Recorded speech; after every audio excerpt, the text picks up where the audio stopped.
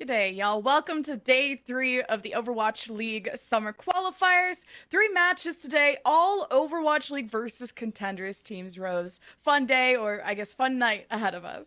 Oh, yeah. I am so stoked about this one, especially because the first 2 days of this week of summer qualifiers have really delivered. I feel like we've seen a lot of roster shakeups that have revitalized a lot of these teams, and we're seeing brand new looks from everybody. Yeah, especially like a team like O2 Blast, no matter how many iterations, how many rosters they produce, they've They're all been so good. successful. They're all so good. But for anyone joining us for the first time for the summer qualifiers, all of these teams are making those knockouts. It's rather but the seeding and who faces who.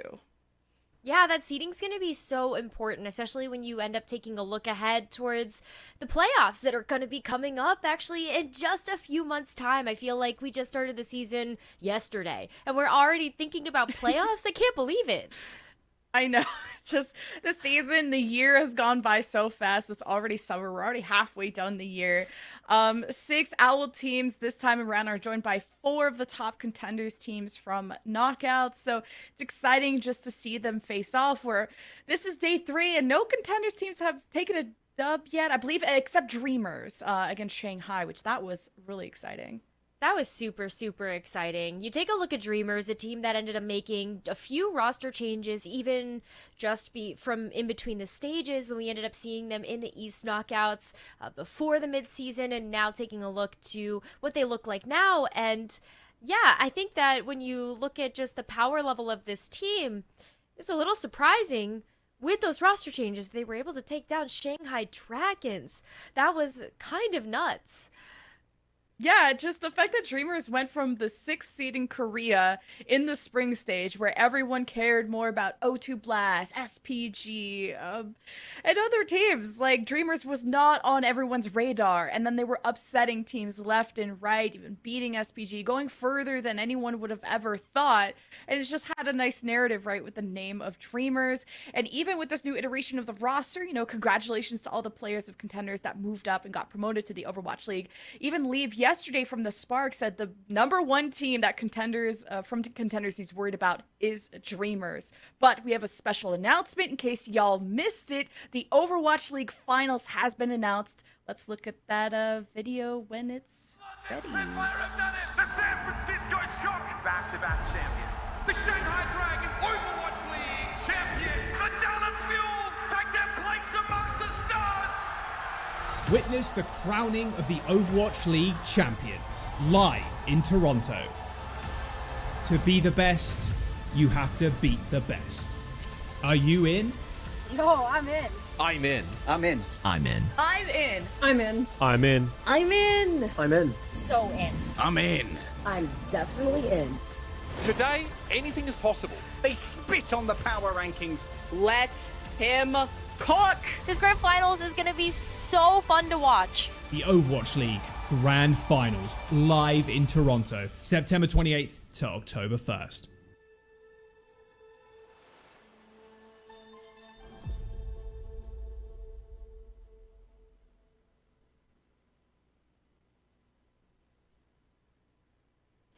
Cannot believe that the grand finals have been announced so far, and we are heading back to Toronto, Canada, which was the stop that we had in the mid-season. Just taking a look at that last season of the Overwatch League, and Jen, it's going to be a great time. Toronto was amazing. It was, and I hope that APAC can send some of the best. We have to get through knockouts, so obviously all the teams from qualifiers get to knockouts, which join the top 2 teams from the opens, and we hope that APAC are just gonna have a stronger showing. I know spring stage was wobbly. Spark and Seoul tried to do their best to represent. Speaking of those teams, we'll see them today, where everyone does look much more improved from last stage. Oh, absolutely. I feel like everybody ended up taking the mid-season break to heart, ended up putting their nose to the grindstone, and ended up coming back with some brand new strategies that really helped to enable the best aspects of each team. And so that's why I was so excited to get a chance to look at this very first week of qualifiers, because, yeah, every team really feels like they're showing up in the biggest way. Absolutely. And if you are a fan joining us from the APAC Open, the rules are pretty similar, best of 5. Everyone's mostly playing each other, tons of matches to determine the seeding going into knockouts, except instead of the loser picking maps, it's all predetermined. So we've seen a lot of one-sided series lately, due to just losers not being able to pick their best map and really just having to prepare for what's in store for them. And that sometimes doesn't favor the best composition that these teams may have in their back pocket. And so we have seen a few teams kind of become the victim of that. When you look at maybe they're just not as strong of a dive team as their opponent, or they would really love to be able to play the Ramatra Brawl and just really not afforded the opportunity to do so. Maybe today, a little bit different for some of these teams. Yeah, I think every team in APAC now has been able to play a match. So rankings-wise, Dreamers is the only contenders team that's been able to win a match. Even O2, Panthera, Poker Face, especially Poker Face, where we casted yesterday, had a hard time. But then there's teams like Dallas Fuel, who found themselves in the middle of the pack last stage, in the shadow of teams like Soul, Spark, and Charge. Dallas Fuel talked about the improvements they're making, and I'm so excited to see where they'll end up at the end of their journey. Speaking of that journey, you kind of see visually what that looks like. Yeah, we're right in the middle of the summer stage right now, and then we're going to be fast forwarding very quickly towards the play-ins and the playoffs, all leading up to the grand finals that will be in Toronto. So excited about that announcement still. I know, we're all in. I know we all filmed like some goofy, like, I'm in. I sent so many iterations. I love yours where you're like on the phone, like in the middle of your walk. You're the only one who touched grass for that video. Oh my gosh, sometimes you have to, right? We could try to touch grass in any of these maps of the Overwatch League, but nothing beats maybe sometimes going outside. Sometimes. I definitely need to work on my tan. As the teams have to work on these maps, it's very, very different. I almost forgot how some of these maps work. It's been so long. Things like Gibraltar have really tested these dive teams. I know everyone was obsessed with Kings Row to really show the masterclass of Rush. Now there's different hybrid options there. And of course, our 3 push maps haven't changed, but we've seen a little bit of Coliseo now. I think one new Queen Street yesterday, but the favorite has been Esperanza. It really has been, and I think that just ends up speaking to a lot of these teams wanting to focus down on the dive mechanics that they have been able to perfect over so many weeks and so many seasons when you take a look at who is actually playing in the Eastern League. But as you mentioned, Jen, everybody's played a match so far, and this is how the standings have shaken out up till this point. Everyone coming out the gate swinging. I think the only uncharacteristic thing is Charge losing to Spark yesterday. We had the showdown, and it didn't deliver the hype and excitement that maybe Game 5 I was predicting, where Spark put Charge to bed after Charge had said Spark always peak against them, and that same Spark got smashed by the Soul Infernal in their very first match. So all the Spark fans know that they're a fun team to cheer for, but they don't deliver those consistent results that demonstrating the skills that they've had. I hope that we see them continue that success they were able to get against the Guangzhou Charge. I feel like when you go up against the Soul Infernal, I really worry about a team like Poker Face that has to do that today because of how dominant Soul Infernal has really been. Taking a look at even just the first half of the season, they earned their way into the mid-season flawlessly. And then, unfortunately, just ended up not getting the right matchups for them, taking a look at the mid-season tournament bracket. But we're going to be heading into our very first match, Dallas Fuel versus O2 Blast. So let's go ahead and check out the Dallas Fuel.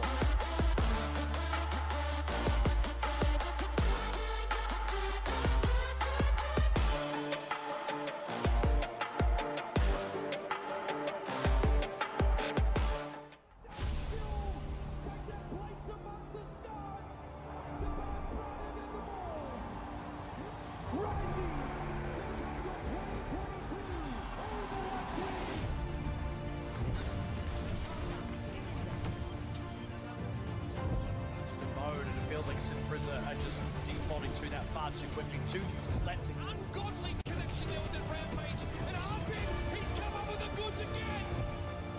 And Fielder goes down. It's going to be a Sal Murray ready for 4. Michael's down. Went for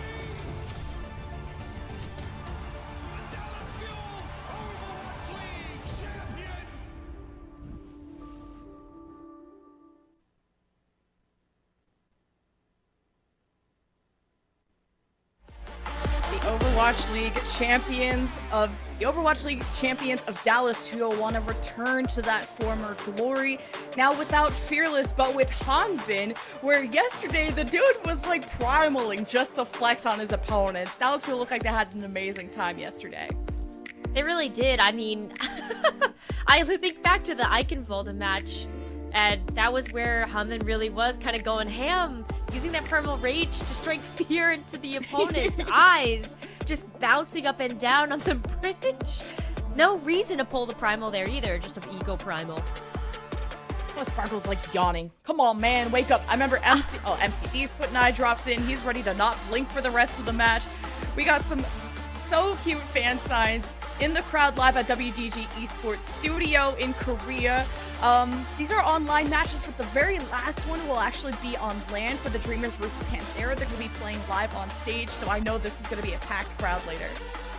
Absolutely. Gotta come in and support the contenders teams that have earned their way to be able to play in the summer qualifiers, and hopefully they're able to deliver a banger to be able to close out the day. But let's talk about O2 Blast, Dallas Fuel's opponents for this first match that we have, and I feel like O2 Blast is one of those teams, you talked about it, Jen, you can't underestimate them. Even if they're going to be going through multiple iterations of their roster, this has been one of the most successful Korean contenders teams in terms of how many players they have promoted into the Overwatch League. Absolutely. This is like the graduating class of O2 Blast. They have sent Knife and Irony to the Vegas Eternal, Opener to the Toronto Defiant, Marvel to LA Gladiators, Top Dragon actually went to Dreamers. But O2 Blast is the team you want to be on. Every player in APAC wants to be on O2 Blast. The two names you're going to recognize the most, Prophet, or formerly known as PH, when he was with other Prophet on that Seoul Dynasty roster, got released, wants to prove that he deserves to be back on that OWL roster. And Who Are You, that flex player, actually was a teammate of Protect on Min Shark in Contenders Korea, but a former Shanghai Dragons player. Oh, I love this. I'll get back to that point, but I really want to appreciate some of these fan signs that we have. This is Red Water and Blue Fire. Really speaking to the matchup that we have today, does Water have the super effective nature against the Fire today? I feel like it has to when you look at this matchup. Oh yeah, I was like, water? O2 is like oxygen. I guess if you add the H2O, we can make a case for water at the point. But red versus blue, this is a clash on both colors, players, but also experience, where there are a lot of players on O2 Blast that don't have as much experience, right? Prophet and Who Are You are the only former Overwatch League players. We're gonna have Bliss face off against Search today, where Search as a main support was on MDY, who got second in Contenders Korea, started competing only in 2021. And Bliss has quite the resume. Bliss not even has the resume, but also has the experience and just the record to be able to back that up, right? Remember yesterday when Bliss was going absolutely wild on Li Shang? Just so many boops on the Lucio, and then being able to turn it back over to playing the Brigitte a little bit later on in the match. Those whip shots and those shield bashes were so effective to be able to deal with the Sombra the Tracer.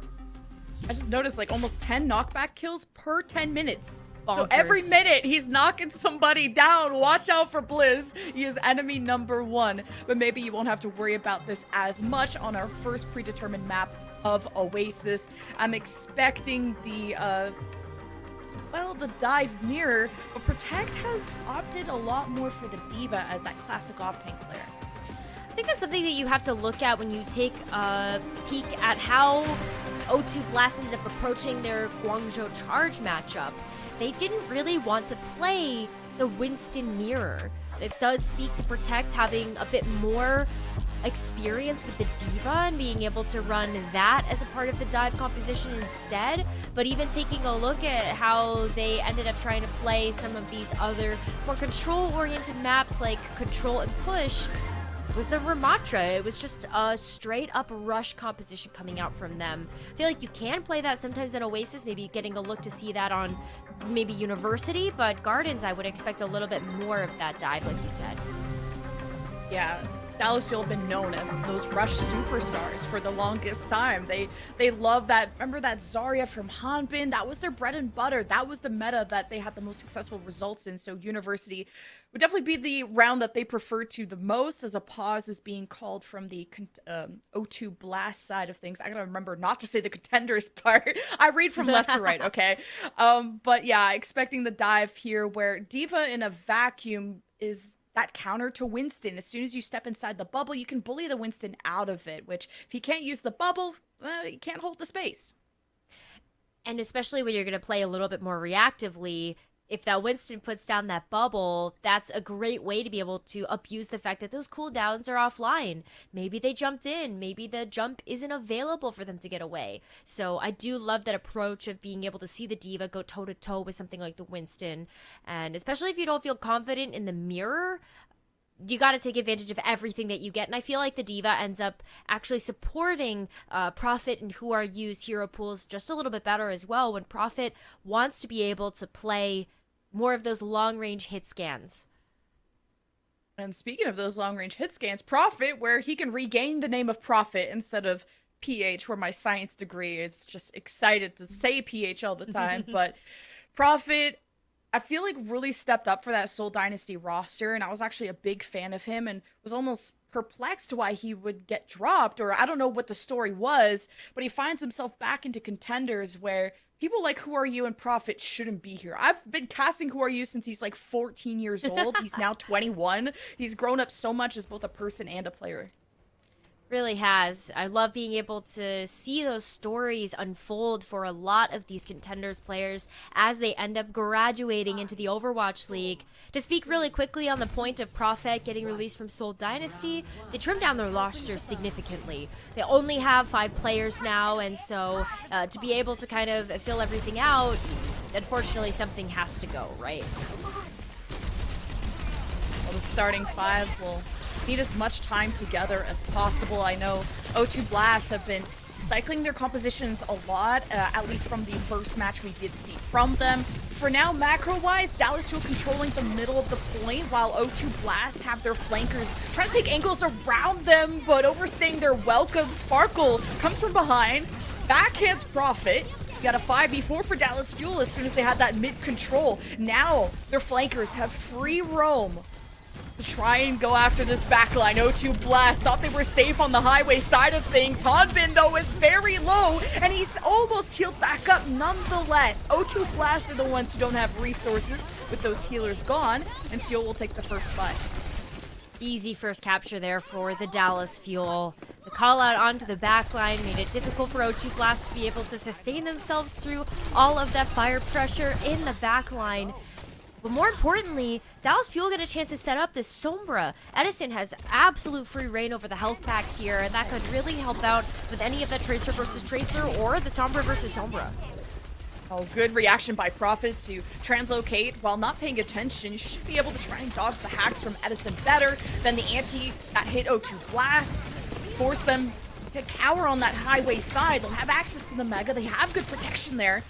But they also want to re-emerge and try to flip this point. It's 50% for Dallas Fuel. EMP hits those supports as soon as O2 wanted to take a fight. They left that backline unprotected. That's the moment where Edison struck, and it worked out. They got gold. Protect won't even be able to get back into mech, so the self-destruct didn't get a kill, didn't get him a second life, and it's not going to help O2 at all.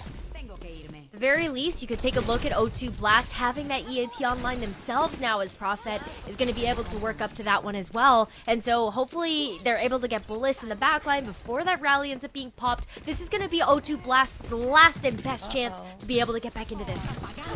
Oh, he hits Bliss, and look at that coordination with Who Are You. MCD hits a random shot into Who Are You, who was already slept, or already low, speaking of being slept.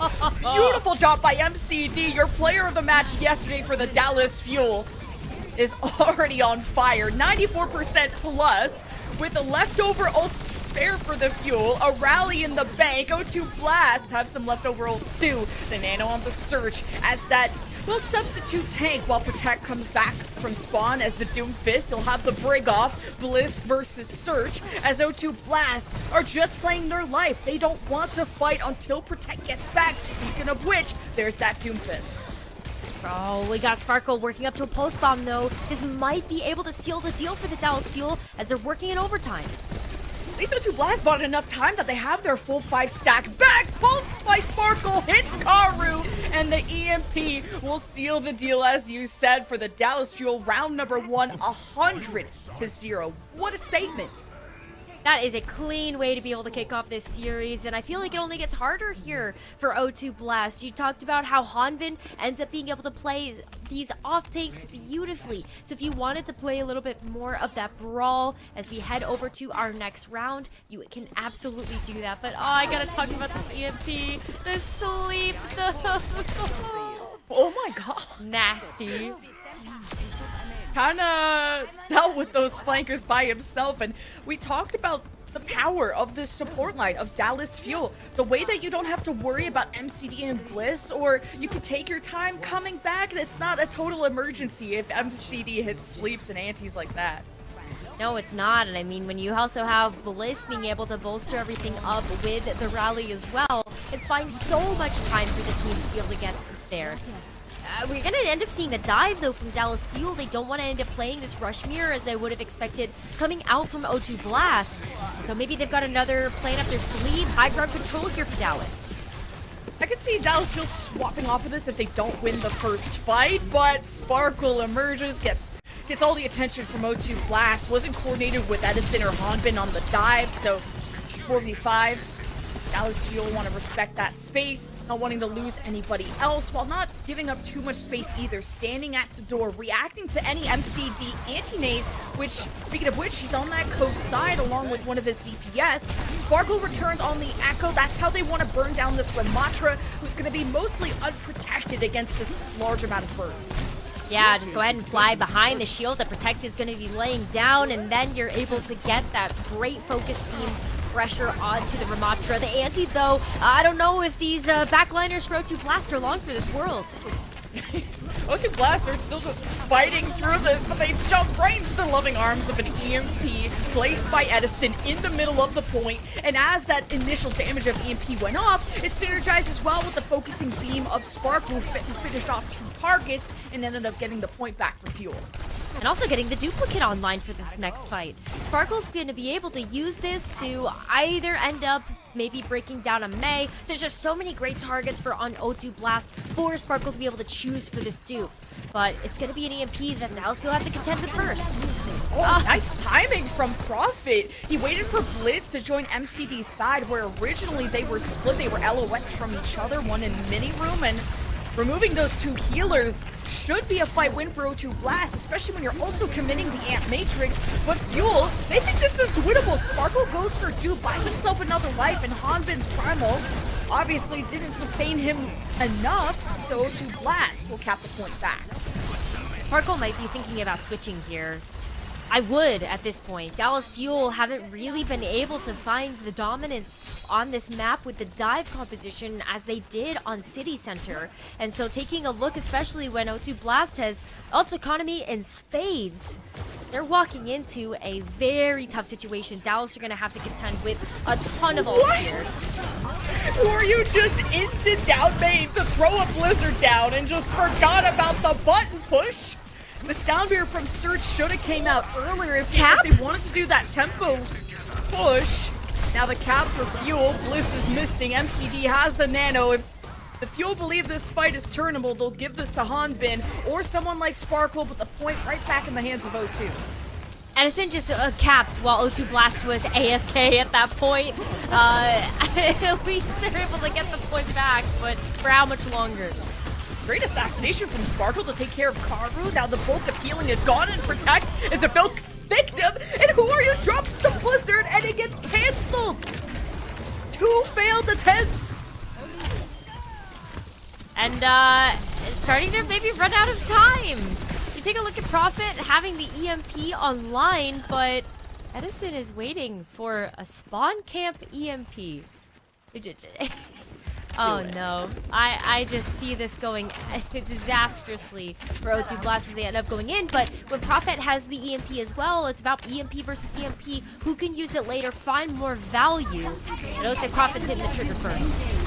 Yeah, Edison kind of took too long to figure that out. Profit hits his first kill with Hanbin. Edison responds as O2 Blast converge together. And Edison just got more value.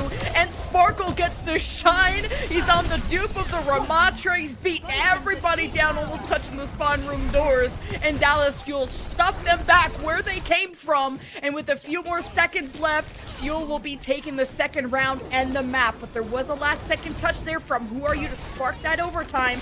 As O2 Blast, they gotta think of something quick. They don't have much left in the tank as well. Maybe end up getting a sound barrier, but Protect is already down.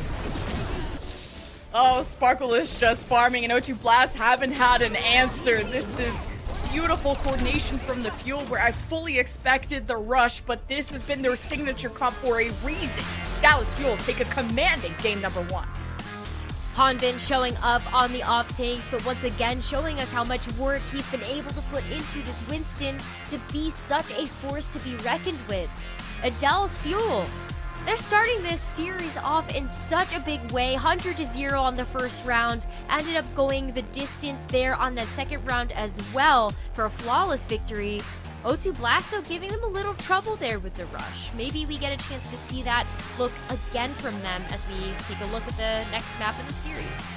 Yeah, Sparkle's Echo Swap was so smart. It burned down and helped Hanbin win the tank matchup. He got dupes online like crazy. Do O2 Blast have any oxygen left? Well, we'll have to find out after the break.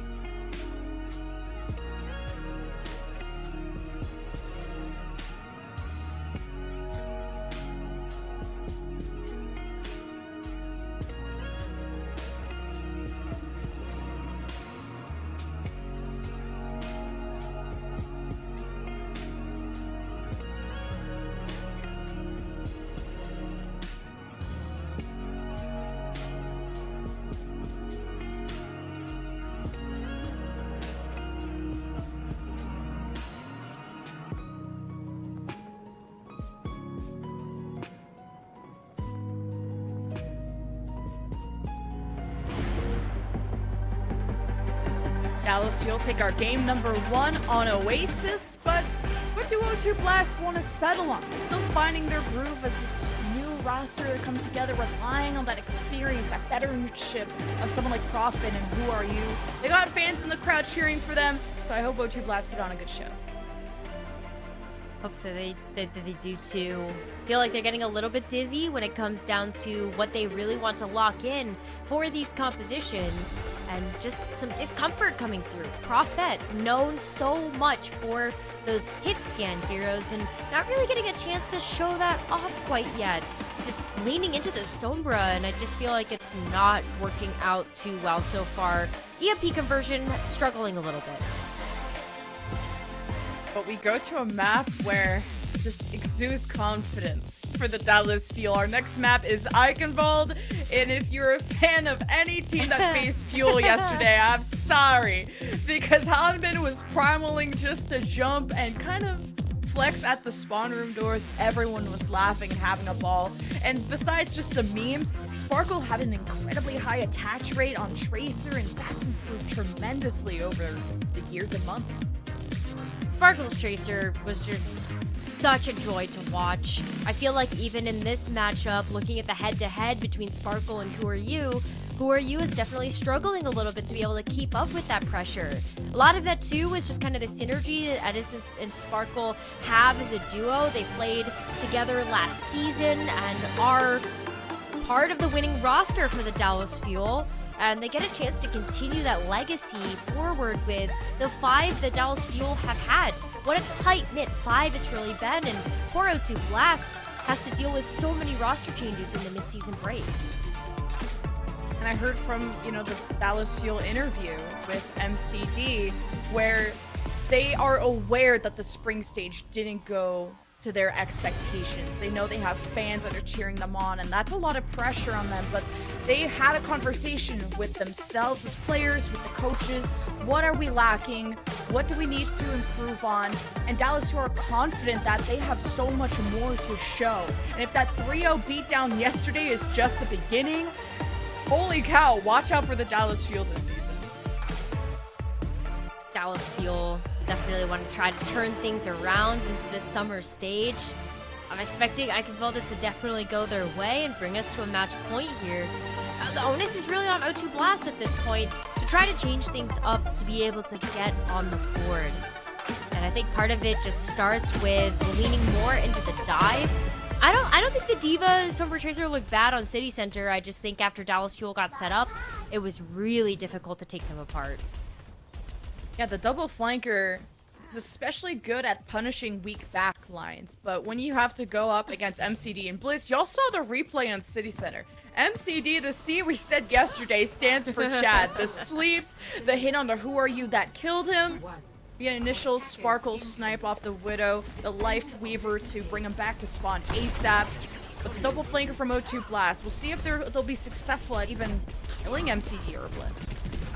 What do you think the M and the D stand for? I feel like it's like mega chat difference. Yeah, I love that. I said Mick Chattington, but oh my god, okay, Prophet jumped in the middle of all of that.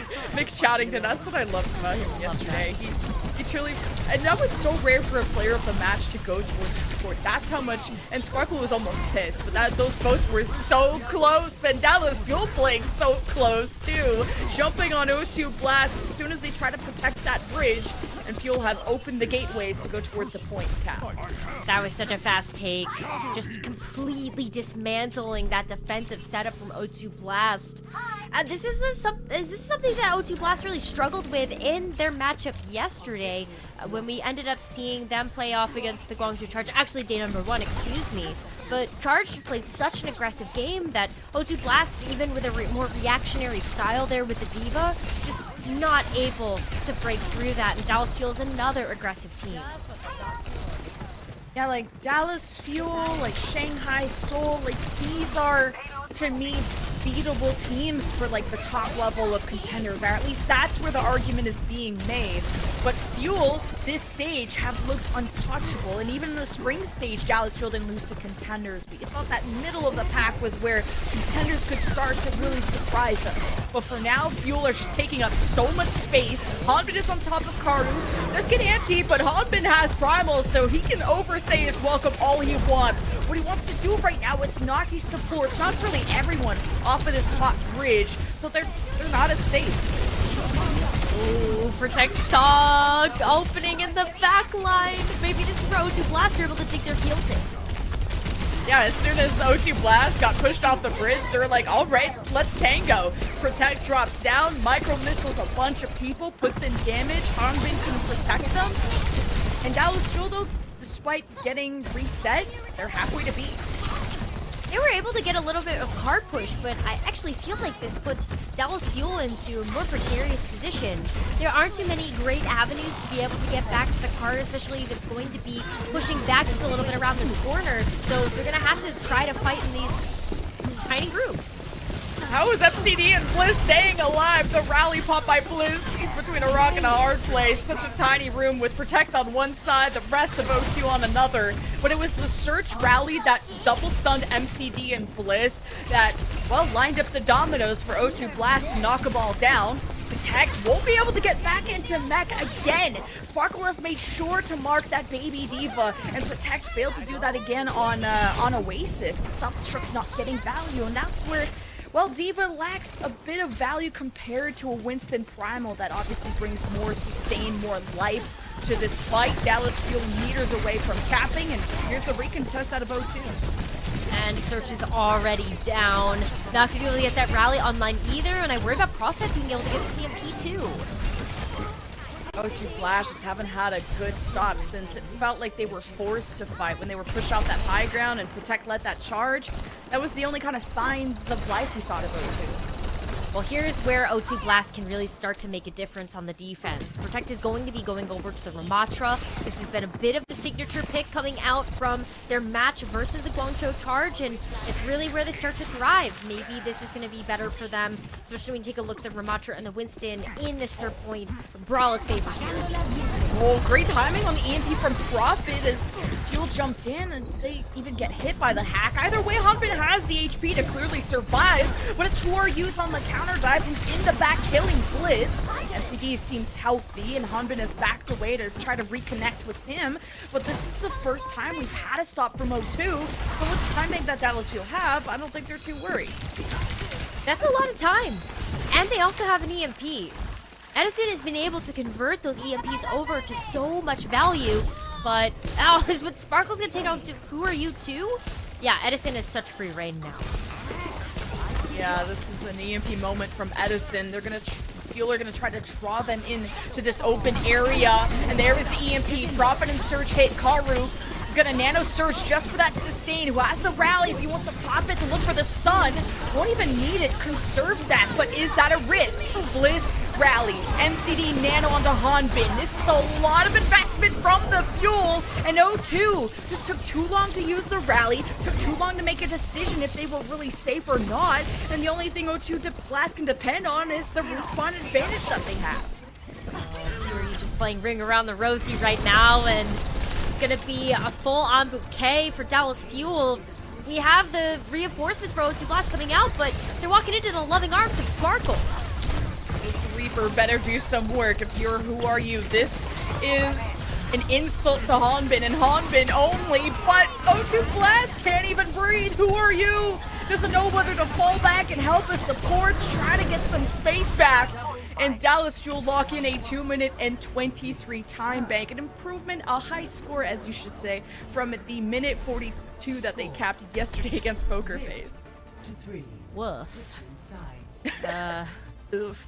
Yeah, that's a lot of time to work with. Even if O2 Blast is able to get the first capture or even a full capture of this map, you need to do it with any amount of time, and that might be a tall ask for them. Just even looking at how Hanbin has been able to lock down these teams, it's been rough.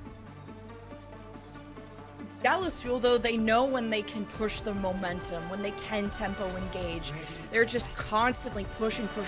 That's why you and I just weren't even sure when there was a fight or not. There wasn't that moment, a break for O2 to really assess, stabilize. It was just always something happening.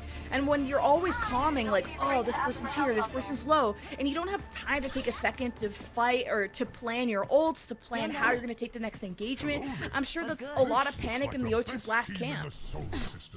Well, O2 Blast needs to get some amount of setup, and if you do have that aggressive push coming out from Dallas Fuel, they can't do that. They just simply can't, and when you want the D.Va to be able to be in a prime position on the high ground, to be able to dive onto a target, it just simply isn't possible. You have to deal with peeling more for your backline versus setting up those dives. So we're going to end up seeing O2 Blast come out of the gates here with the Ramattra right away. Profit on a signature pick of the Hanzo. Going to be able to work with all of these long straightaways and hope to get those storm bursts down.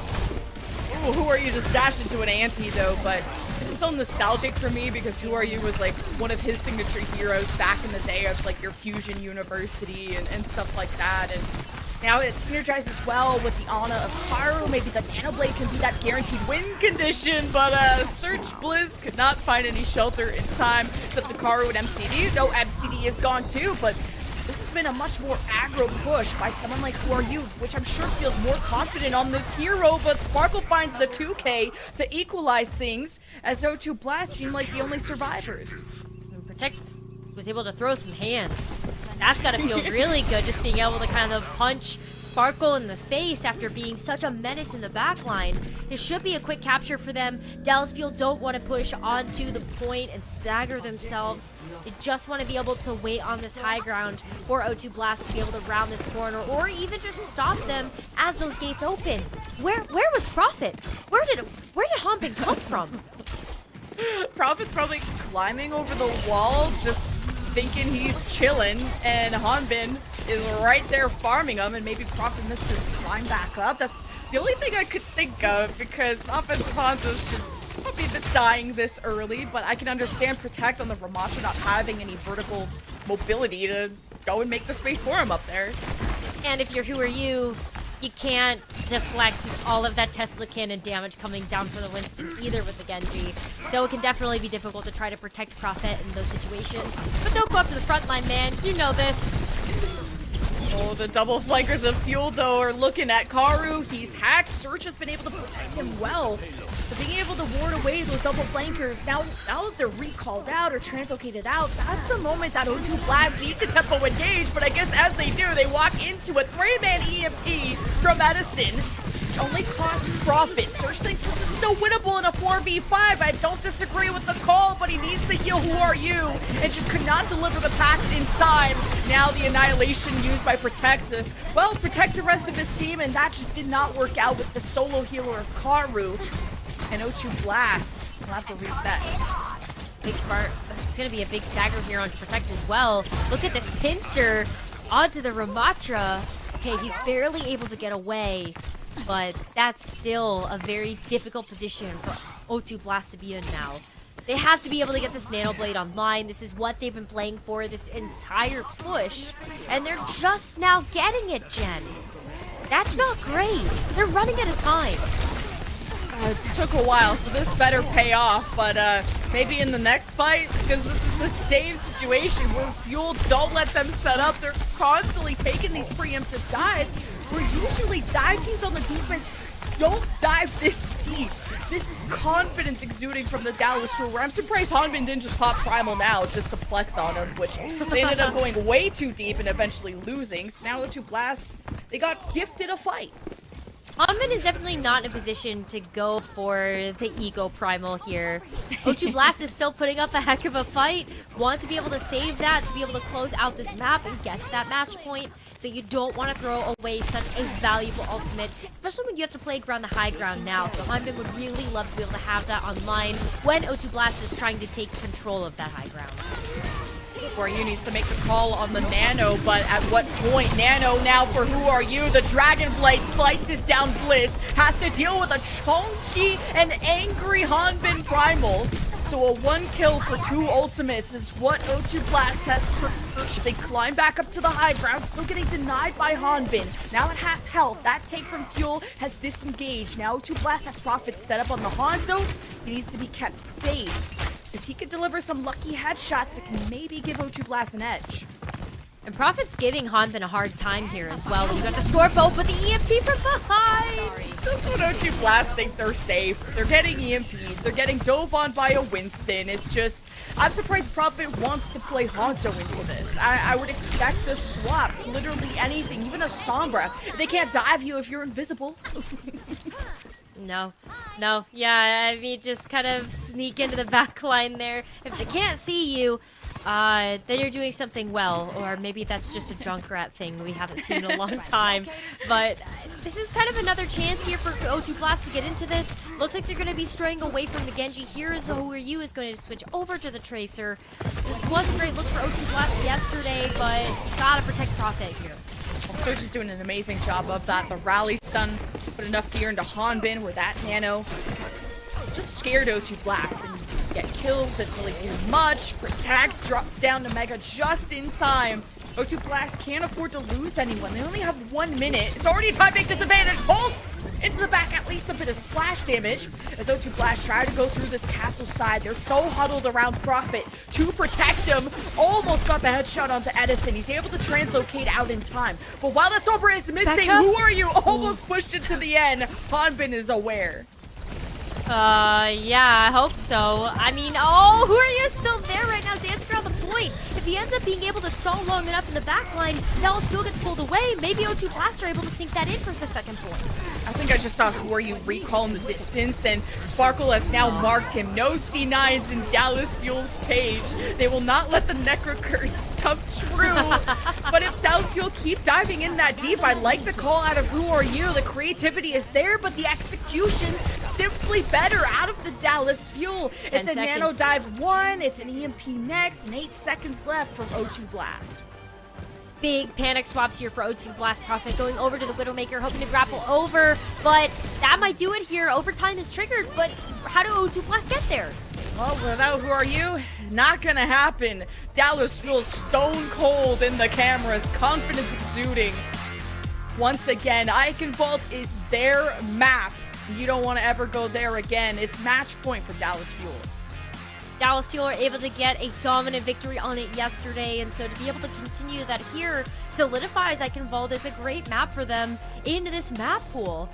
Heading into this next one, I don't like this for O2 Blast either. It's Gibraltar. Jen, how do they make it through Gibraltar, a classic dive map? It's got to be up to Protect. You got to see O2 Blast make these decisive calls. It felt like it took a while to generate the Nano Blade, took a while to execute it. Only got 1 kill at the end. Who Are You needs to step up. He's been competing for years, and he needs to show it and show up for O2 Blast, because it's match point for the Dallas Fuel. And after this break, we'll find out if it's a sweep.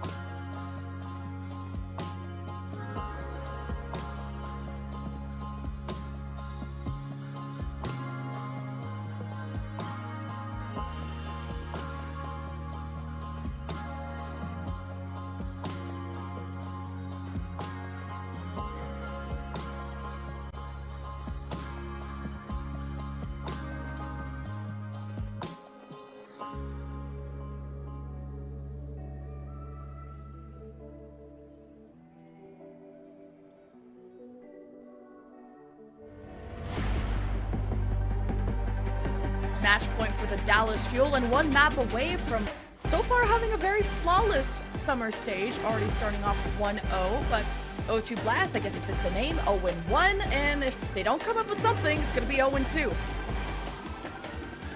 Living up to their namesake, I guess. I didn't realize that until you actually said that out loud, that was something that might actually come to fruition. Sadly, too, because O2 Blast, they have such a long legacy as a team, and a lot of these players as well, looking for that opportunity to prove themselves, to be another part of that graduating class that O2 Blast is so well known for as a team franchise. But it's just such tough going. They played the Guangzhou Charge earlier this weekend. That was a super tough dive matchup for them, and Dallas Fuel is not a different story. I'm not going to be a Dallas hater, okay? I'm simply putting a question into existence. I have Dallas merch, okay? So hear me out. Dallas Fuel, though, they're going to potentially be up 2-0, but it's against contenders teams. We haven't seen Dallas Fuel against OWL teams, I believe, right? So it's, how do they stack up? Yes, they're talking about those improvements. They look amazing. But what about teams that are technically at their level, that have the experience levels that compare to theirs? That's what's a great left point to be figured out. That's such a great point. You nailed it there. Dallas ended up beating Poker Face yesterday, but I feel like where we can really see a great litmus test of their strength is when you end up having them go against these teams that have phenomenal Sombras. And while Edison is able to put up these impressive numbers, being able to also get some really great conversion with the EMPs, you have a lot of other teams that can play slippery in the back line, and I feel like one of those that you really have to take a look out for is honestly just like Hangzhou Spark and how they played yesterday, and even just taking a look at Seoul Dynasty. They didn't look half bad either, with Krillin and Lee Sumin being able to protect each other. Absolutely. And Edison improving his hero pool, having more variance in that department, I think gives Dallas Fuel some more chances to conform to the different metas. Because there was one point where Dallas Fuel were so good at that Zarya rush meta, then when it came to dive, that was hot and cold when Fearless had to have more starting time, and Dallas Fuel have had these hot and cold moments depending on the meta. And if they can be flexible, if they can just execute non-stop on these variable compositions, and have Edison be able to fit that flex role perfectly, then Dallas Fuel could be your next champions. But we'll have to see how they stack up against Overwatch League competition. But for now, they go flawless against contenders teams. I'm very happy for them. Me too. This is a great start to their stage. Talked about Edison being able to work on his flexibility, and earlier on at the start of the season this year, Edison was sticking to the Reaper composition. We even ended up seeing a lot of Moira come out from this team, which a lot of the Western teams started to take note of and integrate into their own compositions that they bring out even in this stage. But Dallas Fuel being able to lean a little bit more into the dive is a great sign for them. They look very, very strong on it right now. Like you said, we'll have to wait and see how they're going to fare up against some of these stronger dive teams as well that are left in the East. But it's Gibraltar. It's a dive map. O2 Blast have struggled on the dive so far, don't want to play into the Winston mirror, and while the Diva on paper is a great counter to the Winston, it hasn't been working out for Protect. And Protect has been playing a more peel style of Diva. Guess when his buttons are pushed enough, he's ready to engage, and they've had some successes around Protect leading that charge. But this is a cheeky place for Prophet to be. Body shuttle to MCD. Almost read that play like a book, but needed the headshot to get the assassination. MCD is now worried for his life with this Widow. This defense is a great composition for them for O2 Blast. Prophet is super well known for the Widowmaker as well. Just really love those sniper heroes, and if Prophet is able to kind of stay set up here on the high ground, oh, maybe not here, go to blue box or something. I can't believe Prophet is alive. He dropped down to like 2 ticks. Great healing by Search and Karu, who well, don't have a ton of experience on their own, right? Like 2021 was when Surge started competing. Karu, this is probably his first and best and most successful roster he's been on. So there's a lot for them to learn, and I think they're keeping up with trying to help out these DPS of O2 Blast. But with the flank pressure, with the execution that Dallas Fuel is putting on, there's only so much that Surge and Karu can do. It's only a matter of time before Fuel kill them if there's not going to be any retaliation from O2. Well, MCD has to go down, but not without a fight. That's a huge anti-nade into the back line. That's going to blow things wide open for Dallas Fuel to be able to get this first point. It's so fast. And the self-destruct from Prophet is just getting dealt with by a Brigida. And that's, once again, a self-destruct that doesn't have much thought to it in terms of, yes, if you were able to get back into mag, then what? And it's going to get denied time and time again against the double flankers anyway. Prophet as well, switching back over to Lahanzo. This wasn't a look that totally impressed me on Eichenwalde, but I take it back. I take it back. I'm caster cursing this on purpose, right? So Prophet can pop off. Yeah, he had a few body shots on Edison and allowed him to translocate out. That's why Edison had sub 2 deaths per 10 minutes. And now Who Are You is starting to step up on the Tracer. I was a fan of the Genji swap on Eichenwalde and thought he looked better there. And now the Tracer can start to mirror what Sparkle is putting on. But for now, we on EMP at the ready for Edison, not even needing it. The Nano was more than enough given there to Hanbin to take the fight for Fuel. Just in case. Edison has had such a great time in the back line of O2 Blast as well. Despite the fact that Search is going to have this rally online with the Brigida, he's down. Can't even get it online, but otherwise I think Edison would have beat him anyway. Yeah, Search needs to be way more quick on his decisions to pop rally. I'd rather see one that's popped to maybe stun a Tracer and have an attempt than one that's never popped at all and one that's dead. But Dallas Fuel close, 3 meters to point B, and Bliss is kind of that second tank, presenting himself as the rally, and the EMP from Edison as O2 tower in a corner to try to re-emerge to contest. That'll be all that O2 have been able to say on their defense, as Fuel will stack up 5 minutes for point C. I give a lot of credit to Edison, Sparkle, and Hanbin. Want to give another shout out here to MCD. Those antis have been so clean onto O2 Blast, completely mitigating the impact that Search and Karu can have in this matchup. So while they are able to kind of contend with the best here, it's been tough if you're going to have your frontline anti. Prophet headshot Sparkle as he threw the pulse bomb, so it's a 1-to-1 trade. Prophet's mechanics slowly warming up, and that's what O2 needs him to hit. His body shots are just not going to be enough unless the target is already low, of course. And Fuel, if they realize that Prophet is a problem, they're going to jump on top of him. Dallas have over 4 minutes, entering into third point. While this point is typically defensively favored, Hanbin is making that a very difficult task to be able to get set up on this high ground. There's a lot of ultimates online here for O2 Blast, but Hanbin's going to be in the backline already with a Nano to boot and a Primal. Hanbin is just jumping through the Dragon Strike. He's such a Chad. Beats down the backline of O2 and with the assistance of Edison, of course. Protect. I think 0-4 on self-destruct when it comes to just getting back into mech. And that's the most important part of the self-destruct. You're not really expecting to get kills out of that, but it's that second life. It's a budget primal, if you will. And Fuel will not lacking in the time department. Surge is Nano. That sustain very much needed to anchor this defense for O2 Blast.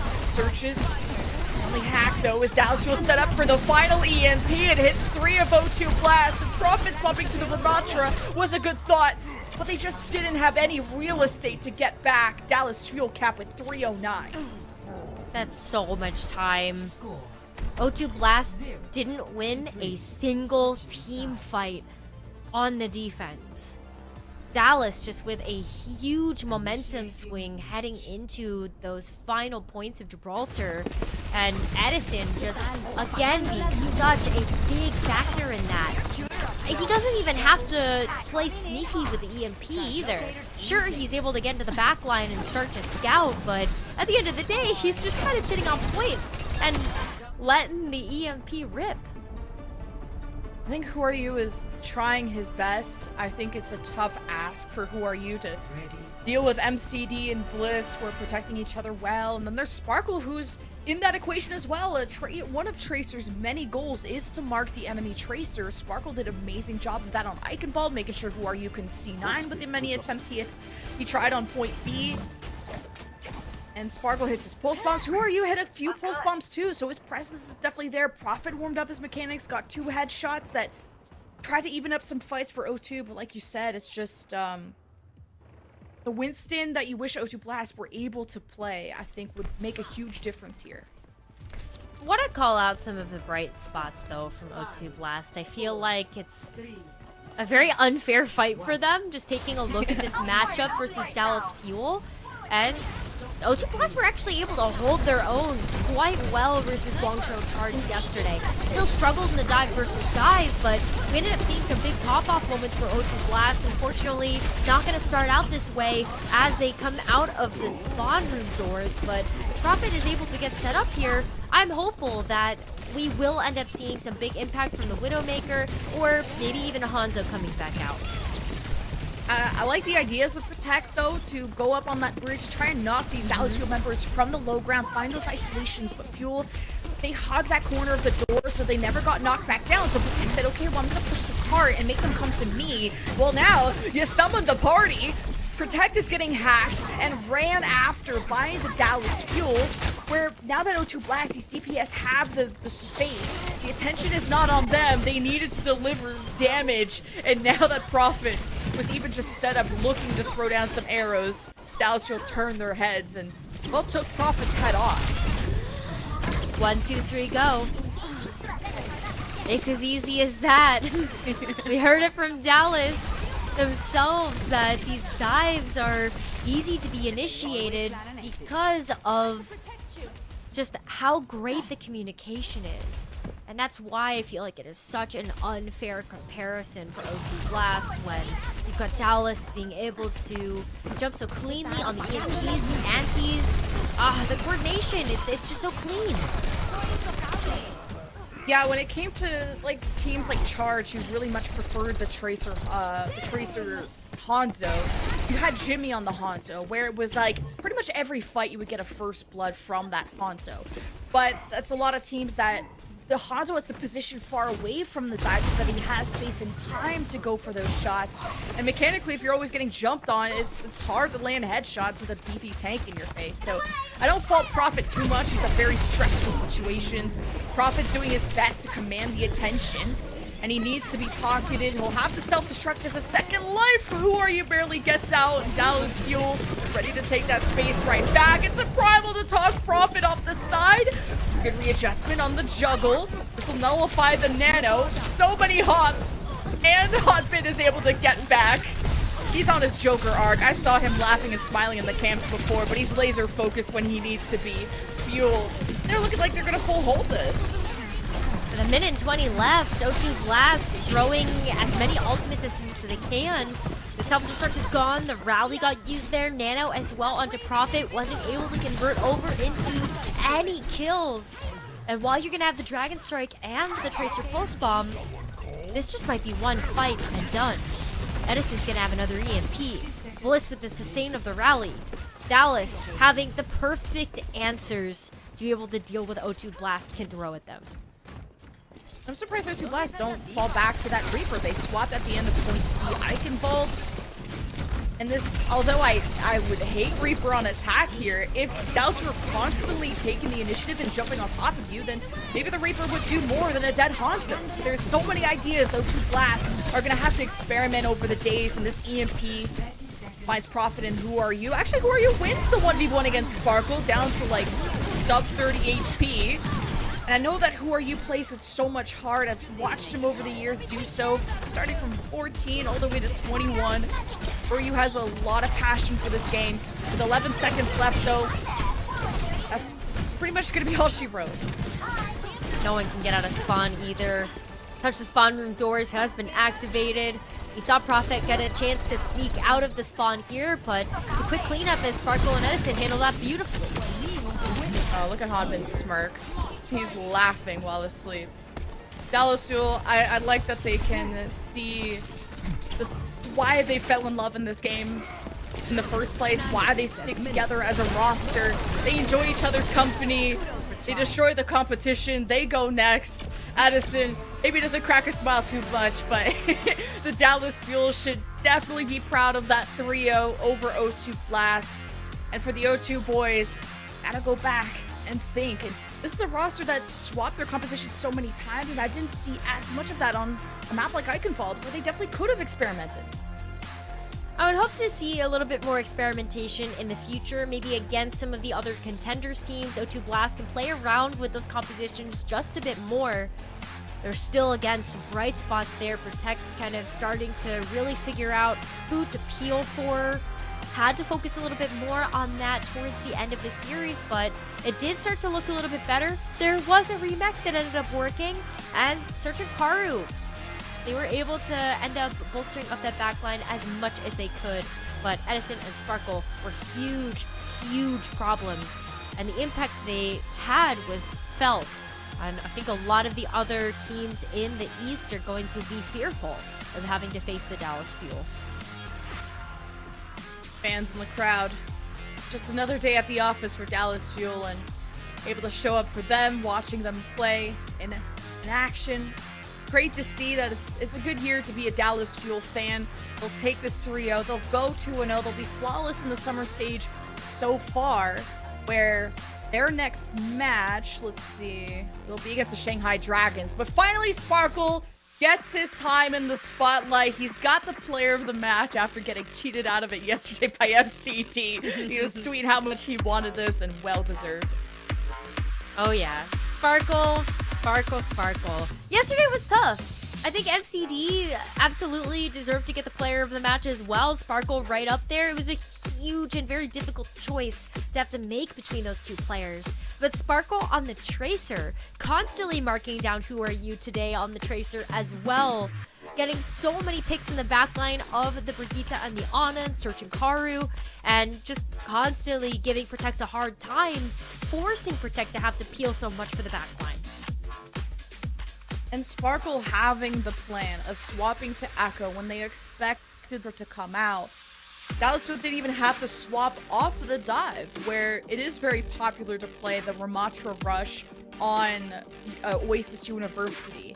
But when they realized that, well, if we play really mobile heroes like the Winston, Sombra, the Tracer, then, well, they can't May Wallace. But then Sparkle went to the Echo and just decimated Protect on the Ramatra. The sticky bombs were too much for him to handle. That made a huge difference. Along with his Tracer, he's 1v2ing the supports. And I don't blame Search or Karu, who are still developing as players. But Sparkle is a menace. Oh my gosh. I mean, I feel like we saw Sparkle ablaze with the new on fire changes more often than not. Every single time he was coming up in the kill feed, yeah, look at that, ablaze every single time. That speaks volumes, I feel like, to how much Sparkle put into this match. Yeah, you don't have to talk trash. You just have to lock Echo, dupe the person you want to talk trash to, and beat them and the rest of the team. Sparkle, you know, when you stay on the same team as your tank, synergizes so well with Hanbin, always on the same page with their dives, and that's the most difficult part of a double flanker execution. You're just a second off on when you're blinking in with your Winston, or what you're up to with your Sombra, reacting to hacks. It can all fall apart. There are teams that are going to be a lot better at punishing what Dallas Fuel are up to, so that's going to be the big question for their season. Who is going to be able to punish you? Synergy, comfort, those play a huge role in how a lot of these teams are able to operate. And when you are playing a dive composition in such a dive-centric meta, you need to be able to have that communication and trust in your teammates. So Sparkle and Edison, that dynamic duo sticking together. I love the Hanbin call out as well. And you can see from even just eliminations, oh my god. 29 per 10? That's disgusting. Dallas Fuel have a nice schedule starting, right? 2 contenders teams. They got the Shanghai Dragons, who back in the spring stage, we're at the bottom of the leaderboard. Then they got Dreamers. That's on July 23rd. That's the most enticing Dallas Fuel match for me to watch. And of course, seeing if Shanghai Dragons can put up a fight too. They've had a good start so far. But Sparkle, the way he's developed as a player, especially having a super solid tracer, is important in this meta. And if Sparkle can keep up this kind of performance, Dallas Fuel have to be on everyone's radar. They will be after that Dreamers matchup for sure. But after that, the going gets tough. Their next match after that one is going to be against the Seoul Infernal, and that is going to be the hardest opponent for them this entire stage. If they can get a win there, I'm feeling really good about Dallas Fuel's chances to make the East proud at the playoffs. Their schedule is like a video game. It just goes up in levels. They got Shanghai, then Dreamers, then Seoul, then Guangzhou. It just gets harder and harder and harder. So Fuel may look good at the start of the season. They have a great start, but how do they finish? And this, no matter what happens, this is all for seeding. But of course, being able to avoid the toughest teams going to knockouts is what the seeding is all about. But also, beyond the seeding, I want to know how good these teams are before we go to knockouts. I don't want to get my hopes up. I don't either. I don't want to speak too early about how these teams are going to fare for the rest of the stage, because we still have multiple weeks of qualifiers, and especially when you look at us playing in sort of a round-robin format, Dallas Fuel are going to play everybody except for one team. That's the same with all the East teams, but yeah, you want that seeding. You don't want to end up in the same bracket as Seoul, to be fair. Yeah, Seoul and Guangzhou have their own thing going on of who is the number one team. They're facing off while Spark are just looming in the shadows like they don't know we're really the number one team. And Dallas Fuel have been like working out in the next room saying we're actually the number one team, but nobody knows. So Apex competition has gotten so tight. It's been amazing to see how everyone's taken that break between either knockouts or mid-season, depending on where they ended up, and taking that large break and turning into a whole different team. Sometimes picking up players, sometimes dropping players, and in the case of Dallas Fuel, keeping this core talking to each other. And you can improve on that core. You can. MCD and Bliss, that's been the biggest view of improvement for me when it comes down to this Dallas Fuel roster and how they did in the first stage versus this one. MCD and Bliss have been able to keep each other alive so well that you wouldn't think that Dallas Fuel had dropped their the two best supports in the league. Chio and Fielder, that was a tough backline for anybody to deal with. They ended up going over to the Atlanta Reign, joining the Western region, and that left Dallas with a kind of a few holes to have to fill here. But MCD and Bliss now filling those beautifully.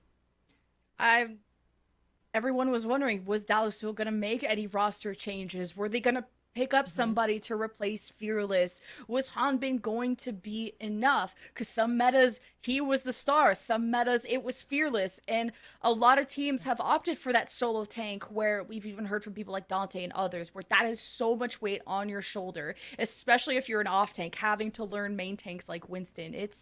It's a lot, and I feel like Hanbin is handling that well. Even you and I talked about, is Hanbin going to be a good enough Winston for the Dallas Fuel to be a number one team? And so far, it's pretty good. It looks way better, absolutely. And that's something that every single member of the Dallas Fuels had to work on. They only have 5 players that can't make any substitutions, so it's just going to be the 5 of them rolling into every single match, every single map. And so that flexibility is going to be so valuable, and there's been a ton of improvement across the board as you look at the first stage to the second. Definitely can feel that. And the Overtalk podcast is almost over, y'all. We're actually preparing an interview with Sparkle, where I remember MCD mentioning that the least composed person on the team, in a good way, is Sparkle, who loves to celebrate, run around, and freak out no matter the match. And MCD's like, who cares? Like, sometimes these matches aren't as important as others. So MCD's like, another day at the office. Sparkle's probably having a party. You guys have probably seen the gifs of Sparkle dance. I'm sure he's having one of those. We're trying to rally him towards the interview room, though. hard to wrangle when you have so much energy and excitement. And I love that attitude, though, to still be able to celebrate any win, whether you thought it was easy, whether you thought it was expected, and especially when you weren't expecting to get that win in the first place. You gotta love those moments, and you have to love playing this game. And I love watching these players play this game, especially when they're enjoying themselves as much as they are. And O2 Blast, yeah, he had a Joker arc smile going on there. It was almost scary how much he enjoyed beating O2 Blast like that. And on their side, we didn't have their cameras, but at least some of them, they kind of had their heads held down. And I think this is, I'm sure just the opportunity to join a brand like O2 Blast, who have created success. No one starts successful. You're not just born that way. You grow into that stardom. And I think for a lot of these O2 Blast players, whether they were on big teams or whether this is their first big team, this is just the first step to redemption or to the next chapter. Gotta wait and see whether or not Dallas Fuel can get the back-to-back. It was rare. No one was expecting that coming out from the San Francisco Shock. But this time around, maybe we get a chance to see that two-peat happen. And I am so looking forward to seeing Dallas Fuel's development for the rest of the stage, but O2 Blast as well. It's been tough going for them. They literally just put this roster together. It's a lot to expect them to show up the way that they ended up showing up in the East knockouts with the players that ended up graduating into the Overwatch League and getting picked up for all of our teams in East or West. We still have a lot of great moments to be able to see out of O2 Blast, and I am a believer that as they move forward into the stage, they will end up doing better and better. Of course, and O2 Blast, when it comes to their schedule, if you're an O2 Blast fan, it's going to be a tough road. They got Seoul Infernal on July 22nd, so next week, then the Seoul Dynasty. Ooh, that's going to be good profit going up against his former team. Maybe the some narrative, insider knowledge the there? drama. Yes, I just have the schedule page pulled up. So, but yeah, that's Seoul Infernal, Seoul Dynasty, Dreamers, and then what I feel like is winnable is Panthera at the end. Finally, we have Sparkle sat down. Let's hear from Unknown with how that goes. 아유, 진짜 오늘 승리 축하드립니다. 소감 좀 부탁드릴게요. Congrats on your win today. How do you feel? O2가 저번 스프링 스테이지는 일단 좀 많이 강한 팀이었는데 별거 없네요. Well, O2 Blast was strong in spring stage. Summer stage, not so much. It was a pretty easy one. So we've seen a lot of improvements on your team. What happened during the break? 저희가 드디어 원숭이가 되는 팀이고요. So finally, Winston is viable on our team, 지금 제 트레이서 폼이 미쳤습니다. and my Tracer is out of this world right now.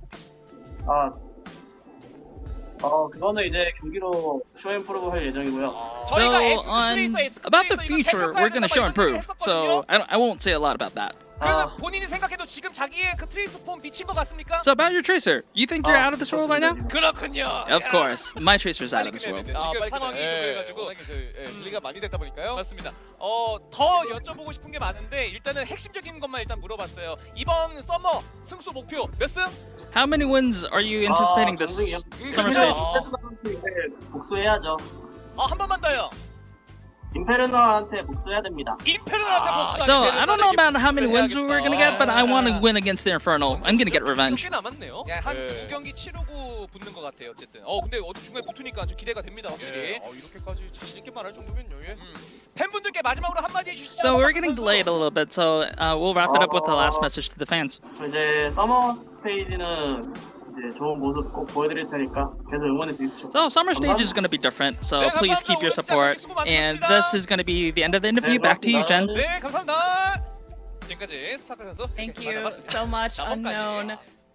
Thank you so much. Ego out of Sparkle, but well deserved. His Tracer popped off today, Rose. Absolutely. That play of the match, definitely well-deserved there. Definitely well-deserved yesterday as well, even though it kind of got yoinked away. But I cannot wait for this next match. 6-0 weekend for Dallas Fuel at the #1 seed, but who can contend against them is the Seoul Infernal in their shadow. They're going up against Poker Face. Bring forward to a break. You won't want to miss this next match.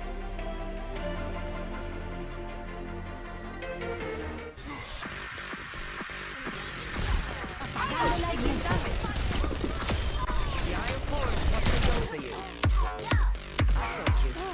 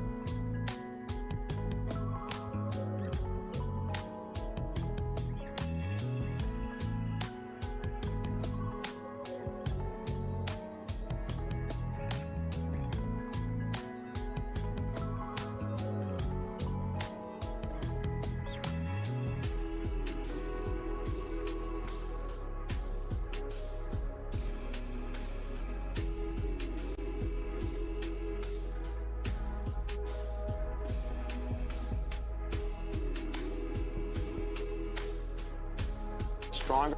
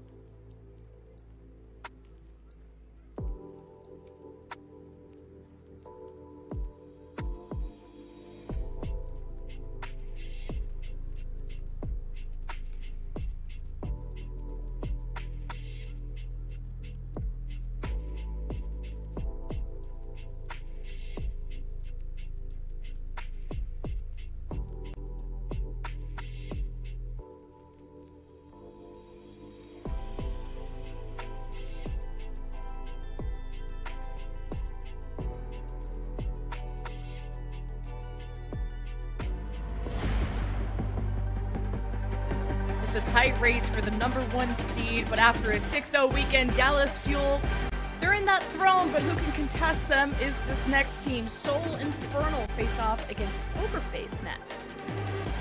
This is going to be a hard battle here for Pokerface. After what we saw in terms of Soul Infernal's dominant performance in the spring stage, I'm expecting them to be able to continue that here, especially after they got a 3-0 versus the Hangzhou Spark on day #1. That was a tough team. That's a team on everybody's radar, yet they handled them flawlessly. And it feels just weird saying that Pokerface are a contenders team when they had Valentine Victoria, the Boston Uprising duo, Finale, Muse, and more.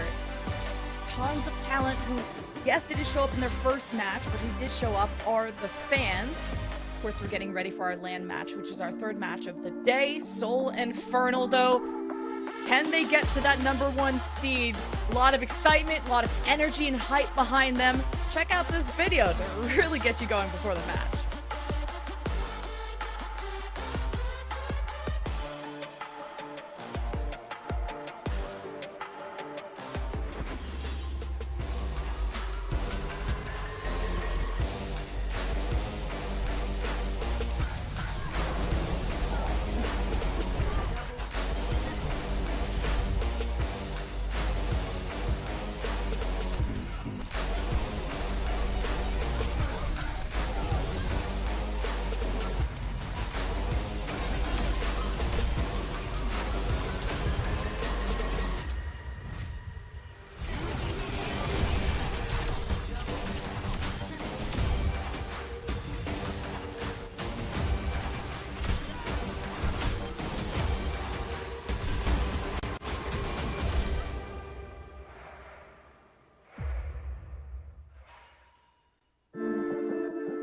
Oh man, Soul Infernal.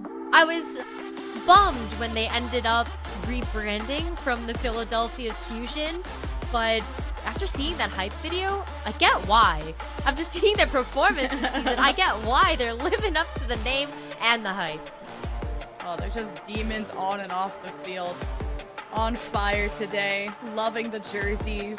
And well, the performance keeps up with how cool their branding is. They're on an 8-match win streak when it comes to facing APAC teams. And I would say considered the #1 team in the region right now. They qualified for mid-season madness, but Sparks just, couldn't keep it up there.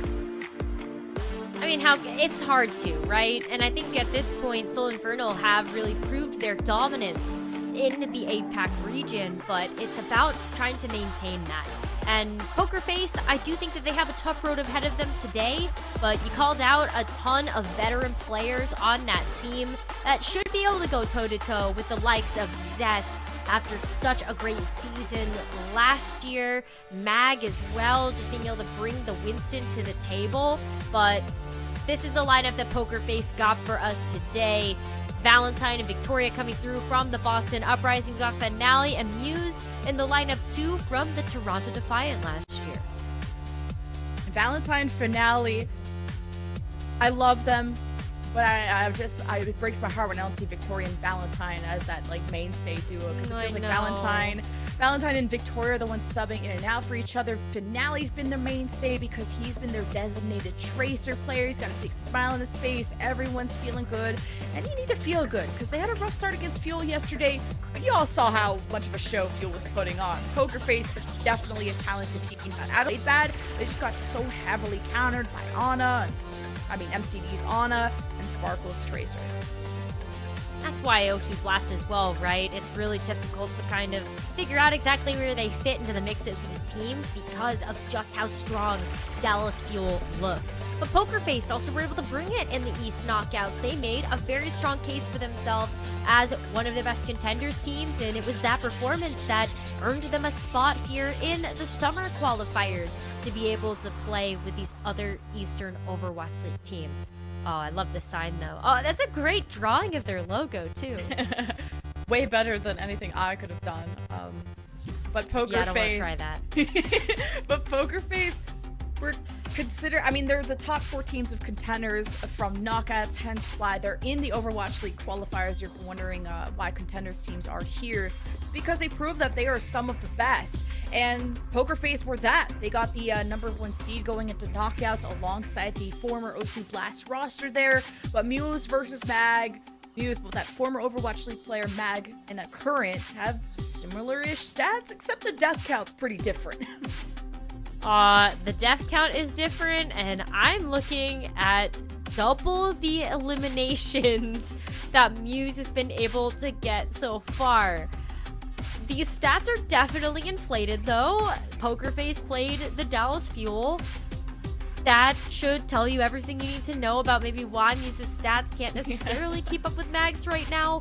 And similarly, Soul Infernal played Hangzhou, and they also have really proven themselves as the best dive team in the East, just taking a look at their performance for the first stage. And one team won 3-0, the other one lost 3-0, and I think you can maybe figure out based on the death stats which one is which, as you mentioned. Yeah. We go to map #1, where Poker Face want to turn their fate around when it comes to the standings, while Soul Infernal, well, their heads are in the stars. They're trying to chase that #1 seed, where Dallas Fuel seem to be their biggest competition right now, up until Spark and Charge figure out who can best too. Antarctic Peninsula is our first map. Antarctic Peninsula is such a funny map to be able to kick things off on. Both of these players, when you take a look at the tank role, Muse's matchup versus Mag, they would love to be able to play the Winston as just being dominantly main tank players, but in Arctic Peninsula also forces you to be able to play the Ramatra as well, looking specifically at Icebreaker. Maybe you bring out the Reinhardt here too. I think that's where Muse would end up being favored. So for Toronto Defiant's sake, for Poker Face's sake, thinking about Muse's old team, for Poker Face's sake, I think you hope that you end up getting a chance to go to Icebreaker. The Junker Queen, Ramatra, there's so many flavors of Just in Rush case. too. Junker's been providing more speed, but you know who is a fast boy? Oh, Winston. You know what helps with the speed? Lucio's short, but Symmetra TPs too. Both come out on either side. We got the double flanker versus the Hanzo Tracer Poker Face. Hey, Poker Face coming out with the Hanzo. I really like this. You got a lot of high ground to play around, and Poker Face can end up playing a bit more defensively, using Finale a little bit as bait, and then getting a jump on them in the backline. Pay attention to these backlines. Who goes down first? It's going to be all about targeting them down for either Winston. It's smart of Poker Face to kind of purposely let the high ground be given to Soul Infernal, play below it, and jump on top. That's how Muse is catching so many people off guard, by playing below them, out of line of sight. Great pick for first pig on the Fixa. 5v4 for Poker Face. They're going to focus on capping first, of course, if it's benefiting for something. But they did spot Skew there in that back right, but I don't think Poker Face want to go too far. Not when they just captured the point and they have a great opportunity here to be able to maintain that percentage. I got so scared from Finale, but he wasn't even blinking. Knew that Simple and Aiden would be there to be able to back him up. I appreciate it. And the point being, flipped back over for Soul. A little bit unhealthy, healing back up. All that old charge though for Skewed. In the back though, Valentine starting to harass, and he got whip shot as he threw his pulse, so that completely whipped. It's not with no Nano on the Muse. It's just freaking havoc. The Soul Inferno backline, they're gone for good. And Poker Face gets to keep the point. What a great start for Poker Face. Being able to build up past that 50% mark gives them a lot of breathing room to be able to play around with this Winston Primal. And the sustain is going to be so important, taking a look at Soul Inferno being ready with that EMP.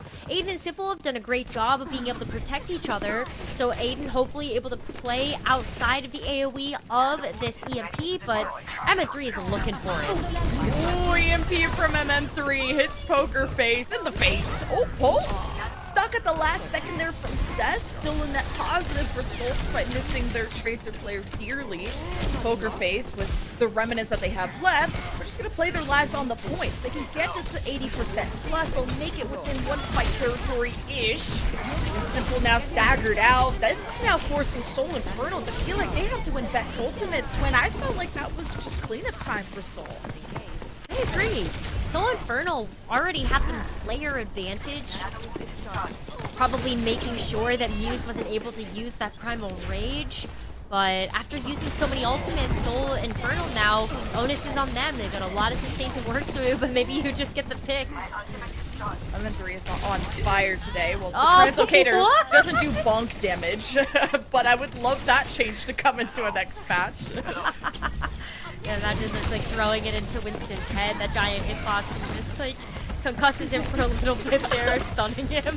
Oh, a new stun. Oh, we can't break Somber. We can't let Blizzard know that idea.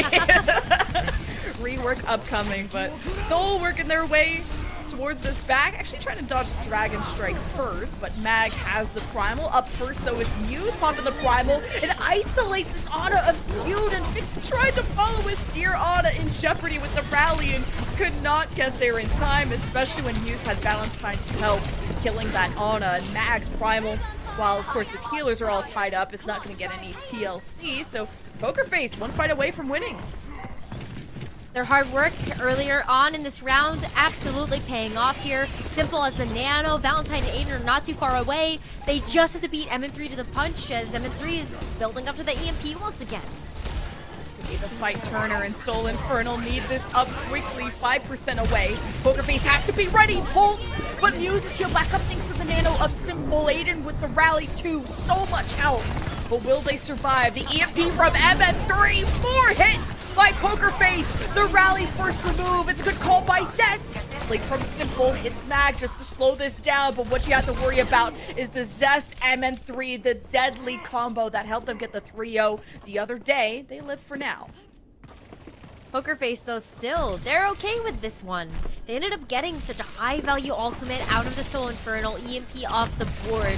While the Nana was still online, Soul still don't have a whole lot in the tank, and Poker Face continuing to work up to some critical ultimates here. Finale with the Dragon Strike can create so much space for Poker Face to be able to get back to this point and one fight territory.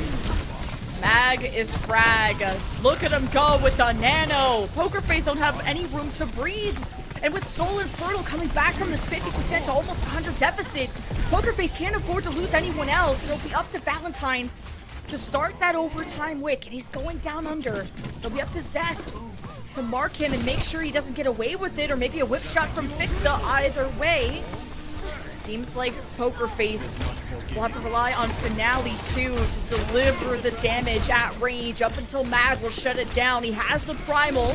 He's actually still ignoring Finale. Either way, Poker Face are fighting tooth and nail, but they may not have healers to sustain the longer portions of this fight. But Muse is on a counter dive, and Poker Face are just more efficient with that, getting more trades out of their dives. How did Poker Face survive this though without Aiden and Simple? All damage is permanent, and Muse is on fire. The pulse bomb of Valentine hits the shield, and Fixa is the last remaining person to rally. The shield bash around the corner buys him a few more seconds, but Zest not close enough to keep stalling. Poker Face take round number 1. Okay. Some major signs of life coming out from Poker Face here. That was a very close round number 1 on Antarctic Peninsula, and gotta give a lot of credit there to Finale. Being able to play with that high ground ended up playing into the prowess that he has on those hit scan heroes, but it's about time we change it up a little bit. I want to go back to taking a look at how Muse was able to operate though with the space. This was where we ended up seeing a huge impact and a lot of momentum here coming through from Poker Face. And a good ante from Simple once they... You could tell they had a plan. When the ante hits and the Winston's already mid-jump, you know everyone's on the same page. And I think that 99-99 fight came down to Valentine and Muse syncing up, to Finale hitting some critical shots. We go to Icebreaker now. It's the rush. Some different support lines, different DPS.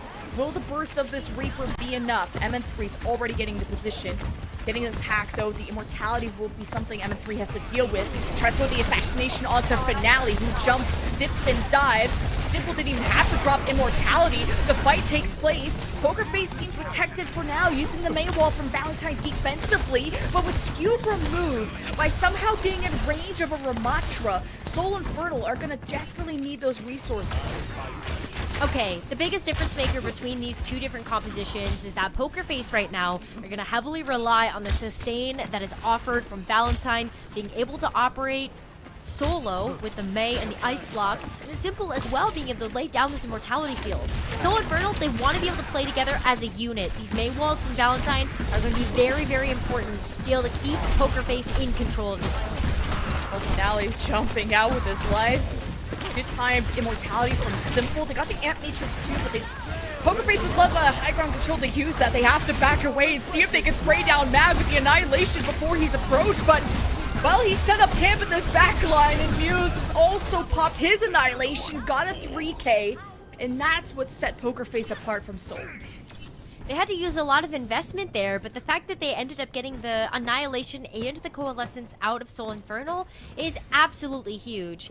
Aiden having to use the Sound Barrier, though, that's an ultimate that you would have loved to be able to have online for response to this MN3 EMP.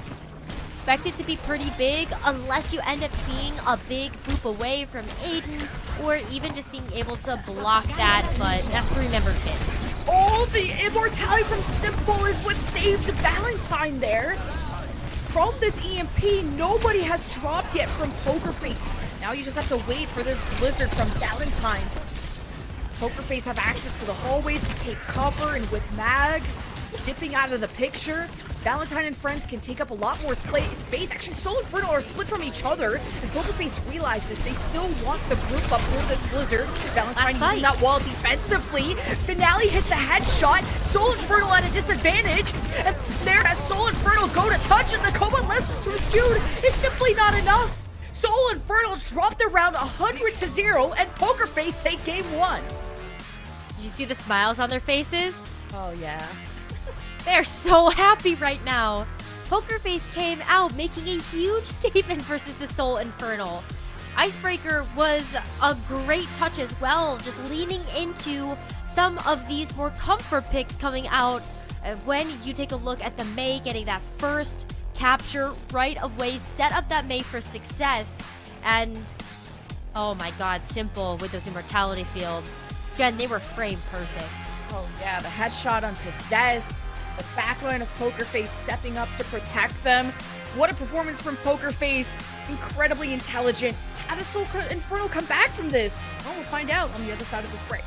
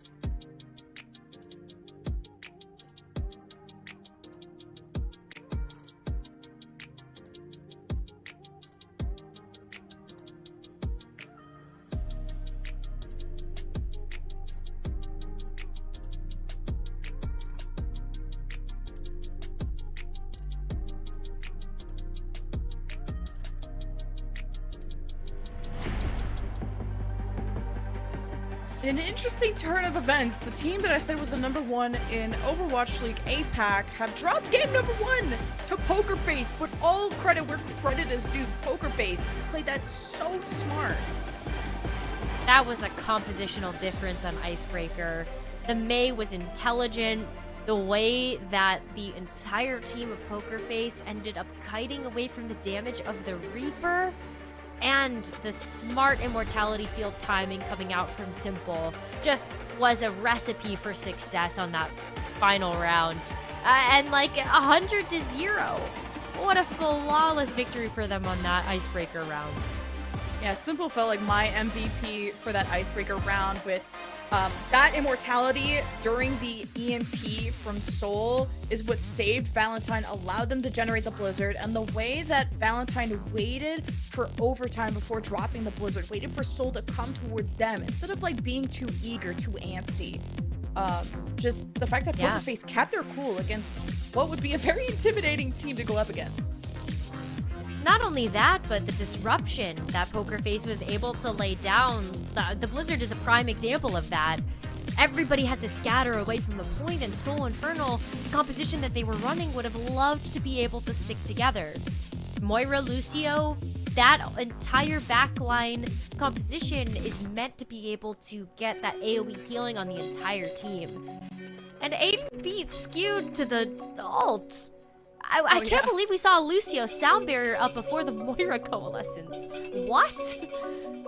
Just doing work, and Soul just struggled with gap close, with Zest on the Reaper, just getting headshot before he get close.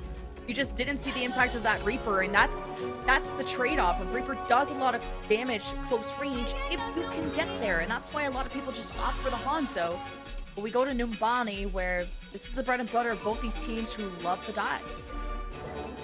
The dive is so strong from Soul Infernal. It was one of their key compositions to be able to get that 8-0 to kick off the spring qualifiers. So heading into summer stage, you would expect that Soul Infernal would be able to keep up with that, bring the Winston out here. Numbani is an incredibly classic dive map, and we've seen a lot of dive played on this, even in the West so far, to be able to start this summer stage. I think you can change up the DPS depending on what you feel most comfortable with for both of these teams, but Soul is hovering over the composition that I would expect from them with how good they have been on the Sombra and the Tracer. Yeah, Soul's Infernal's so heavily reliant on this double flanker dive. Zest had this like jaw-dropping performance in the very first match, and MN3 has that excellent Hanzo and Ashe too, so which is a comp they could go to. But with Victoria not being subbed in for Poker Face, I was surprised. I wasn't sure if we were gonna see any Hanzo, but Finale shows that, well, he can bring that out. Valentine dropped back down to earth, not expecting the whole squad to be posted up here with the hack, but looks like Poker Face not only live but punish. Soul Infernal backed up so fast after that pick came through. Don't want to get staggered out here, and they, at this point, have to wait to be able to get everybody back, but Poker Face are just chasing this down. Okay, wasn't expecting Soul Infernal to, well, fold like a lawn chair when it came to the first point cap, and Soul Infernal gave up the space to try and recontest, but Poker Face didn't let them have a moment to breathe. They got on top of Fix and Skewed so fast. That was a 30-second take, by the way. After that first pick was plenty, and Finale just being able to keep the pressure up. Fix is down already. Oh my god. Soul Infernal just have to back away from this. Finale's giggling and kicking his feet right now with how much he's performing. He's hitting headshots like that. And Poker Face turned and burned on MN3 right at the spawn room doors before he could even translocate out. So that's very uncharacteristic of MN3 to kind of cost that point, which is turning into quite an avalanche in favor of Poker Face. Poker Face can just work through this momentum, and especially when you look at point B of Numbani, incredibly attack favored. MN3 able to stem the bleeding just a little bit, getting that big pick on the Simple before he is able to let that nano boost loose. And yeah, Poker Face has to back up from this one, losing Valentine 2 and a pretty key ultimate. I just saw Valentine die from the sky from a random Ana shot, which was hilarious. So, like you said, like that, Avalanche is now calmed down. Global warming has kicked in, and Poker Face have to slow things down. But they're walking right out into an EMP. But does MN3 wait for these supports to leave? Did Poker Face ult track this? Seems like the target is Valentine, who used the jump to get away, in the dupe to survive. He's now on the Sombra, maybe even to invis out of this situation, what is actually going to contribute to this fight, even generate the EMP, which only hits Fixa. Poker Face now add the Dragon Strike to the equation, and Mag, caught in the middle of that storm, has to use Primal just to leave. That is a huge investment into this fight, and Poker Face may not be able to get away with the win here. That's a full slate of ultimates being thrown at this one, and Soul still have left in the tank. Mag slept. No shot. It's Simple going to be my player for that. I'm going to have to note this down, but for now, Fixa going to revitalize the team with a rally, look for stuns onto Valentine as soon as he drops from the sky. Zest is going to take some space thanks to the overhealth of the rally to get real aggressive to try and kill these supports. It's a lot of healing to chunk through, but still getting Finale and Simple down is good enough. Okay, Soul woke up. This is an incredibly difficult point to defend. And the fact that Soul Infernal are able to push back the Poker Face team, they got 5 ultimates out of their bank. That was a heavy investment for that fight, for no progress there. Poker Face get a chance to try again, but they're really waiting for this duplicate to come online from Valentine, and MN3 is going to have another EMP up. Without a Mercy, you almost want to save that dupe just the way that Valentine's been using it as that second life if you want to fly in deep and you know a support can't get you out, but Poker Face are just trying to stop this cart. Mag is in a corner, whimpering, and now he's got to deal with all the damage to Poker Face, the Nano Muse, the Valentine dupe. Poker Face are throwing everything at this fight. They simply overwhelm the Soul Infernal as Poker Face have gathered almost 4 minutes for C.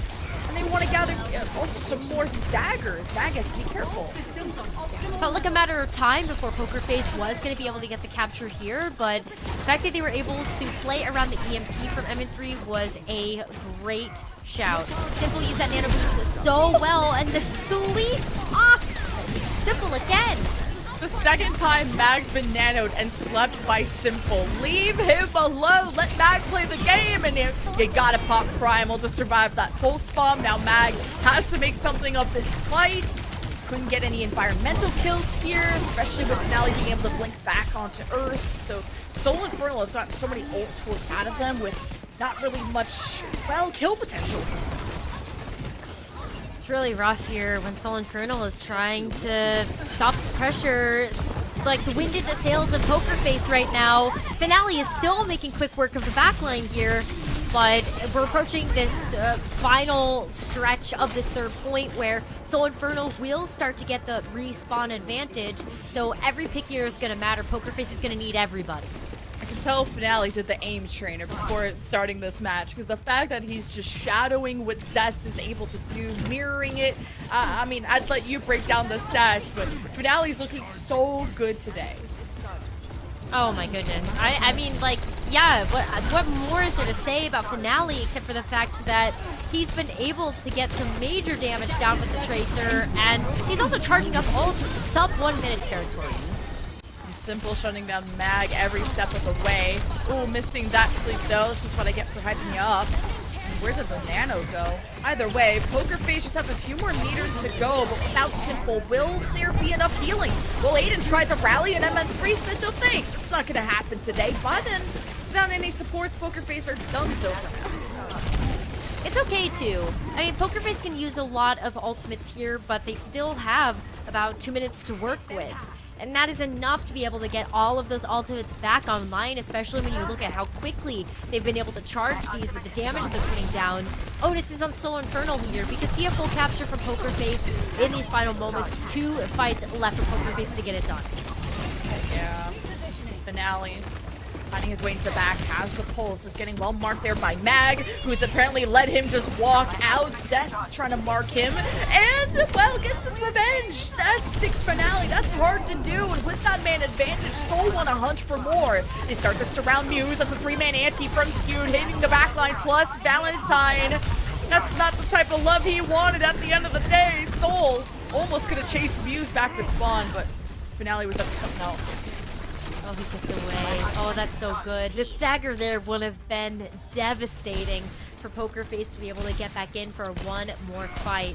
But with 48 seconds remaining, there's plenty of time for Poker Face to get a setup here, or potentially even try to take a quick third fight, as we might not have expected them to be allowed, except they might just fall here to MN3CMP, but he's waiting. He's waiting for that timer to run out. The EMP from MN3, but Soul got anti there by Simple, so Soul has to be careful how they maneuvered that fight, and still ended up executing it beautifully when MN3, his hand was forced. It still caught most of Poker Face, who evaporated midair, and now Poker Face only have 13 seconds to get this done. So at this point, you're looking at Nano to be able to give enough bulk over to someone like Valentine, drops the dupe onto the Winston to be able to jump forward.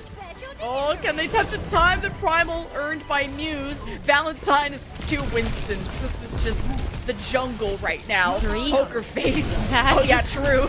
And Muse is nanoed. Valentine back into his normal form. Nano by Mag. Soul Infernal have respawn advantage as long as they play their life. Surely Poker Face are gonna run out of steam, right? Aiden's rally, protecting the cart well, keeping this overtime wick burning, but tank removed and 1 DPS removed from the either side. I don't know if Poker Face can do this. They don't have the ults. Gotta get these picks fast. But that, oh my god, the anti. Wow, that's a great way to turn this around. It's a fight that never ends, especially the way Soul Infernal are beautifully cycling onto this. Mag has the Primal too. He can just push everybody off, and Poker Face will just not be able to keep contesting. Finale is in a 1v3. Can he make the hero play? Not really when he didn't hit the pulse, but still a valiant push from Poker Face, but a defense that came back from Soul to burn all the time that Poker Face had there. Being like 1.5 meters shy of that final objective. Pretty good push here coming out from Poker Face.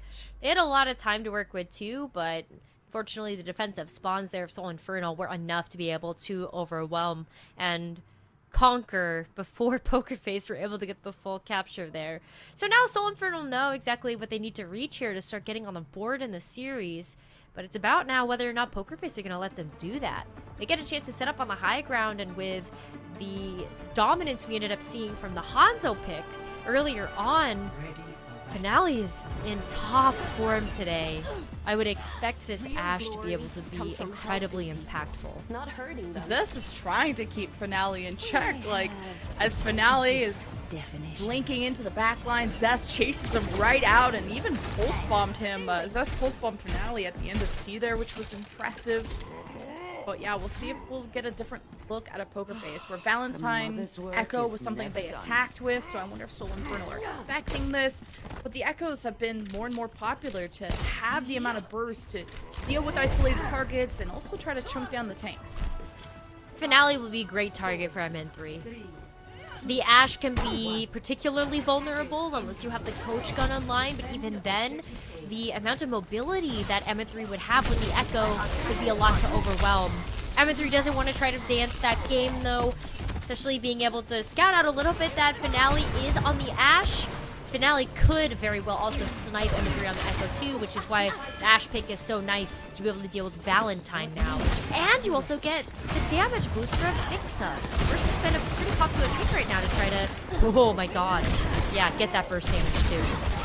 Oh, Fixa just burns to death though, and Skewed could not heal him back up in time, which is how much damage came down from Poker Face. So I like the Mercy idea to see if MN3 can get the edge over Finale, but this may just expose Soul Infernal's backline more, just not having, just having the single target healing there of Fixa stuck to one person.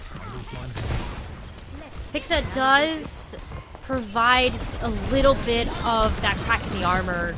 I mean, yeah, you either have to focus on MN3 or Mag, and that leaves Skewed with a ton of pressure on his shoulders to have to make up for that difference in healing that Aiden is able to do really nicely if Valentine and Finale are going to be a bit more spread out on these high ground situations. They're still trying though, I mean, oh man. Zest, Zest, Zest, Zest And this is gonna not have break packs. That's like the most important part about why you play Brigida is to enable your flankers. And Zest can be really reliant on the mega packs. If he goes bottom left, his routing has to be very smart. It's not like your Sombras deny that. Mag is left again. Really good calls.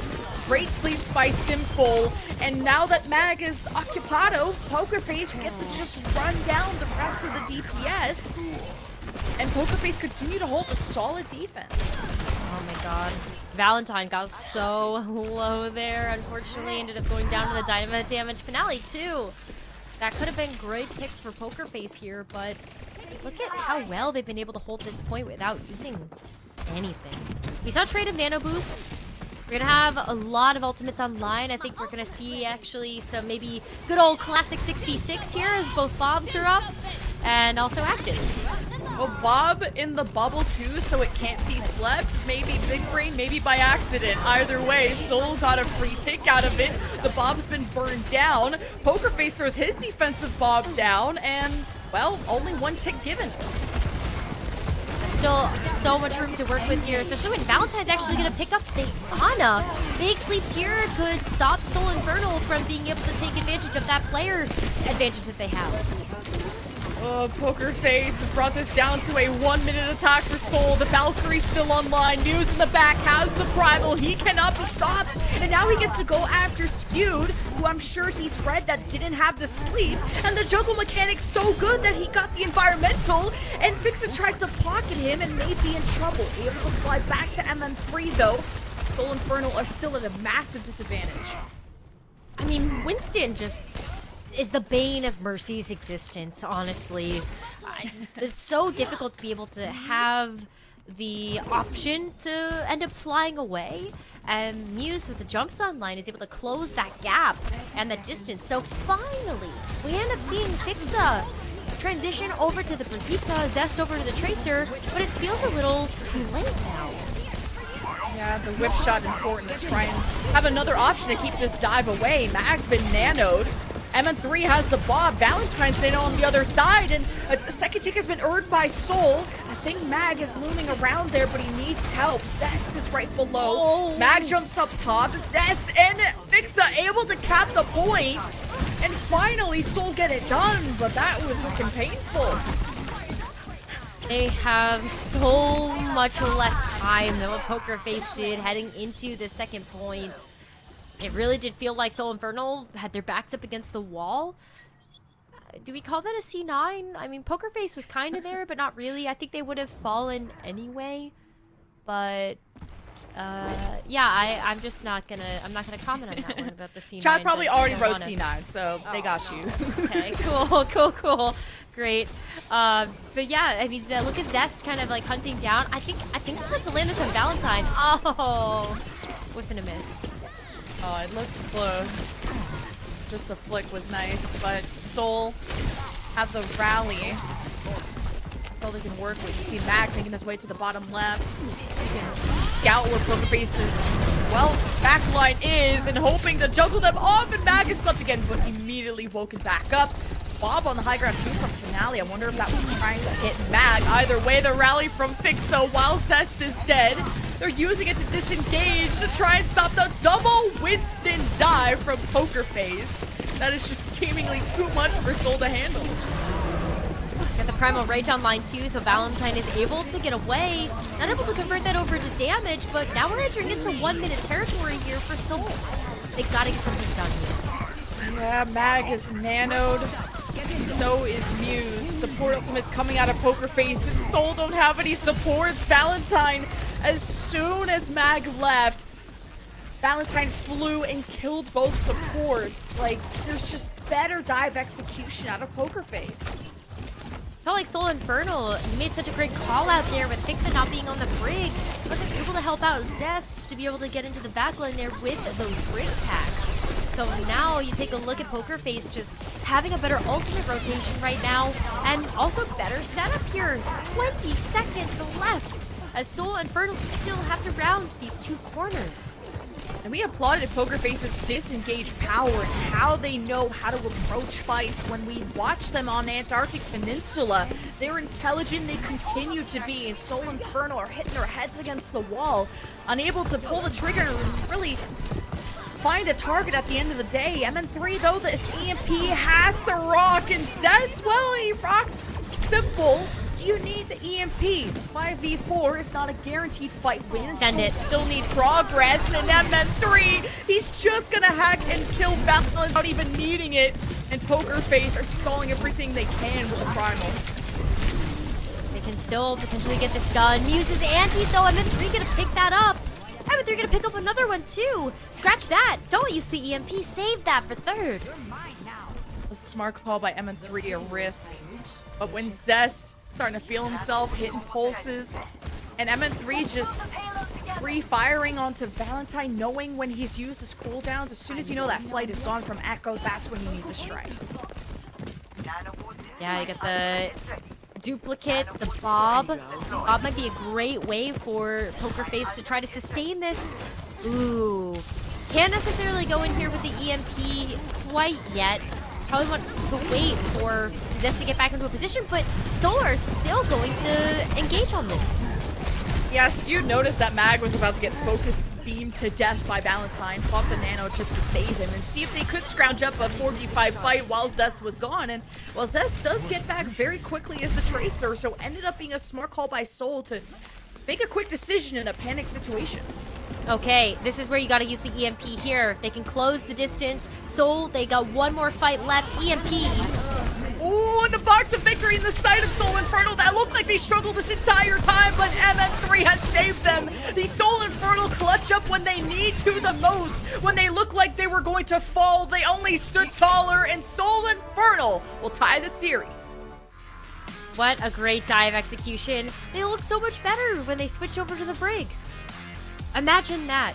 I think just Mercy has like their downfalls in the current meta. You called out some great points about how Mercy does have to go for that single target support, and you just need the Brig if you're playing the Tracer. That was a huge boon that Poker Face had that Soul just didn't at the start of that attack push. Yeah, MN3 knew he needed help, but not from a Mercy, and the quick calls helped save Soul Infernal at the end. We have a tie series. We'll find out what escort map we'll go to after this break.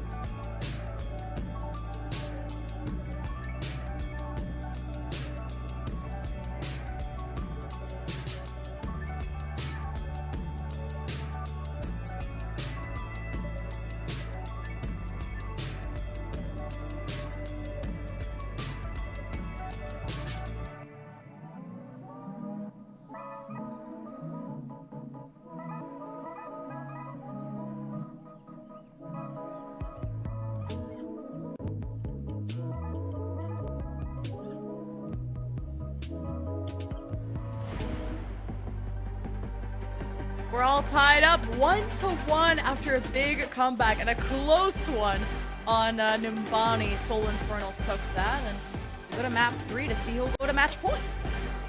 Overtime Warriors. Soul Infernal was not super convinced that they'd be able to get it done, but they were relentless and eventually ended up making the swaps that they needed to in order to be able to take that map. Being tied up though, we're heading over to another classic dive map as we look forward to what is left in the series. And yeah, I agree with this. That's a great mouth drawing too, but it says Infernal are jaw-droppingly good. That is a very detailed mouth. And I thought you were just like agreeing blindly with the side, and I'm like, whoa, let's see what they're cooking. But yeah, unknown is translating for us. So I also blindly agree with stuff on the internet, so it's all good. Yeah, same. I mean, I can feign that I can read Korean because I am Korean, but let's be really honest. The only thing that I know how to do is parrot what Danny has taught me in those Korean lessons on the broadcast, and yeah, those didn't go super great. So I was gonna see, we gotta get you on these interviews, man. I didn't know that you were Korean. Nah. I don't want to take Danny or Jake's job, please. Well, 1.7 deaths for Mag. Wow, you're rarely dying. Yeah, you gotta give so much credit in this situation to Skewed and Fixa in that map in particular. We called out the Mercy being a little bit of the wrong call earlier on in the map, but Skewed's Ana has been so on point today. The only thing that is kind of standing in Skewed's way is sometimes when you've got a Winston bubble in front of you, but other than that, strong bio-nades in response to Mag being really low, and Mag as well being able to play around with the survivability that Winston has to offer. But it'll show, just those stats show you where the focus is from Poker Face, and clearly not onto Mag, because Soul got folded on the point, and they got snowballed a little bit. Yes, they ended up winning the map, but they lost a lot of fights, and it took a lot of time for Soul to get the ball rolling. And Mag having that low of deaths tells me all the attention was on Fixa and Skewed, who, with the Brigida change that we called out, helped them survive a lot better. That whip shot, very underrated CC to get that Winston away, to enable Zest better too. He can contribute better. But I feel like Numbani can play similarly to Dorado when it comes to compositions too. I agree with that one. I think that's why you have to look at MN3 and the hero pool that he has to offer. But the Ashe was pretty standout for a while to be able to almost get the full hold there on Numbani. And when we head over to Dorado, this is kind of why we see Valentine, or Victoria, excuse me, getting swapped into the roster over Valentine. You get a chance to play around with those hit scans just a little bit more, and that is something that Victoria provides in spades. Yeah, he was seen playing Hanzo on their third map and was substituted on that same third map against Dallas Fuel. But Victoria, he popped off on Widow on Circuit Royale. That's usually the only time you'll see a Widow. I believe yesterday we saw some defensive Widows, but it doesn't seem like they're going to float on that since they're on attack. But I wonder on defense if they have anything special. But double flanker will be what's on the menu. I like this too. Victoria and Finale can absolutely hold their own as a DPS duo, especially when Finale and Muse already have that pre-existing synergy, having played on a team together. And Victoria can kind of fill in those gaps, being able to try to go toe-to-toe with the Sombra, but that's going to be an early pick on him.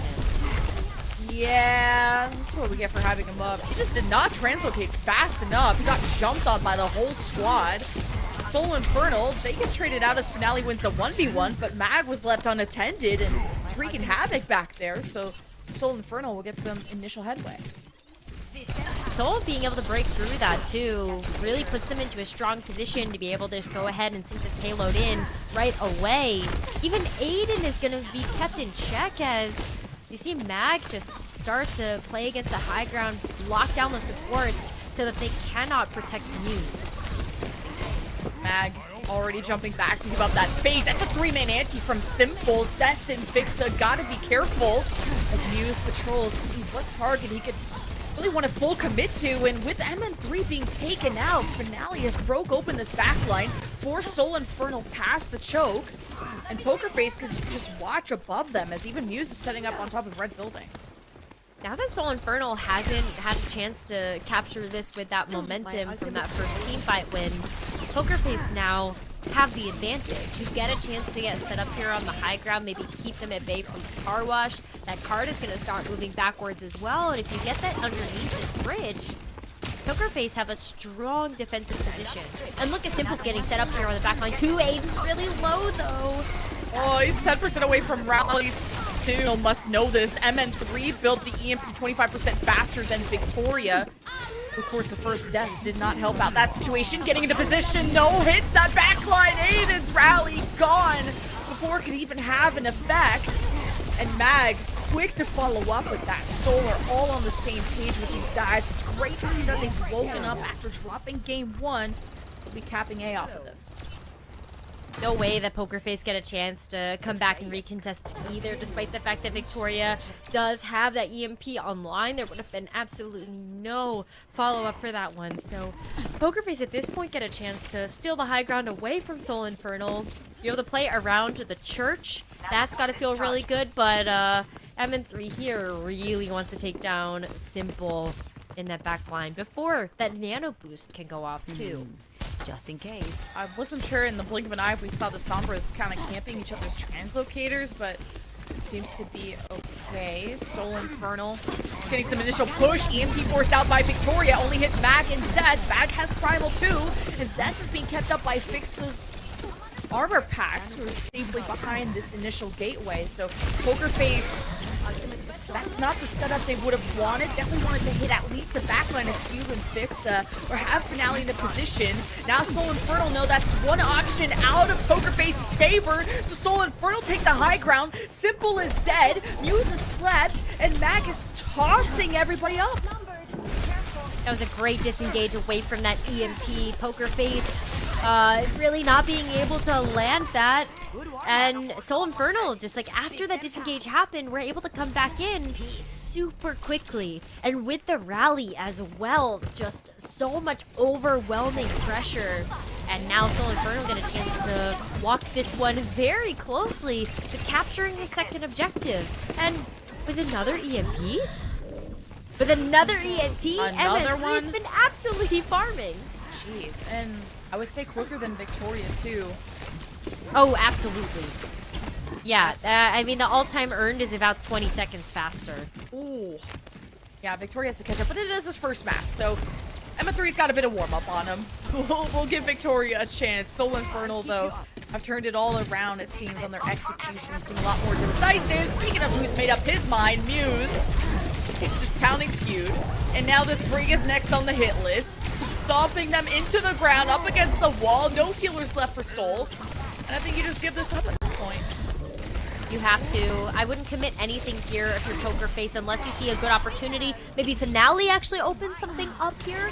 And yeah, I mean, that's a great contest for them, not having to invest too much more into that fight. And Soul also smartly not pulling the trigger on that EMP. Take an eco push here. I think you're okay with that. Soul has a lot of time to work with. Minute and 30 is still enough to be able to get 2 good team fights in after this one, if this doesn't go well for them. Soul Infernal activating the EMP. Finale Simple caught. Not Aiden, though. He immediately goes for the rally. Packs Finale before his death, which is nice. And Soul Infernal, again, just don't get a good EMP efficiency of being able to even kill a single thing. Yes, they'll get cart presence. Victoria is exposed. Goes up to position for EMP as Mag is hit, but he's nanoed. Seth's able to get out of the picture. And both Subbers have failed to have fight-turning moments as it's Infernal up by 2. Beautiful pulse by Zest on the Simple. Aiden gone too. This will be a guaranteed point cap for Soul. Soul now also buying themselves a lot of extra time here as they do have a little bit of 30 seconds left in the time bank. Just 2 minutes. 2 minutes, the rally to work with.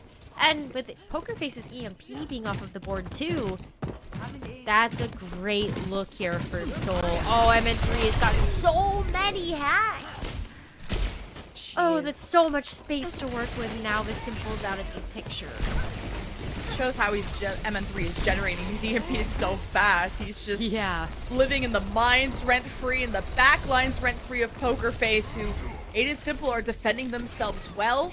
And that's the whole point of double flankers, trying to take advantage of weaker supports, ones that don't have cooldowns or miss those. Zest chunking down Muse, who thought he could get the primal in time, 6% away. Poker Face cannot expose themselves. Finale is caught on an island, and Soul could be hunting this down. Skewed down an alley, can hit the sleep here, decides to just jump off and concede. Soul getting positioned for the EMP, but Muse pulls the trigger first on the nano, and maybe a primal next. Fixa's far away from this situation, has the rally and has the stun in case Muse gets close, but seems like Poker Face have stabilized. Great stabilization for them. Now starting to whittle down the clock to the sub 1 minute mark. But if Fixa has something to say about it, Muse is gone. They're getting pushed back. EMP focus was so good, and Poker Face walked right into that. Zest is shooting them at spawn. Let them rest in peace. R.I.P. 38 seconds. Soul, what they cap with. I was just laughing at Victoria, like panic EMPing and spawn. Oh no. You gotta try, right? I'd rather see the attempt rather than not at all. But man, Nag is having the absolute time of his life right now. Holy moly. This has been a really fun and close match, though, and a decent time bank. A cap at all is nice to see. And Mag dives in with so much confidence, but Muse is matching that. And the Sombras, even when they go for EMPs, those have been negated well by both teams. It's been like this chess match. It's all about that rock, paper, scissors, too. You need to be able to have the ultimate cycle online, and something that Soul Infernal was throwing into Poker Face's plans was a big wrench in how quickly MN3 was charging up those EMPs. By the end of that round, MN3 was charging them like 30 seconds faster than Victoria. So constantly amping up with every hack into the backline as well. That's key. Let him finish the song. They need to add more bells so we can I agree. make more songs. If you're stuck in spawn, that's something fun to do. Victoria, or sorry, MN3 hack onto Simple. He goes right back to spawn. A little too early on that. That's okay. It's right there. No worries. Heal back up, come back out, try to do the deed. Oh God, Muse. This is good position though for Soul to just lurk. Oh, okay, Zest with the clip. Starting to warm up for sure. Oh, that is not where Bag wants to be, but he's got enough health to live and get out. Okay, not bad, not bad. Set up on the high ground here. Continue to like popcorn down. You can stop the cart, play around this corner of the red building, and also play around the health packs that are provided in that red building, and also kind of on the right hand side as we take a look down a Simple site. Poker Face. Not getting much progress. Zest. Oh, he's alive and well, alright. He is warmed up. He is a menace. And Poker Face, maybe the bell buff or the bell patch could be coming up. That's something they could work on. They've been kind of stuck at spawn.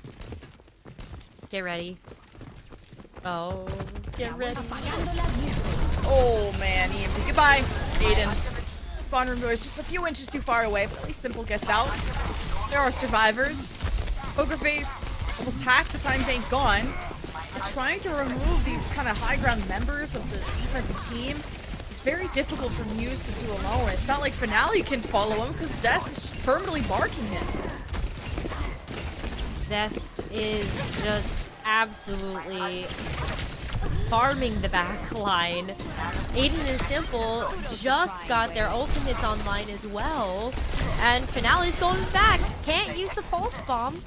MN3 also about to lap Victoria. Also, pay attention to that one as Victoria's working up to his very first EMP of this round. Yeah, it's hard to farm those when you're just dead and unable to fight most of the time. That's a good point. Finale just gets hacked and instantly killed. Jeez, Pokerface, I was not expecting them to be in this potential full hold situation after how close the match seemed on Numbani, how Pokerface played on Antarctic. But hey, that's a good start. It's a really great look for Seoul to be able to also wake up and show us why they are one of the top teams in the region right now. MN3 does get taken down though, so at least the EMP is off the board as Pokerface uses this as an opportunity to start making some progress. Yeah, with 1 minute left. This has to be a big EMP. It hits Magnitude. Fixa unharmed. Rally at the ready to stun Finale and Victoria if they were to follow up, which forces Pokerface back, and here's retaliation. 4-man EMP by MN3.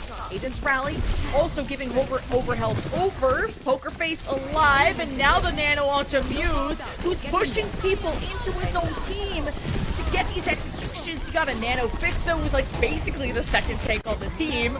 Stuns and more and just extra damage. Nobody wants to be in a corner against a primal bag. This is how Seoul shut down Pokerface once and for all. And there's only 26 seconds remaining. Pokerface used all of their ultimates in that last fight, and it might not have enough to be able to get this done. Zest, MN3, they've been building up to these ultimates so quickly, they still might be able to do that here. Finale with a last-ditch effort on the Hanzo, though, to try to get past this defense. Without Zest, should be fine for Pokerface, especially Finale, to maybe get comfortable on the Hanzo without getting jumped on, at least by one of the members. Still a lot more threats for Finale to deal with. Now with a bubble in his face, he won't have much LOS. Muse jumps past that to try and get some space going. Aiden packs him well. Simple has his back. Pokerface are having progress, but it's contested now. Pokerface has to remove them by force, and they have to depend on the Victoria EMP, and it's Soul Infernal that have their ultimates first. And Pokerface gone off the cards, so Soul Infernal go to match point. What a great performance there from Seoul. I feel like they just needed that very first map to be able to warm up a little bit. And we also ended up seeing how the map rounds on Antarctic Peninsula heavily favored with Pokerface are very good at. But Seoul now being able to execute and show us why their Sombra Tracer dive is one of the absolute best in the world. And match point feeling pretty good. They're feeling lucky right now. Oh yeah, especially with a full hold like that. It was Pokerface hitting their faces against the wall after how close Numbani was. I expected a different result, but how similar those maps can be played. But up next, we'll have Push, and we'll see if Soul Infernal can push them to the brink.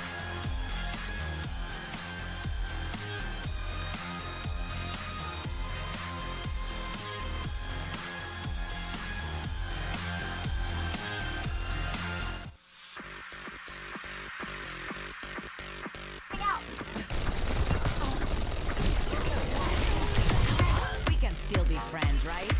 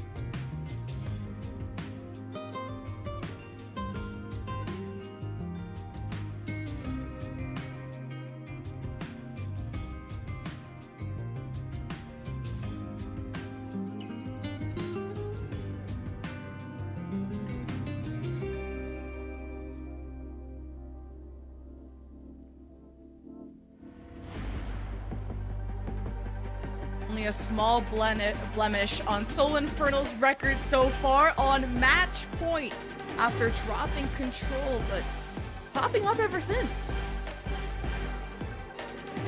They woke up. They got the fire in them. They are the demons that we were promised. Please tell me this is for Mag. I'm doing my best. Talent diff. Oh. Ah. Okay, checks out. It's like cheering for both teams. You like don't know who it's for. That's true, actually. The neutral. I love that too. That's like honestly one of my favorite things though about the Eastern audience is just that they cheer for good Overwatch. We ended up seeing that at the mid-season Madness tournament as well, where they just wanted to see a great match, and they absolutely got that. So, yeah, I really like that. Yeah, when your teams get taken out, you gotta cheer for somebody, or it's gonna just be a boring audience. Look how close up Victoria plays. Is that like an inch from the screen? But speaking of which, Victoria is playing with Valentine, the Boston Uprising Supreme Duo. Oh my gosh, I'm so excited. Jen and I have been waiting for this moment. Yes. Victoria and Valentine back together feels so good and so right after seeing them on Boston Uprising together last season. I miss them a lot. I hyped them up a lot on the Boston Uprising. Really tried to find their place in the league when there was just so much talent in the West. There was a lot of hits came from Victoria, and Valentine's Genji was always something super reliable. And I remember just them having great performances on maps like New Queen Street and Push, especially. The way that they follow each other's tempo is synergy that's hard to find. So this is actually the first time we've seen them play together for Poker Face in the qualifiers, but this is only the second match, so excited. Me too. Yeah, I really hope that this is where we can see Poker Face start to turn it around. Dorado didn't go their way. They kind of got their butts handed to them a little bit when it came to being full held on that first point. So maybe this is exactly what they need to start to change things around. Esperanza, fantastic dive map. Soul Infernal could give the edge over to them just based on their performance on the dive so far. So this could be an ace up Poker Face's sleeve. Do we go to game 5 or not after the full hold that Soul Infernal put on Dorado, I should say? It's not the most inspiring Poker Face, but recency bias aside, we were huge fans of what Poker Face were able to do when it came to the rush on Icebreaker, how the dives were 99 to 99 on sub. Oh, I love this. The Valentine Reaper is cool. Oh yeah. I love this. This has so much pick potential written all over this. You've got the Kiriko from Simple, be able to get those kunai right into the dome. Valentine as well, able to put the pressure onto Mag as the perfect response to how aggressive Mag has been playing, and so you stem the pressure a little bit from this composition, and maybe Victoria gets a pop-off moments of the overclocks as well. And the Lucio, like you just saw from Aiden, booping Mag away. They have so many answers for this Winston, and they could just push it away a little bit. Poker Face can then react so much stronger. Look how Poker Face just all are taking control of this bridge. Wishing Valentine would keep me up there, but I think he's just trying to keep Cess off their backline. So multiple goals ended up not succeeding for Poker Face. Valentine is the first to fall. And once that Wraith is gone from the Reaper, there's very little survivability afterwards. Usually you don't get away with teleporting. And Victoria too, not always able to power slide away, maybe able to get away from MN3, but Zest is there to be able to finish off Victoria after those moments. And oh no, Valentine walking out of spawn just to get pulse bombed and set back. Soul Infernal very quickly approaching that first checkpoint.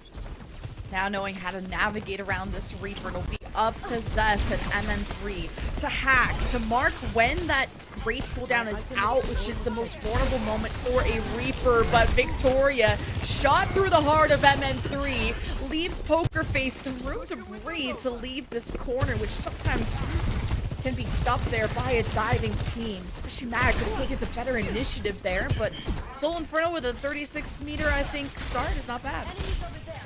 Not bad at all. Super close to the checkpoint, but Poker Face just kind of giving and taking a little bit here when it comes down to getting that bot back. But, whoa, Simple good tackle for laying down that Kitsune Rush. MN3 has the EMP, so this could be turnable for Soul, and they are investing. They've already given the Nano, and now the EMP on top.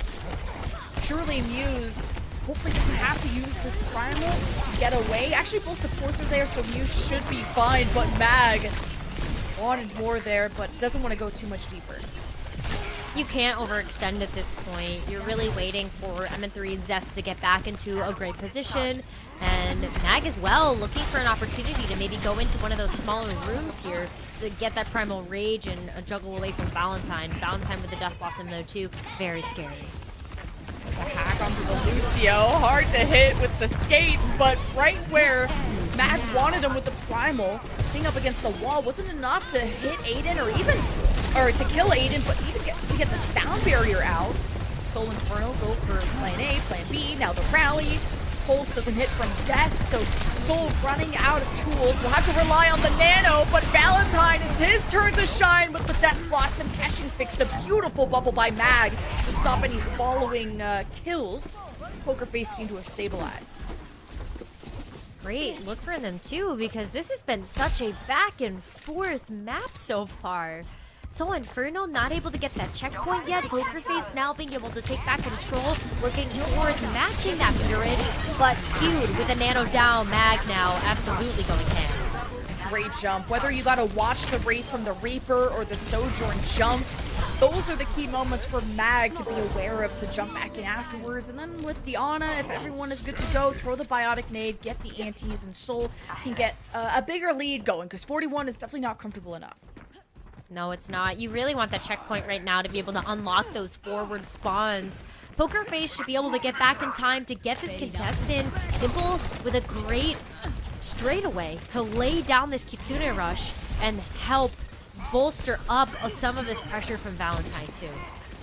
Fourth of Soul Infernal are on the bridge, smartly positioned to at least be aware of when the Reaper gets close, but EMP MN3 hits them as Poker Face thought they were safe and stepped up past the checkpoint.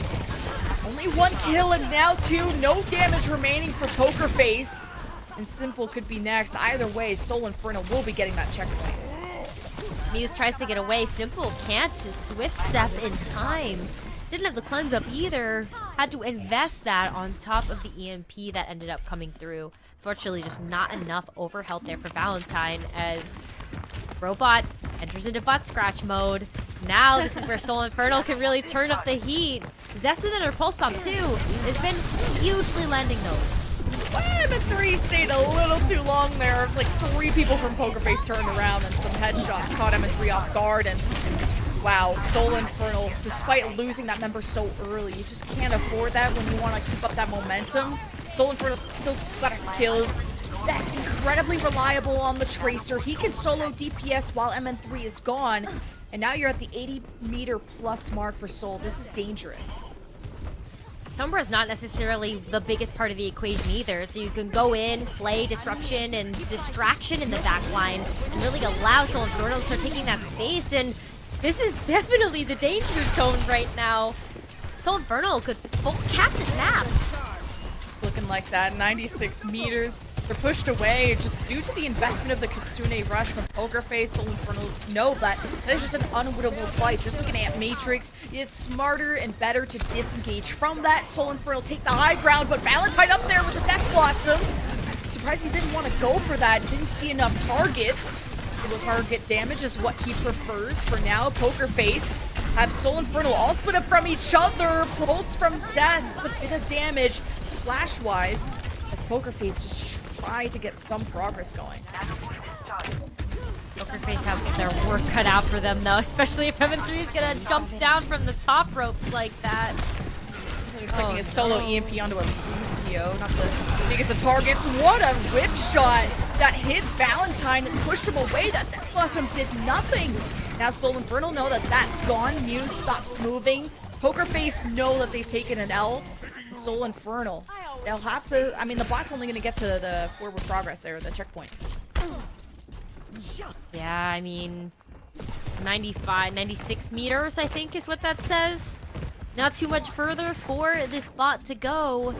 And Poker Face now starting to run out of time as well. Sub 3 minutes. Poker Face absolutely have their work cut out for them. They need to win at least 3 team fights here in order to even get close to matching the progress from Seoul. And so Victoria needs to have a major pop-off moment here with the overclock to at least start creating that space. And Yu's also switching over to the Junker Queen here.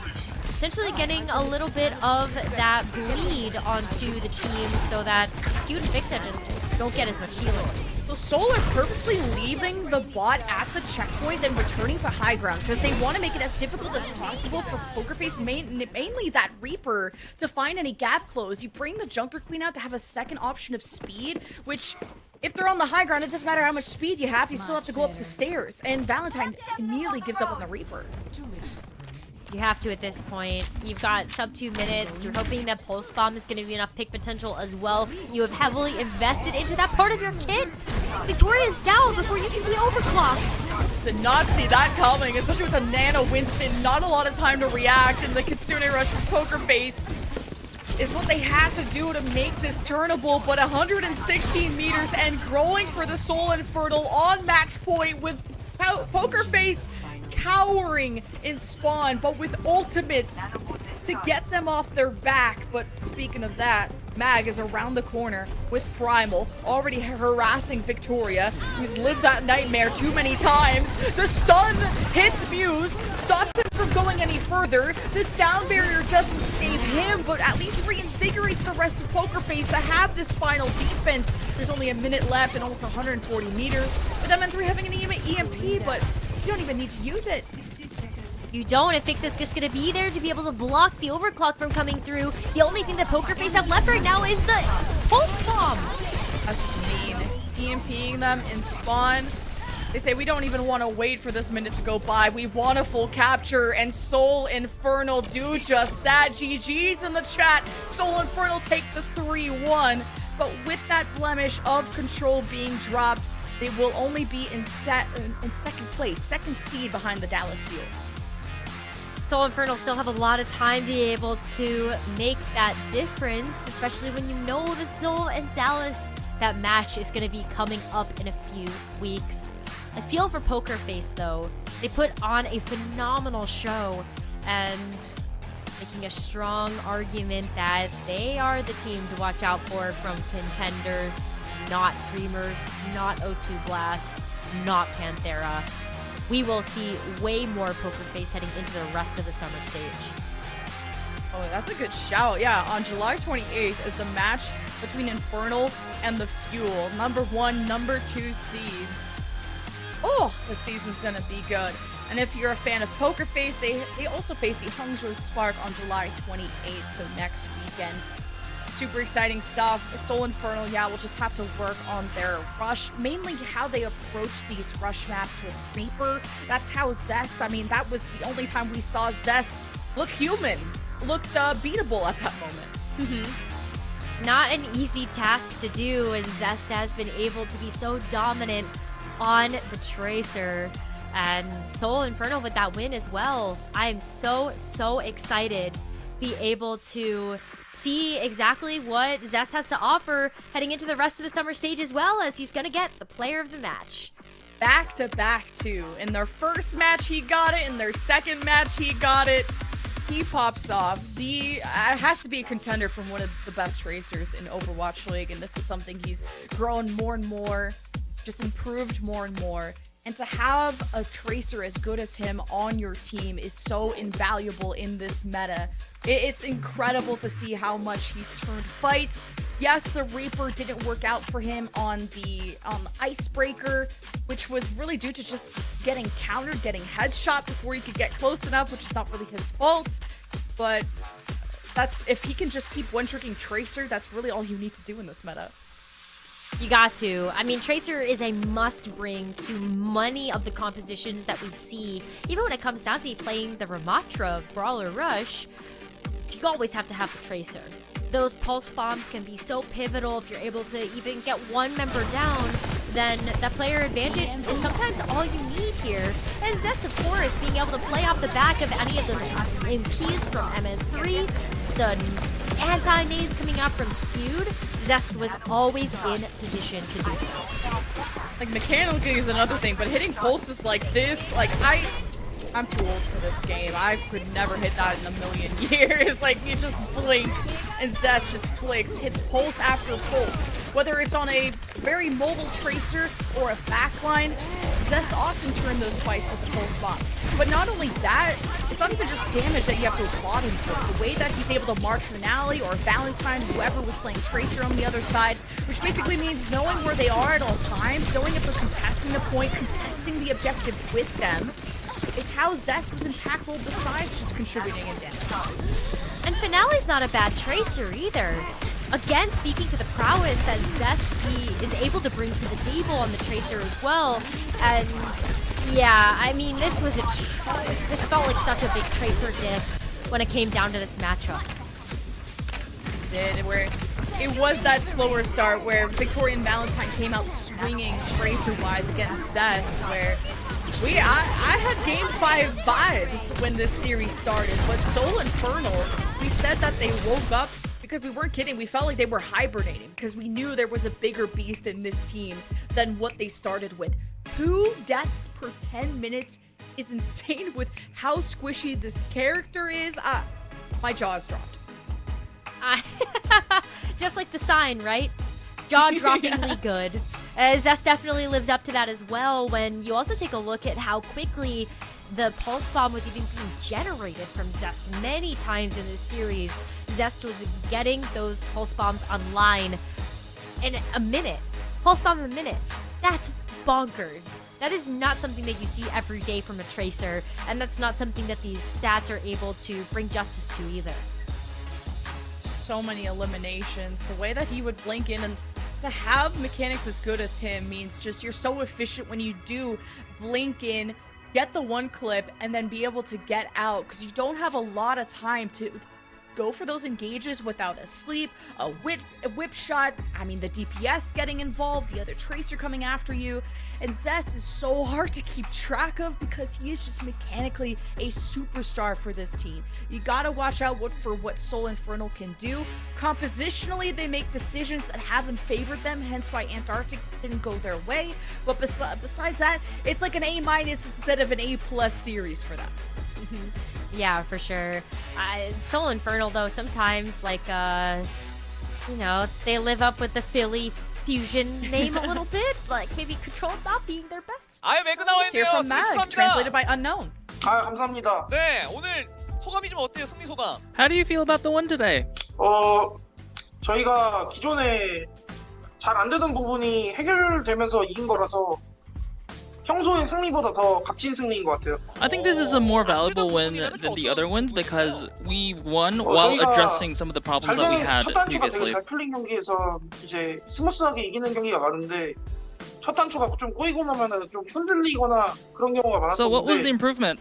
오늘은 So 흔들리고 usually 나서도 when we start on a good note, we usually end on a good note, we close really well. But if we start on a rocky note, if things don't go our way at the start of the game, we usually just get mental boomed and then the game slips away from us.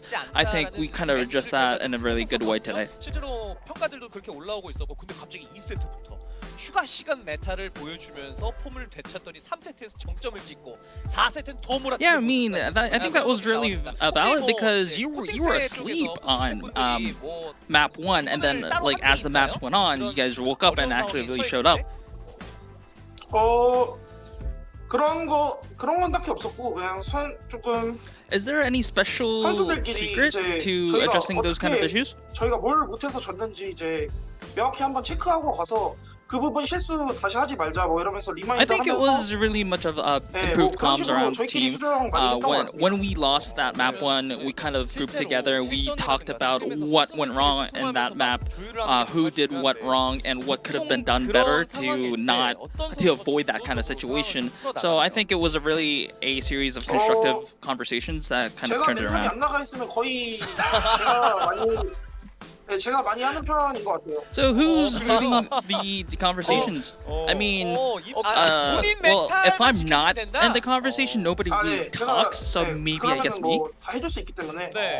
But I mean, that's just friendly banter. Everyone does their part in the conversation, so we're really in a constructive environment.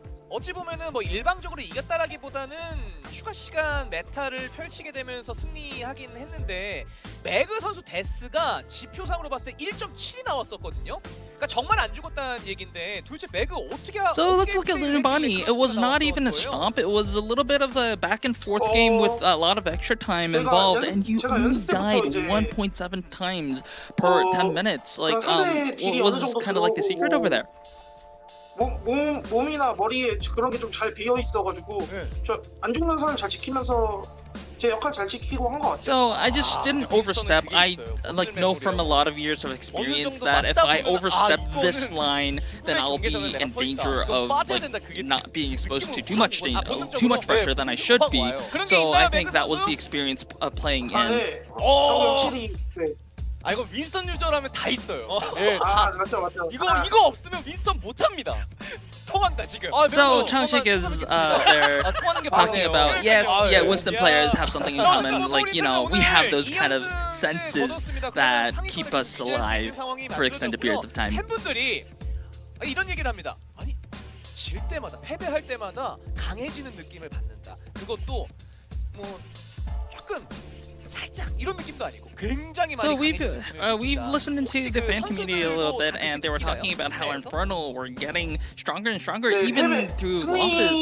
Do you have anything to kind of comment on that? 확실히 많은 것 같고 그래서 오늘은 이겼는데도 이제 얻어간 게 되게 많아서. So usually, even if we win and even if we lose, we learn something from it, and I think that's kind of like related to how we get stronger even through every loss and every win. Like even today, we learned that constructive conversations win us games, even though the start isn't great. So we learned today. We learn from every game. 경험까지 배워간다는 거잖아요. 그렇죠. 네.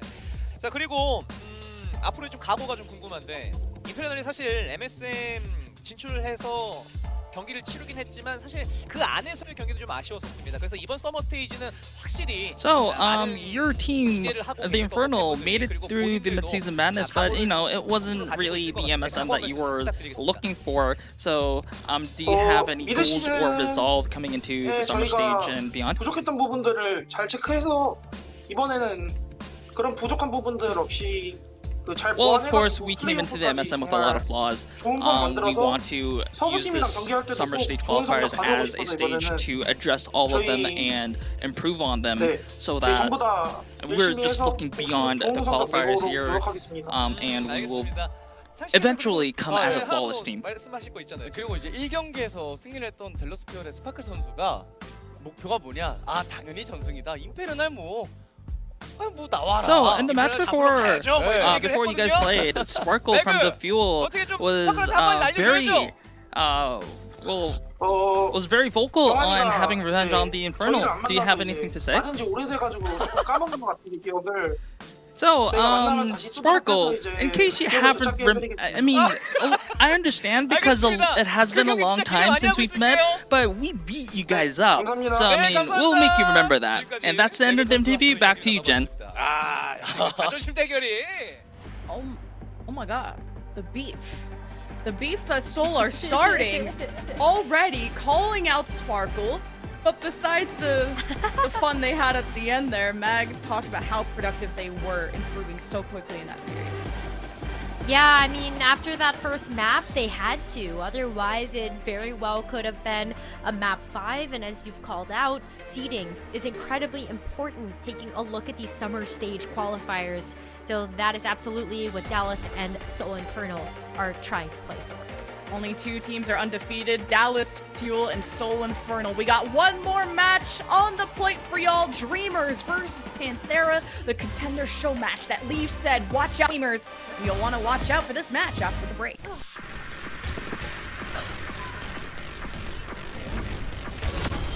Witness the flame of my...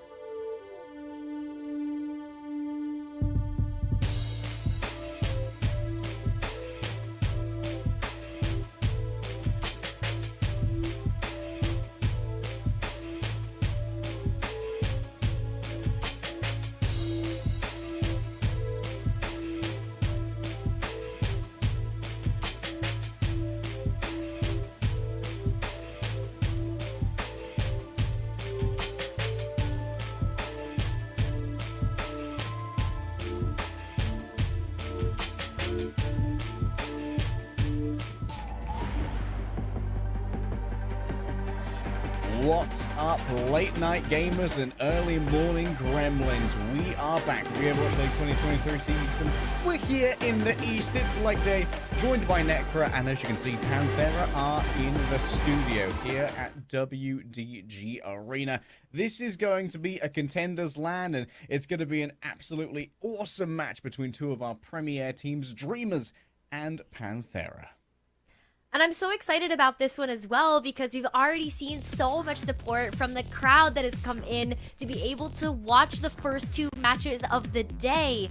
And I am so excited for Dreamers versus Panthera because these two teams have had to go through a lot of roster rebuilds as well because of how many of their players moved up into the Overwatch League. Very exciting for them to be able to have that promotion, and now they do have to prove themselves against each other today.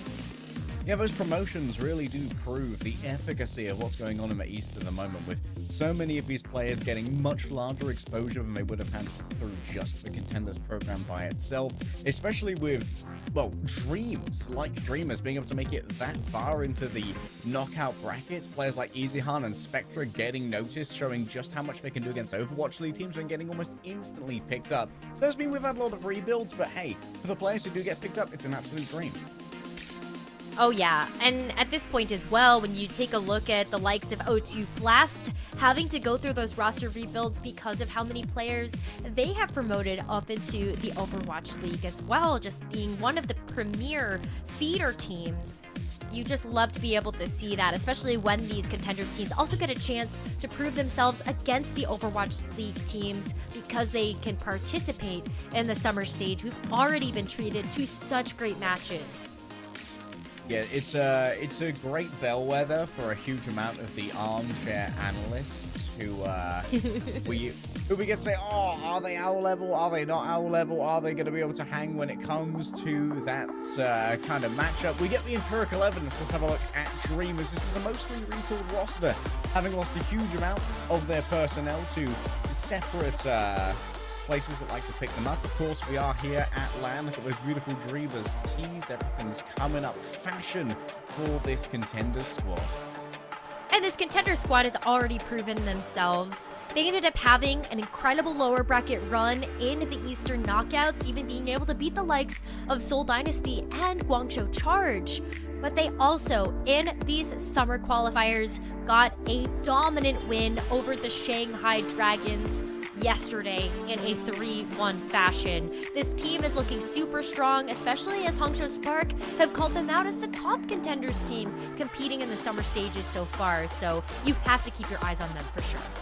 Yeah, speaking of dragons, one of my favorite players to cast is Top Dragon. This guy's been competing since 2018 and is only 18 years old himself. So they've been playing since they were 13 at the highest echelons of Korean contenders. This guy's Genji is crazy, but we're probably not going to be seeing too much of it.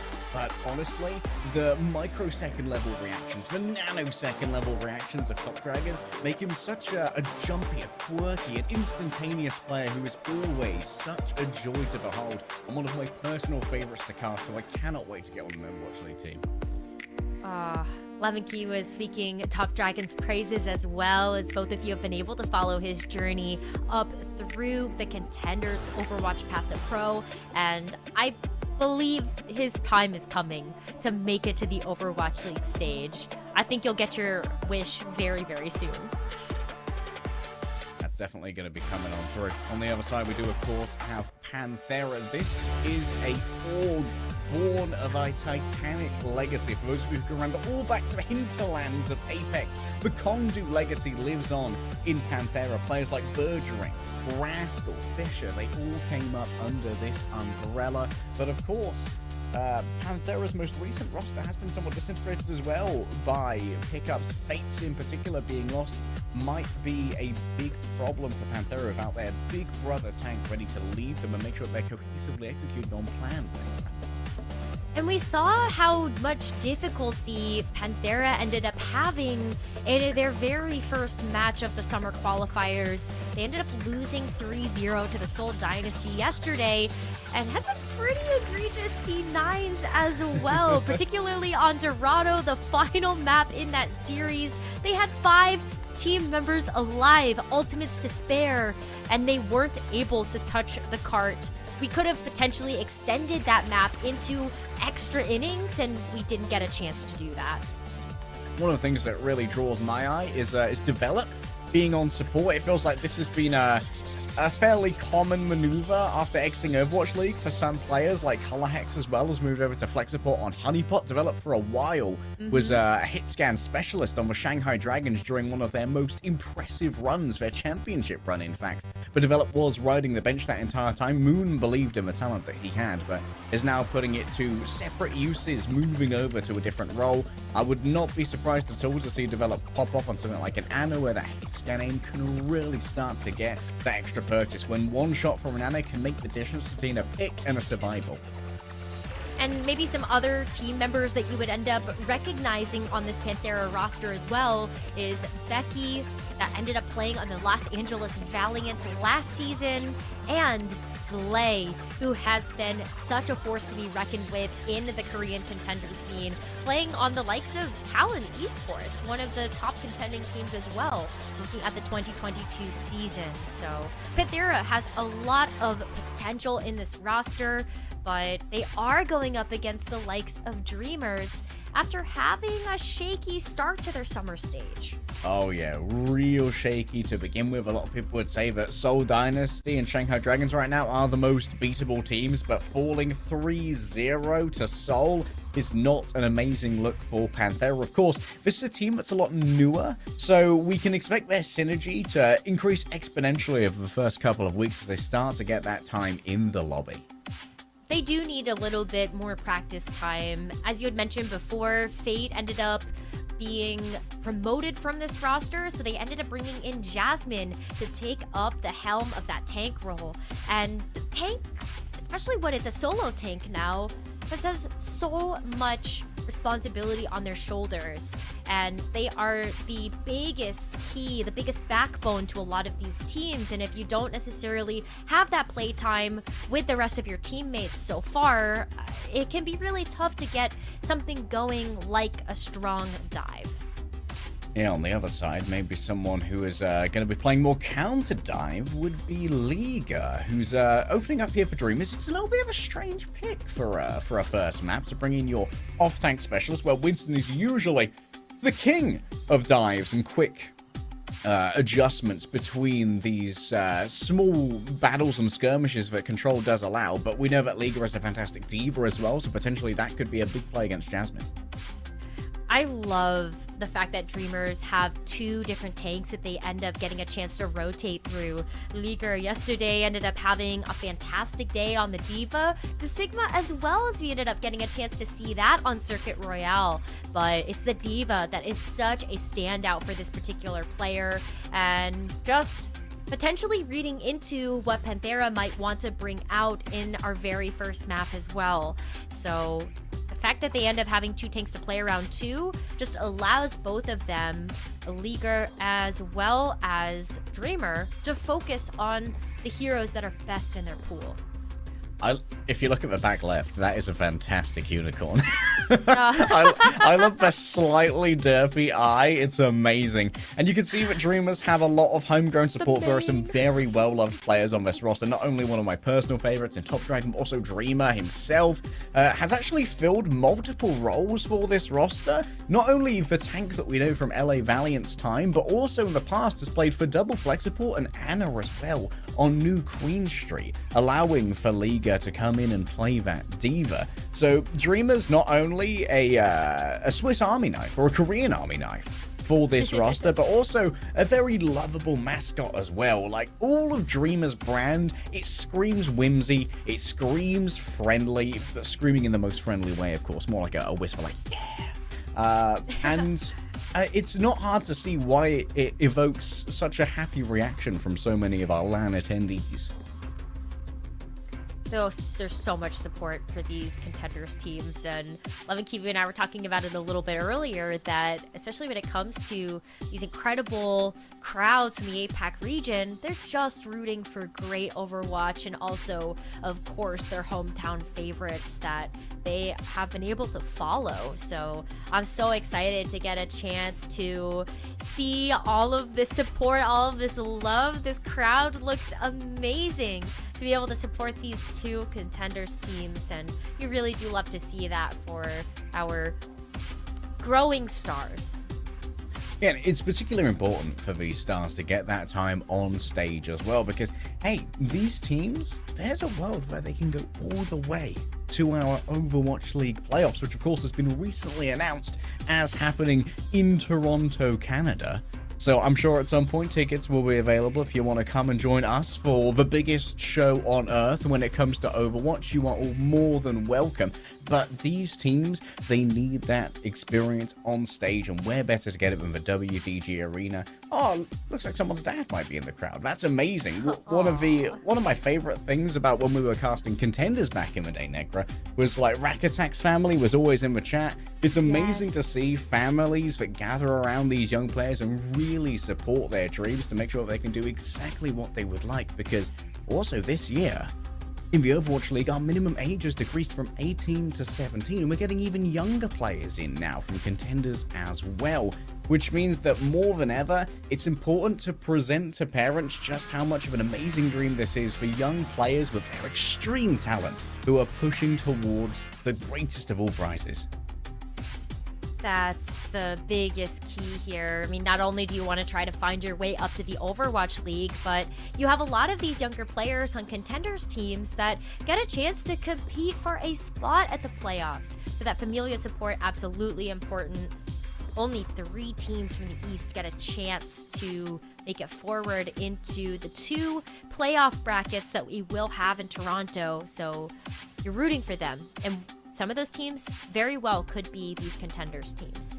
Yeah, we've got to talk that there's a realistic chance the Dreamers could make it into those top 3 APAC teams. Because not only did they do so well in the knockouts previously, but right now, Guangzhou Charge might not be the best team in the world, and we've seen slip-ups even from teams like Seoul Infernal having dropped that control map to Poker Face. There are openings that can definitely be exploited in Dreamers even after having their roster picked apart by the Vultures looking for their own upgrades, have been able to continually show off some amazing gameplay. I'm only laughing because Seoul Infernal, they might have rebranded from the Philadelphia Fusion, but they're definitely living up to the Philly name a little bit with the wouldn't it be the most maps. Philly thing to lose out on a grand final spot to a contenders team? No. I mean, their control win rate was never the best in the league, but sometimes they do take that one map to actually ramp up, and that's something that we ended up seeing earlier today as well. So yeah, it is definitely rough stuff out there for them, but they still make a strong case for themselves, especially along the likes of Dallas Fuel, who are sitting undefeated after their win earlier on today versus O2 Blast. But Dreamers, I love that you brought up the fact that they did find themselves in the finals of their knockout bracket, unfortunately having to face off against the likes of the Hangzhou Spark and ending their journey there, but they could absolutely be in the top 3 teams heading to the playoffs. Love of a Korean cast here. That's signed for Changsik, who many of you may recognize from his previous tenure, not only in many contenders but also in Overwatch League. Is that a raccoon? Show me the raccoon with a syringe. What is inside there? I'm willing to bet it's liquefied kale. It's healing. It's like a Bionade maybe, but like green. I don't know, but Develop is surely developing into one of the best talent that we have seen come out of the APAC region, and there's even more to come as you look forward to the rest of these summer stage matches as well. Our fans over in the WDG Arena, some excellent art even at the bottom of the screen as well. So emotive. I'm very happy that we're getting to go through all the signs. And the Korean casting scene is actually burgeoning at the moment with ex-pros as well. I believe Rascal has done some for contenders, if I'm remembering correctly. I know that we've got Myungbong, or Myeonbong, pardon me, Myeonbong as well from Boston Uprising previously, and O2 Blast before that in our observing suite as well. So if you're wondering who's making the decisions as to what is most important to watch in these fights, Myeonbong is leading the expertise there and doing very well for us. We had a Daegun I love you sign. I imagine that's the one with a big old heart. They have so much love. This is why I really love these weapons grade crowds. love. Oh, so wonderful. Yes, I am the Dreamers fan too. If Dreamers has 10 million fans, you are one. If they have 1,000 fans, you are also one. And if Dreamers has no fans, I am dead. Yes. And the Dreamers dead too, potentially. So somebody blur it. Jasmine doing some manner of Kamehameha, or what was that? Was that pronounced so. correct? Yes, you got it. Give him a blast. I don't know if Jasmine plays any Moira, but I imagine that it doesn't really fit into the tank hero pool that well. Going back to our wide shot now, we will soon begin to map, I imagine. Our first map is actually going to be Ilios, which is one of the places where we have seen quite a bit of off-tank, whether it's for Xayah or much more commonly the D.Va. Got ourselves some stats here. It's worth remembering as we look into these stats that Top Dragon stats are from a win, whereas Becky's are from a loss. So that is going to be skewing them over a fairly limited data set in our summer qualifiers. But the difference isn't that big. So despite the fact that Becky ended up playing into a loss yesterday versus the Seoul Dynasty, that's still some impressive stats to be putting up despite that loss. So I'm expecting a really close match between these two Tracer players as we are finally going to start getting into our match. Thank you for the patience. Let's kick things off on Ilios. Alright, heading over to the beautiful Grecian Islands. Ilios is likely going to be all about trying to bully that Winston. That's why Liga has made it in here. The D.Va just does so much to make sure that the Winston cannot achieve their aims effectively. The damage onto the Winston shield is sublime as well, simply because D.Va does not have to reload, meaning that you have this continuous outpouring of damage, and the closer you get towards that Winston, the more damage you can do, making it increasingly dangerous for Winston to stay in a protracted fight if you want to go for the squishy supports behind that D.Va.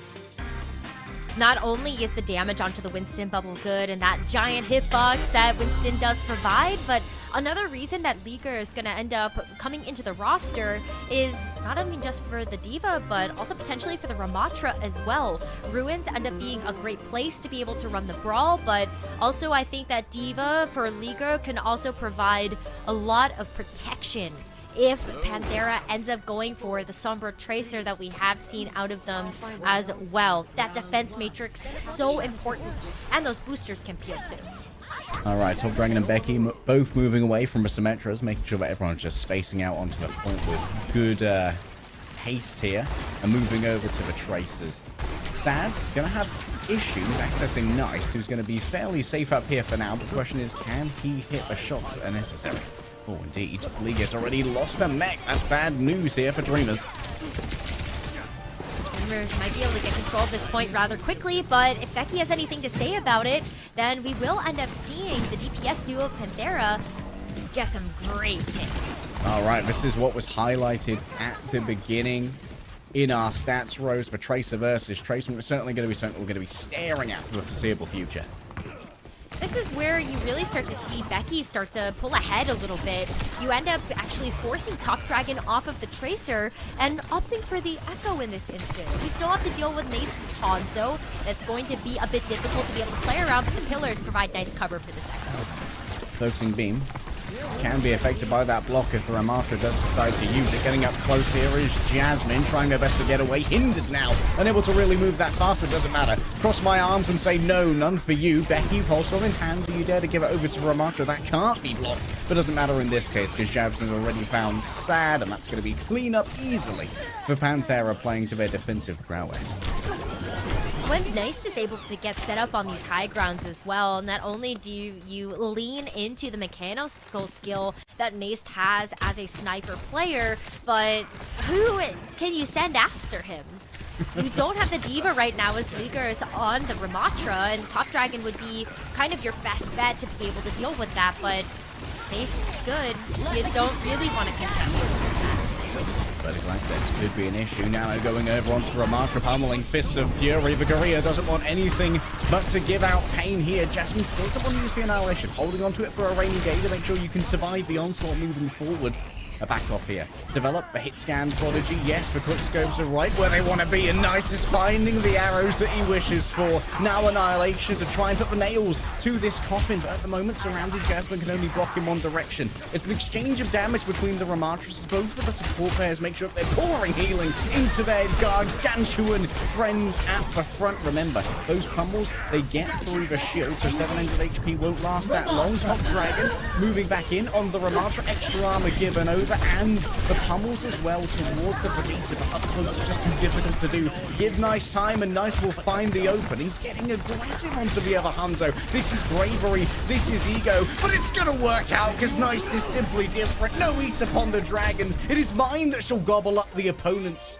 Panthera walk away 100-0 over Dreamers. That is dominance that I wasn't expecting, based on Dreamer's performance yesterday. But that was Ruins. Liga was on the Ramatra. Jasmine has been able to bring that out in some of the knockouts that we ended up seeing, or even just the contenders matches for Jasmine. But now it's a little bit of a different story. When we take a look at Lighthouse as well, Liga can actually come out on the D.Va here, but Nice also had a bunch of problems for Dreamers to deal with. Ooh. Stat line that's quite depressing. Only 2 kills for all of Dreamers in the entirety of that round, and both of them belong to Top Dragon. Yeah, don't. That's sad. Like, they don't do them like that. That's doing them so dirty. Wait, they'll turn it around on trust. That's cope. That's cope, Rose. But you know what? I'm a big fan of the cope. You give a nice cop. Jasmine's made it all the way to the top. There should be plenty of feeling here, just making sure to maintain that LOS with the Ana. That's something that's got to be borne in mind as we move in towards the point, of course. Both teams will have to split across there eventually to get access to the control point itself. Big smack onto the shield there of Steve, but they're going to be following on for it to try and make that work. Currently the boosters, so it's actually somewhat vulnerable to being knocked into the well, but now they're back, so the worries are done. As Top Dragon and Becky play the peripherals to try and get that aerial superiority, and Top Dragon gets the 3rd kill and 100% of the kills for Dreamers. This is where Dreamers can absolutely turn it around, and this is why maybe it's not cope, maybe it's actually fact here. As Dreamers do perform incredibly well on this dive, especially when Liga is able to play the D.Va, proving that dominance yesterday in their match versus the Shanghai Dragons, and Dragons walking away with a duplicate already. I did not expect that. What? I'll say cope, you say fact, and that's why one of us got an English degree and one of us got a science degree. Let's just put it that way. Sad. Fair enough. In hand, who's to go on to? Ooh, into Liga's mouth, managing to eat that one up from Nice, but sad, unable to really get anything in the kill feed off the back of that. Liga finds themselves the co-pilot D.Va. A little bit aggressive here for Top Dragon, going to be punished off the back of a commanding Nano onto Becky. There's going to be a duplicate to try and play with. Nice catch there to try and get that Tracer gone, but for now Panthera haven't been able to get much of the invested ultimate that was the developed Nano. Liga's used for self-destruct simply for a remake as Top Dragon plays around the back, develop, hiding out as best as they can. Becky drops down from the sky. It's the wrong Amari maybe, but still the Sleep is going to hit, and a little bit of survival given over. Run around the back from the Tracer. This is going to give Sleep plenty of time to move on forward. It's a rumble in the jungle, or at least in the bungalow, and the bungalow takes no prisoners as Top Dragon takes out develop, but this seems like it's going to slowly erode Panthera's way, barring a miracle. Well, we do have Liga, Top Dragon now using the duplicate to be able to play on the Tracer, so a little bit of disruption in the backline could be Dreamer's way to try to keep control of this point. might be. Top Dragon solo. Becky finds the ending there. Liga has returned. The pulse bomb could be well placed, but do you want to invest anything more in this? Out it goes, but it does move wide. And now Brigitte, without too much shielding to work with, is going to be a primary target for that Tracer. It's Becky who finishes it off. Still, Liga plays their life towards the end, and that's going to be overtime for Dreamers before they have to flip it over. Yeah, if you can't close out the round, you're very okay with walking away with 99% progress on the point. Sure, Panthera is able to sneak away control of it, but Panthera don't have too many ultimates to deal with. I mean, Becky at this point does have the duplicate, but you have to contend now with the rally from Dreamers, as well as Sad having a pulse bomb online, and he's got firm control of his high ground right now, and looking to have Develop's number. Yeah, Develop on the low ground is going to make them vulnerable, and it's exactly as you called, Rose, looking into the future. 14,601 futures, and well, we're all looking at the same one right now. A well-placed pulse bomb puts Viana into the ground, and it's easy for Dreamers to move up here. Banana boost onto the Echo is going to wear away, but a single Tracer's going up against the world, and we all know that the Brits really aren't that powerful when it comes to it. Nice, slain by the Dragon, and overtime is going to tick down 1-1. Yeah, still Copium? Like they? You know what? I'm gonna say that this was misclassified at the border. Lazy customs agent. I can't believe they do this. I am excited because I think like heading over to Lighthouse as well, this is another playground for Dreamers. They get a chance to play this Diva even more. And wow, Dada as well. Holy moly. That is so nice to be able to play into a tiny Overwatch for Brigitte. You'll have to see it there as Dada is staying hydrated, moisturized, in his lane, unbothered. Get a chance to look at this next round. Lighthouse is even better for this composition from Dreamers, and you can see how Liga is able to diff Jasmine a little bit on this particular hero. You get the self-destruct online so often, and then you're able to just kind of keep up the pressure having those remats. Hail Marinade finds Liga, but Top Dragon does a good job of making sure that Becky can't get into a position to find that focusing beam. For now, doesn't want to overplay their hand to try and get that aerial superiority. They're going to be moving into the hand of the enemy Ana. Oh, Jasmine will be able to get back onto Terra Firma at least. Not going to be thrown away for too long. Has developed. Oh, was recasting for a while. Decides to move off the high ground now. That's going to make them vulnerable to a flank from a Tracer.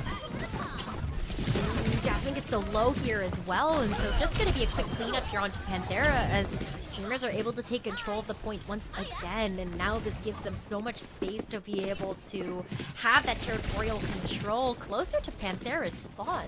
So as they end up moving into the point, look at how much damage Top Dragon can get, and focus down onto Becky as well as Nace gonna, wow, overextend here. Yeah, this might make it inviable for Develop to play on the high ground, and that would be terrible. Now having to play inside instead. This does give a little bit of cover away, of course, from Top Dragon on the Echo, but oh, that's a nasty playing of the LOS from Becky, unaware of where the Ana was playing from, so there was no hope to be given.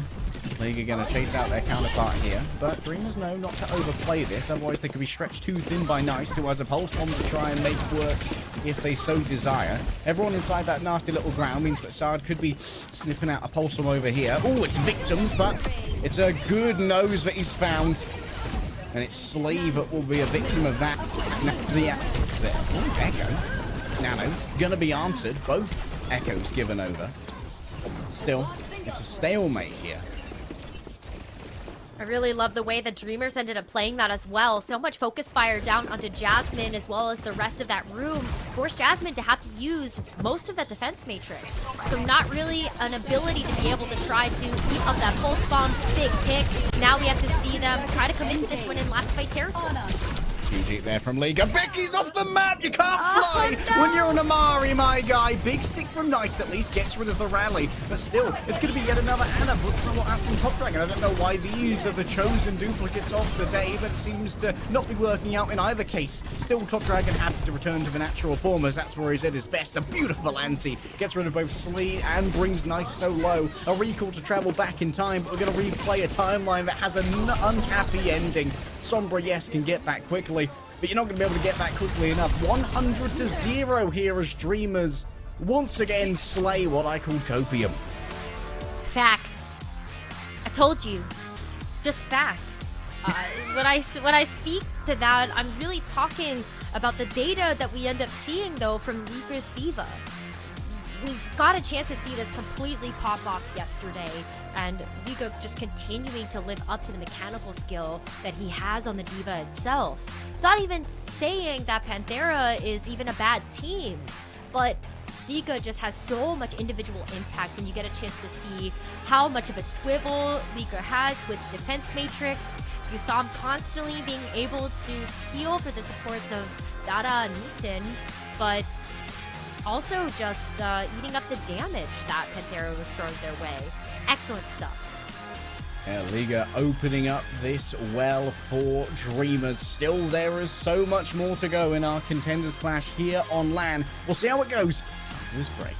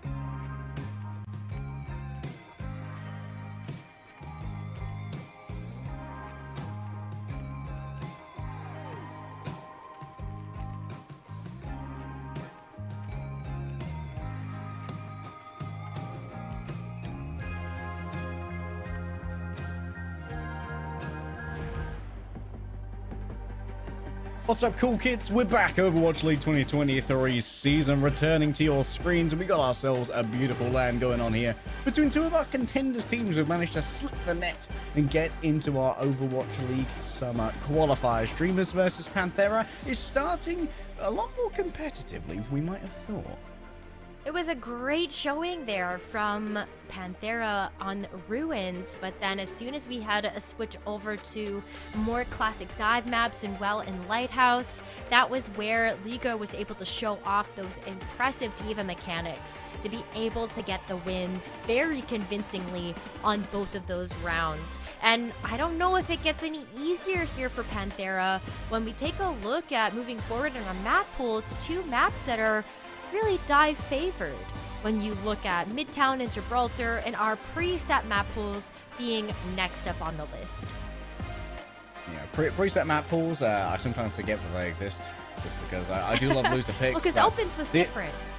Yeah, Opens was loser picks to give everyone the best chance they had to try and get themselves forward, but you're right, one of the things with these preset map pools is that occasionally it can really mean bad things for a team that is a little bit better at the brawl, and for Ramatra versus the Ramatra, pretty solidly in favor of Panthera IMO, but we're not going to see much option to go for that on either Midtown or Gibraltar. Still, Liga doesn't want to be having any of that noise. Dreamer is returning. The captain himself, dreams do come true. Not coming in for support, coming in to play tank, of course. We could expect a lot of Winston here. Absolutely. I mean, Dreamer is 100% a main tank player. The Reinhardt was super impressive yesterday, but the Winston also was able to come out in their victory. But didn't get a chance to see like too much of that. I think it was like a quick swap.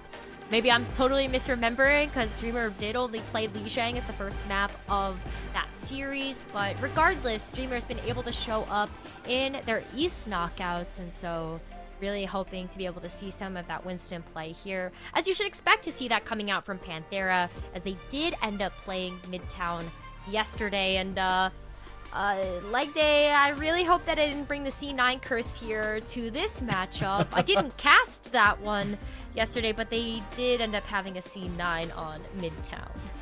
Well, we've got to look at the wider data set here, though, Rose. If we're going to talk about a C9 curse, how has it been over in the West, over in North America? Have you been presiding over a large number of C9s? I remember a pretty pointed tweet from Overwatch League of you facepalming at a C9. Did you drag that over here to our pristine shores? No, I actually think that I ended up getting the pauses. So, like, Achilleos actually transferred his curse to me, and I swapped. So that Seth and Avril actually got the C9s. They actually casted both of those yesterday for Panthera.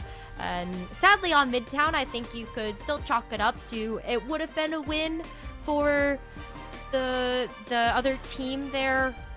There was just a 3v4. Panthera had 3, probably wasn't going to be able to get the win in that attack push, but yeah, still have to like try your best to get there. Yeah, this might be a symptom of what happened to Panthera potentially with the loss of Fate. You have like the big brother tank. You really make sure that everyone sticks to the plan, right? Whereas when you're bringing in a new tank, yes, Pigeon nodding, it makes it a little bit harder potentially to be straightforward and maybe well considered in terms of how all of your comms go. Ooh, nice disengage there by Nice just in time after getting hit by the anti. Played it a little bit too bravely for my hopes, as Sad just gonna do a little bit of a back cap here, try and drag back that Winston, and there, surely not a tick. Surely not a tick. There we go. Okay. Sad has to translocate here. Has to get out of the way, but it's alright. Dreamer's actually still alive and well to be able to come back into this one. And I actually misspoke a little bit earlier. Panthera came out on the Sombra Tracer, not the Echo on this map, and so gonna continue to lean into this one here, but this is all about the battle of the health packs and also who can actually draw the first blood, and it looks like Dada now is gonna go down first. Oh, that was a real great dive there from Jasmine. Only 58% HP, but still tried to make it work. Good sightline from Developer, who is leading slightly in terms of the nano boost charge. A good sleep onto Jasmine might make them an easy execution to get caught on the side here, but Vardic grenades coming through from both sides. Signal for retreat of the Winston. The scientist must fade into the night for once more. Top Dragon battled up upon from behind. Nice health back steal and another from Becky. Bloody hell, he's crazy with the blinks and he's crazier with the pulse bomb. Oh, Becky, you're so fine. You're so fine. You blow my mind. Oh, Becky. Yeah, I could not have said that better myself, honestly. I love that. I love that you're able to pull that out of your bag of tricks there. And Becky as well, with such an impressive pulse bomb, has been able to help out Panthera to keep this defense up and alive. Dreamers have struggled at this point to be able to get in here, but they're walking up with 5 ultimates in the bank, and Panthera are going to have to rely on this rally from Slay to be able to withstand this, or maybe even AMP in the response. EMP onto Dreamer. Just take away the ability to use that primal raid, so cannot save himself. There should be Dreamers Atheon out here. They can't do so without a tank to generate that space. Don't want to overinvest the EMP into a bad fight, and so, once again, back to a stalemate. Panthera have been so good at being able to find value, though, of just one ultimate. Top Dragon not necessarily getting the impact of the pulse bomb here, but hopefully this EMP is a little bit different, but the Nano! Nano is well placed, does block off some healing with the shield here, but Slay continues to survive. Everything's going in towards this Brigitte. I want him dead. I want everyone else that he knows. I want his favorite color dead, they say, as Dreamer's taken out even more now. The entire support line floundered, broken down, disintegrated into dust, yes. But Panthera, they still can work the margins, skirmish on the edges. Top Dragon's found by Nice in the midst of all of this, and Jasmine's still alive to make sure that the Tesla coil racks the nerves of any who dare to move forward.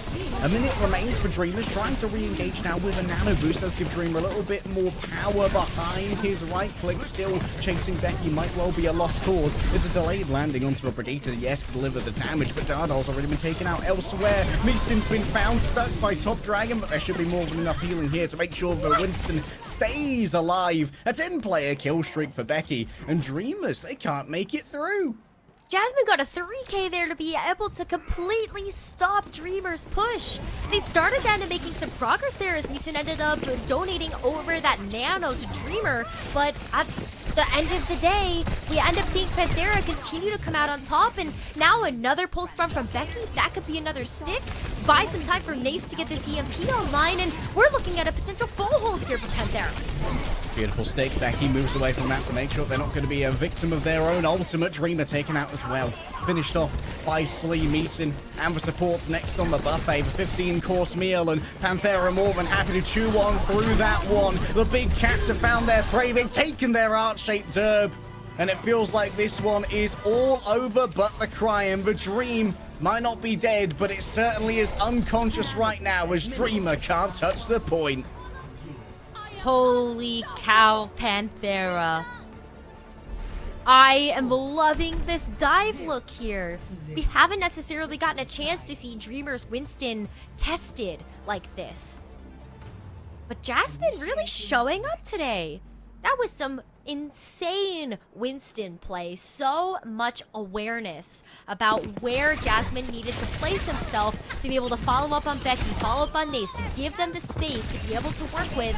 And Becky with so many pulse bomb sticks, so much coordination with Nace in this defense that the full hold is able to come through, and Panthera, love it. One of the things that's most important here about Becky and Nace, 0 deaths each. Bros, they're playing so well, even when we have seen develop and Slay die. Nace and Becky, they just fade into the fog. They roll their stealth checks, they hit the nat 20, and they simply play from behind at the same time, playing around the peripheries of the point to make sure that Dreamers can't even get that first tick. It's crazy how long these guys are living. That sustainability has been absolutely huge. I feel like Slay has just had such a big part of that. The cookies that he's able to give over to Nace and Becky have been able to bolster up their attacks, to be able to take these 1v1s, to be able to take down the back line of Dreamers, and oh boy, Dreamers have to full hold this too to play for a draw. And that just feels like an insurmountable task here with how Panthera have been playing these dives. 3 Overwatch might well be dead unless it's going to be a 4-map 3-0. That isn't feeling incredibly likely. Panthera seem to have been gifted with a map that they are incredibly competent on. Becky needs to disengage. Doesn't want to grab their first death here. Got to play the stats. That's the most important thing, Rose. Stats are good. The stats are good. I think they really do speak to Panthera being able to take this single tick with very little problem. But Top Dragon has to show up in top form today. Sheesh. Nice clip there onto Becky. This is a little bit of a brave location for Dreamer to be while antied. Forced to 180 from their own Ana, but still survival paramount. Remember, at this point, you cannot give away a tick on this point. This may force some bad positioning here from a defensive Dreamers, and that's why so many are just piling themselves up upon this point. It's Top Dragon who takes the responsibility, takes this point into his own hands, says that I will be the one who makes sure this does not slip our grip. Dreamer, for now, skirmishing against the support, but it's enough for DPS to really break through or find themselves a break point. What they can do is distract from healing Jasmine, who's taking considerable amounts of damage. Top Dragon harassed constantly by this Sombra. Had enough of these shenanigans and attempted a stick. It goes too wide to find itself some prey, but Top Dragon on the other side has been hunting in their own right. And Slee's going to be a victim. Victim now has the rally online though, and that's going to be great to be able to deal with these dual EMPs. We ended up seeing Panthera be able to get the better of these EMPs when it was EMP versus EMP on their attack round, or defensive round, and now we gotta kind of see that again. Sad has to get no position for this one. Nace wants to be able to use the second. One of those brains, everyone. 8 ults available in this fight. Jasmine can't use the Primal Rage. That's going to be one that's off the table. An early pick onto the tank is a great choice to make sure that there's simply no space for Panthera to work with, even if they do have the resources to try and make it work. Becky, Top Dragon simply blinks into Becky. Gets smacked up the backside of the head. Lovely assist coming through. Nice eyes on Meeson here. Out goes for Nana Boost. It's on to Dreamer, but Nice only wants the Ana. A good takeout on that translocator means that it might be difficult for Sad to try and extricate themselves from this Dardas next to full. Dreamer, yes, he's mad, but anger management giving him a form of a hacked electronics. Turn off Twitter, it says. It'll make you feel much better. Top Dragon on the point simply cannot win a 1 versus 3, and the same could be said of Dreamers. There's no touch on the point, and Panthera strike back, bringing us 1-1. Looks like the practice that Panthera got yesterday, despite a loss on Midtown, was good enough to be able to tie up the series so far. The Silver Tracer Winston dive looked fantastic. It was only a matter of time with the time bank that they had to work with and only needing 1/3 of the pie that they were able to take it from Dreamers.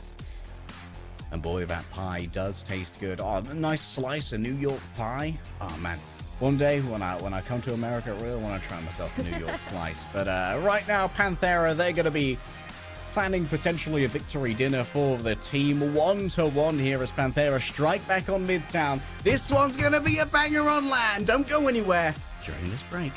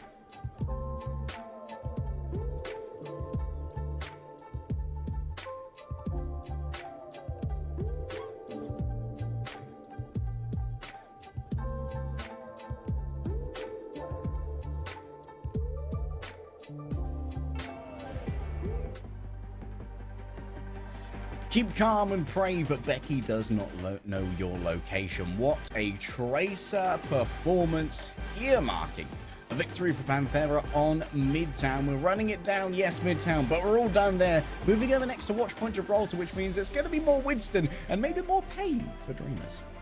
Yeah, so what's really interesting about Dreamers and something that I was remembering about their dive was how dominant it was in the East knockouts, but that was with a pretty different lineup. You've got Sad and Top Dragon coming into the DPS roles after losing such star DPS in Easy Han and Spectra. They both got picked up for Overwatch League teams, and when you have to kind of recalibrate the dive with new DPS, it could come with some growing pains here. And that's not something that Panthera has to deal with too much because they only really lost their tank.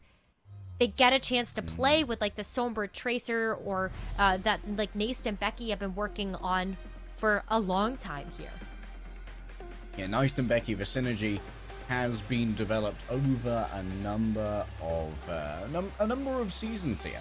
Sad, I'm told, from our inside source of Unknown, has recently moved over back from Flex support as well, actually doing the inverse develop, so might take a little bit to get used to that Tracer again. Of course, it's like they've been running it down in rank to when we cannot see elsewhere. And of course, Dreamers do have Dart on the roster as well if they do want to make some substitutions, but that's not going to be the case here as we move back over to Watchpoint Gibraltar. And one of the things we're going to be looking for, certainly, is Top Dragon and Sad just syncing up a little bit more with Dreamer. They've got to listen to El Capitan.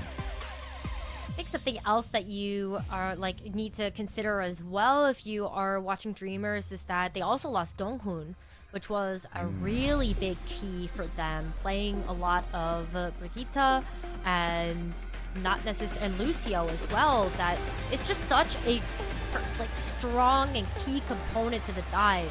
So we have to see Dada kind of start to figure out how to be able to support Sad and Top Dragon as best as they can, and that also requires a lot of synergy to be able to execute these dives. I'm hoping that when we get a chance to look at maybe a different DPS lineup here from Sad and Top Dragon, or the choices that they're going to make, that could be a difference maker in this one. But so far, Panthera are looking very clean and able to execute these dives very well.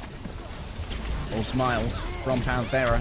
It's a far cry from being freed by Dynasty. What a knockback there. Forces out Sad's recall.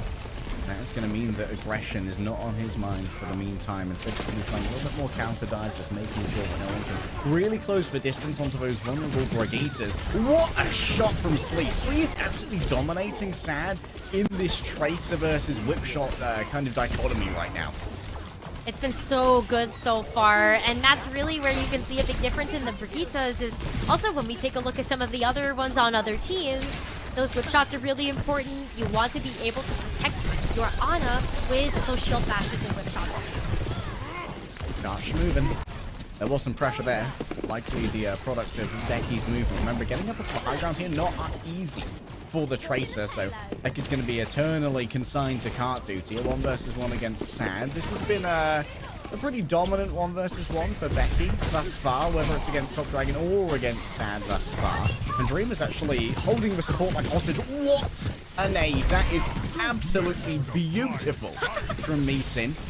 Just lays Panthera down on their back and forces Jasmine to just move back into a little hidey hole. Dreamer doing some squats over there, just kind of like getting some leg work in as you're gonna get a chance to see a bit of a workout. Yeah, for you, just for you, leg day. Yeah, it's approved. It's certainly paying off as well as Dreamers are able to stop this attack push from Panthera.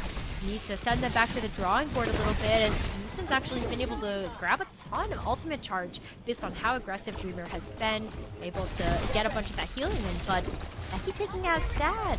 This could be a huge opportunity here for Panthera to be able to get a pulse bomb on the map. Yeah, an opening on the card as well, but he's continually given attention to. Dreamer in the back, doesn't want to overplay their hand here. Knows that the respawns could be troublesome, but think about where C and Develop are right now in relation to this actual point. They're going to take forever to get here, but it doesn't matter. Jasmine wants to take matters into his own angry mix. His claws are going, yes, up against the Echo, but too much healing's going their way, so greener pastures might be found elsewhere. Becky's found themselves Dada, and finally the supports are taken apart. Slay and Develop eventually are able to rejoin with the team. A little bit of revenge there. Don't worry. Becky's got your back too. And hey, Tracer really needs that work and that blink day, huh? Super speedy. Able to get those blinks in nice and fast. But Panthera, what a strong attack push. They had 4 minutes entering into the hangar. Slay Develop able to hold on to their ultimates as well. So you might be able to see a snowball here as you get the chance to donate that nano over to Jasmine, who takes a nap. Some electric Winstons. Big naps over here. Dreamer having a nap of his own. It's everybody sleepy time. Give him my milk.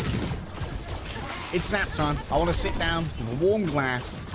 The Sad puts Becky to bed. This is going to be a reset here for the side of Panthera. And now you are in the weeds. The redesign on Gibraltar has made it easier, yes, to attack, but getting onto those high ground born supports is still a real pain. It's so tough, too, when you have to deal with a Winston that has been, honestly, living up to some hype here. And something about Jasmine that I think is particularly interesting is that Jasmine was a off-tank player for a long time. And so having to kind of fill in the gaps as a solo tank player now in Overwatch 2, you can see how much work they've really put into trying to master this hero as is necessary, but Panthera's getting stopped at the door once again. Top Dragon simply floats like a butterfly between these two potential modes of ingress, making sure that anyone who dares to show their face can't be getting through with full HP, and it feels increasingly difficult for Panthera to be able to actually break through any of these zones. A new angle of approach maybe is given over as Dreamer could be isolated for a second. Nice anti! This could actually be a kill here, but no.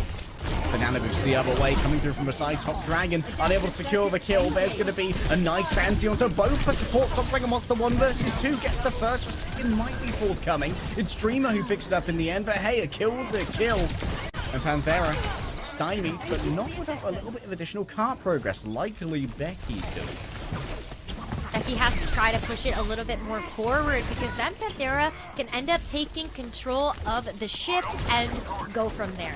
Then you don't have to invest as many cooldowns if you can just drop onto the enemy team. But Panthera at this point, as the cart starts to work backwards, it's going to have to try to push that forward once again, and that's where Dreamers can take strong control on the defense.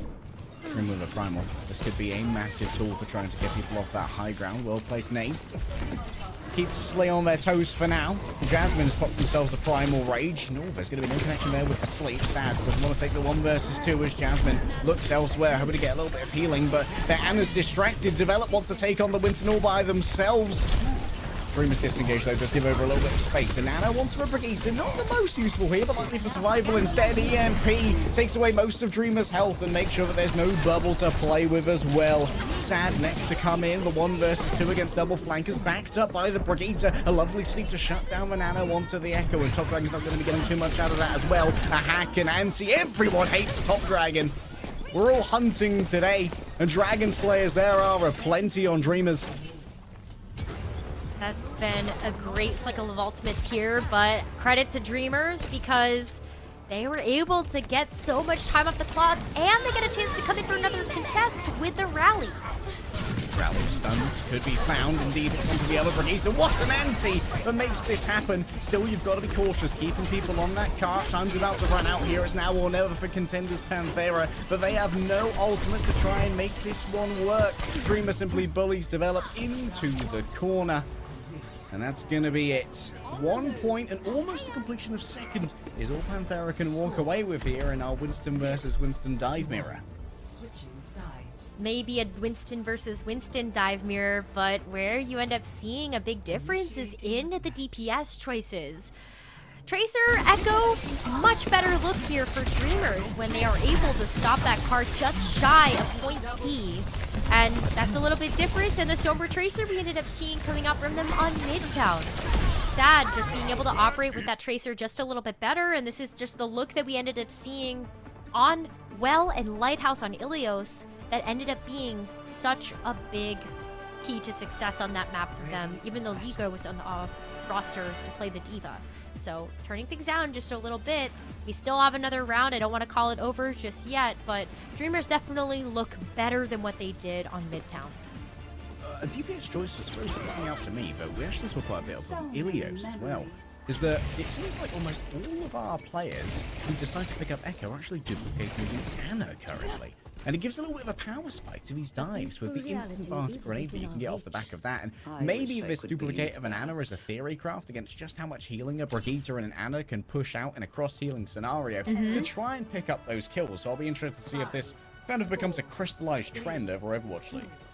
That's actually a great observation because we've seen that in the West as well. And that's not typical choice of a duplicate that you would think about seeing. You would maybe say, okay, Winston, great tanky pressure to be able to bolster up the front line, or maybe you end up going ahead and duplicating the Sombra, get a cheeky EMP online and try to finish off a fight that way. But I would love to see if the Ana choice continues here as Dreamers come out of the gate once again with the Tracer, Echo, and Top Dragon already showing up. Excellent tracking there, making sure the focusing team gets maximum value onto Jasmine. One of the things that's going to be most important to look at here is how they handle card pressure with only the Tracer and not a Sombra who can try and make that. Dreamers actually appeared behind them. Peekaboo, he's behind you boys, but he still manages to get out despite all of that. Dreamer going to be hunted. Panthera remaining pretty aggressive on their defense, but that's necessary. You've got to hold what space you have when you can't capture more because of Dreamer's death. Or Jasmine's death, rather. I mean, Sad was still able to push that card so far forward. It's actually already past the car wash, which is such a big boon for Dreamers when they end up taking approach for the attack once again, because you don't necessarily have to contend with the cart underneath. You can take this high ground instead and then go down and drop onto the cart, but Becky meets Dreamer at the front door. Yeah, now Becky knows exactly what is needed. Nice little bit of attack there from Top Dragon, just making sure not to wake up the Sombra with the stickies, instead just with the explosive damage. That's going to force Panthera to cede away a little bit of ground, and that's a precious bit of breathing room for Dreamers to work with.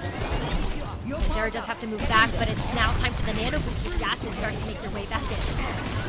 Jasmine wants Top Dragon, but Top Dragon's getting plenty of healing. What a shield to actually spot off with Neeson and Dada as well, but Dreamers still yet to invest in this fight. They've got almost 5 ultimates to play with. Top Dragon needs support, and here it's going to come in the form of a nano boost. That just became Northern for a single syllable. That's okay. Top Dragon looks to the skies and then looks to the door, and it's a full cap already. Panthera just faded into the mist. 20 seconds more in the time bank here. The Dreamers get to work with over what Panthera had going into this second point. And Dreamers already have control of the high ground. They've got 4 ultimates in the bank. They have plenty to be able to contest with this EMP. My Brigitte, I am the Alpha Lindholm as everybody's getting smacked around in the ship. Oh my goodness. Hal would not approve, as there's going to be some violence between the scientists. This is not how we settle with a hypothesis is disproven or not, lads. Peer review is the way. Jasmine does survive. Trusty Brigitte behind them, but now face down with 2 supports. That cross heal is going to be pretty strong. Difficult to try and get real value out of the dive here, especially with these low ceilings. And anti-nade gets slayed. Jasmine too, as Dada going to be able to win out in that Lindholm duel still. Slowly, Dreamers are losing the space and losing their HP as well. Nice continues to inch on forward, eroding space bit by bit, chip by chip, skin particle by skin particle. They take away with the submachine gun. Dreamers still moving this cart forward as well. They don't have a whole lot of progress yet on this second objective, but Panthera also don't have a whole lot of life. Jasmine's already down. Crikey. Huge there from Top Dragon. Of course, Slee's gonna be the target. It's easy as they come. Miss It Elsewhere takes out Becky. Panthera low on personnel, but high on the EMP. Nice, can turn this around.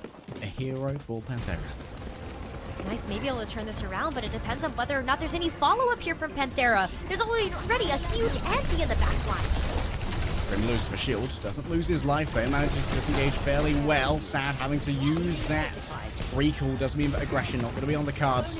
So this particular little DPS leads so much in the way of the nades, but it's okay. Philip still has this nice, good territory control as well. Takes away the Mega. Dada doesn't even see it coming. It's a smack to the back of the head. A big old concussion is going to be given away, and that's going to be developed, or rather, a duplicate coming through from Top Dragon. Really wants a quick EMP, or at least a touch of survival, or Dreamer plays for the car itself. Buying this space and making sure that he can't be a big factor. An EMP takes away the potential to use the pulse, and he survived long enough to make it happen. A recall comes on through. Now the hack is gone, and the rally's arrived as well in the form of Sleep. Panthera, they've stolen this out from under Dreamer. They need to be cognizant of how little breathing room they have with this car. That was an amazing defense coming out from Panthera, especially because Top Dragon may have been able to be a difference maker. The duplicate use there, I agree with it. Go for the EMP, try to be able to close out the fight despite the fact that you didn't have Dada there. But you gotta be careful. Dreamer's waiting for an opportunity here to use the Primal as well. Huge bait, grabs everyone inside. That's going to force out the Nano as recompense to try and keep that Brigitte alive, kicking and healthy. Jasmine survives through the pulse bomb using the primal rage. The power of anger is more powerful than blasting explosives. There's a big sticker on the rally, but a Nano? No, some other manner of disengagement was used. Maybe Dada managed to juggle that onto the shield or something. Jasmine down next, and everyone's falling from Panthera's. Yes, they're endangered, but now they're extinct. 2-1 to Dreamers as Watchpoint Gibraltar comes to a close. Echo is one of Top Dragon's best heroes, and we got a chance to see yet another example of why that is. Top Dragon actually able to lock down the door. We didn't see Slay and develop a part of that fight because of how much pressure the Echo was putting onto the backline. Gibraltar ends up going their way. We got match point already for Dreamers. Can they continue this? They gotta be able to get another map down, and it's coming down to the wire. The dream is alive. The precedents are shattered. Yes, the Winston dive was better for Panthera on Midtown, but on Gibraltar, where Winston rules over every single wave, Panthera are stopped too early, and Dreamers just about managed to squeak out the map. Next up, we're going to Push, where everything is going to be thrown to the wind. Do not go anywhere.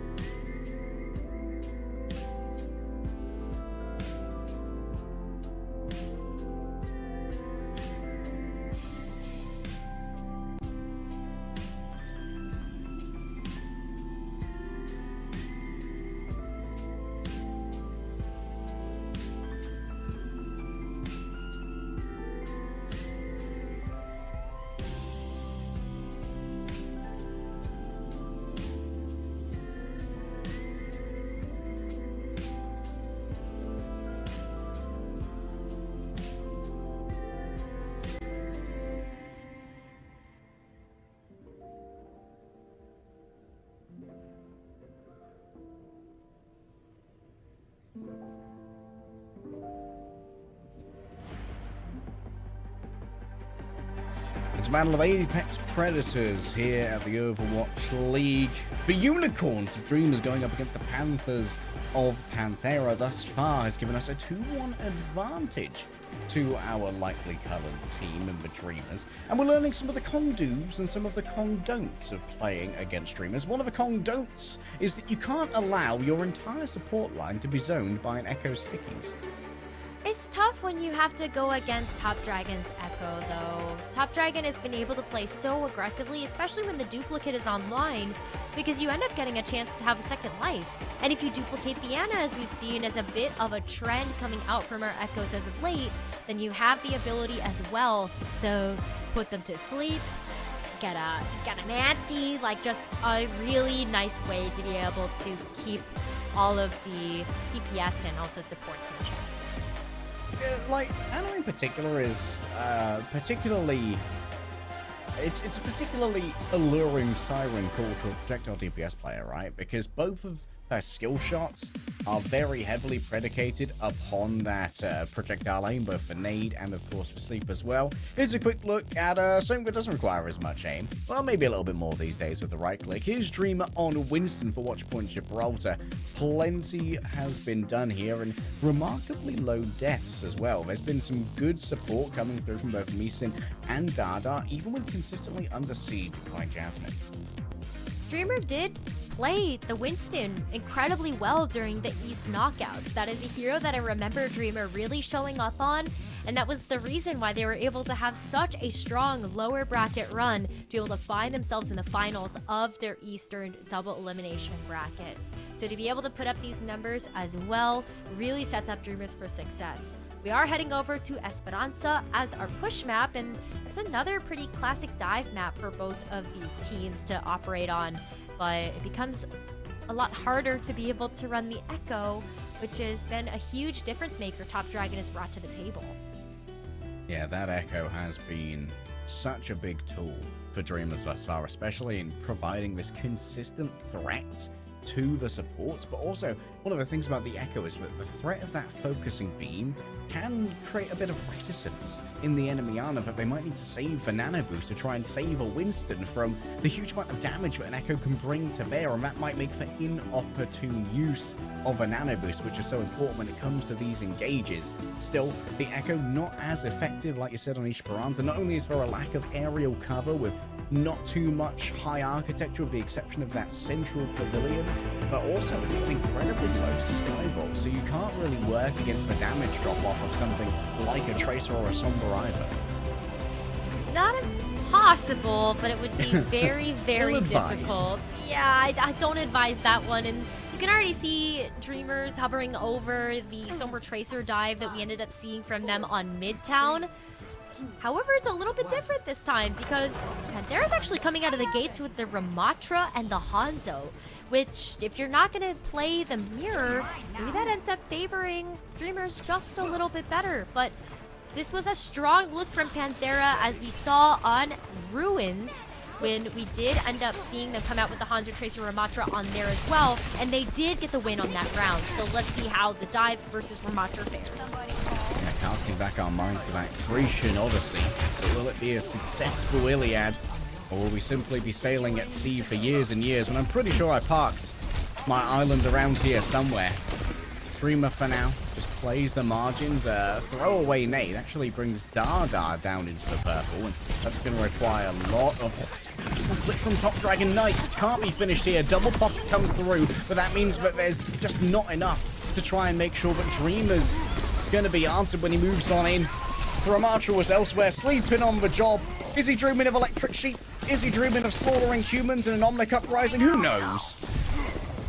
This is definitely one of the weaknesses of the Ramatra, is that you have an incredibly immobile tank, as well as the Hanzo that, yes, you have the wall climb, you have the ability to strafe away, but it's still a juicy target for this dive, especially if you can hack that Hanzo and remove a bunch of its utility.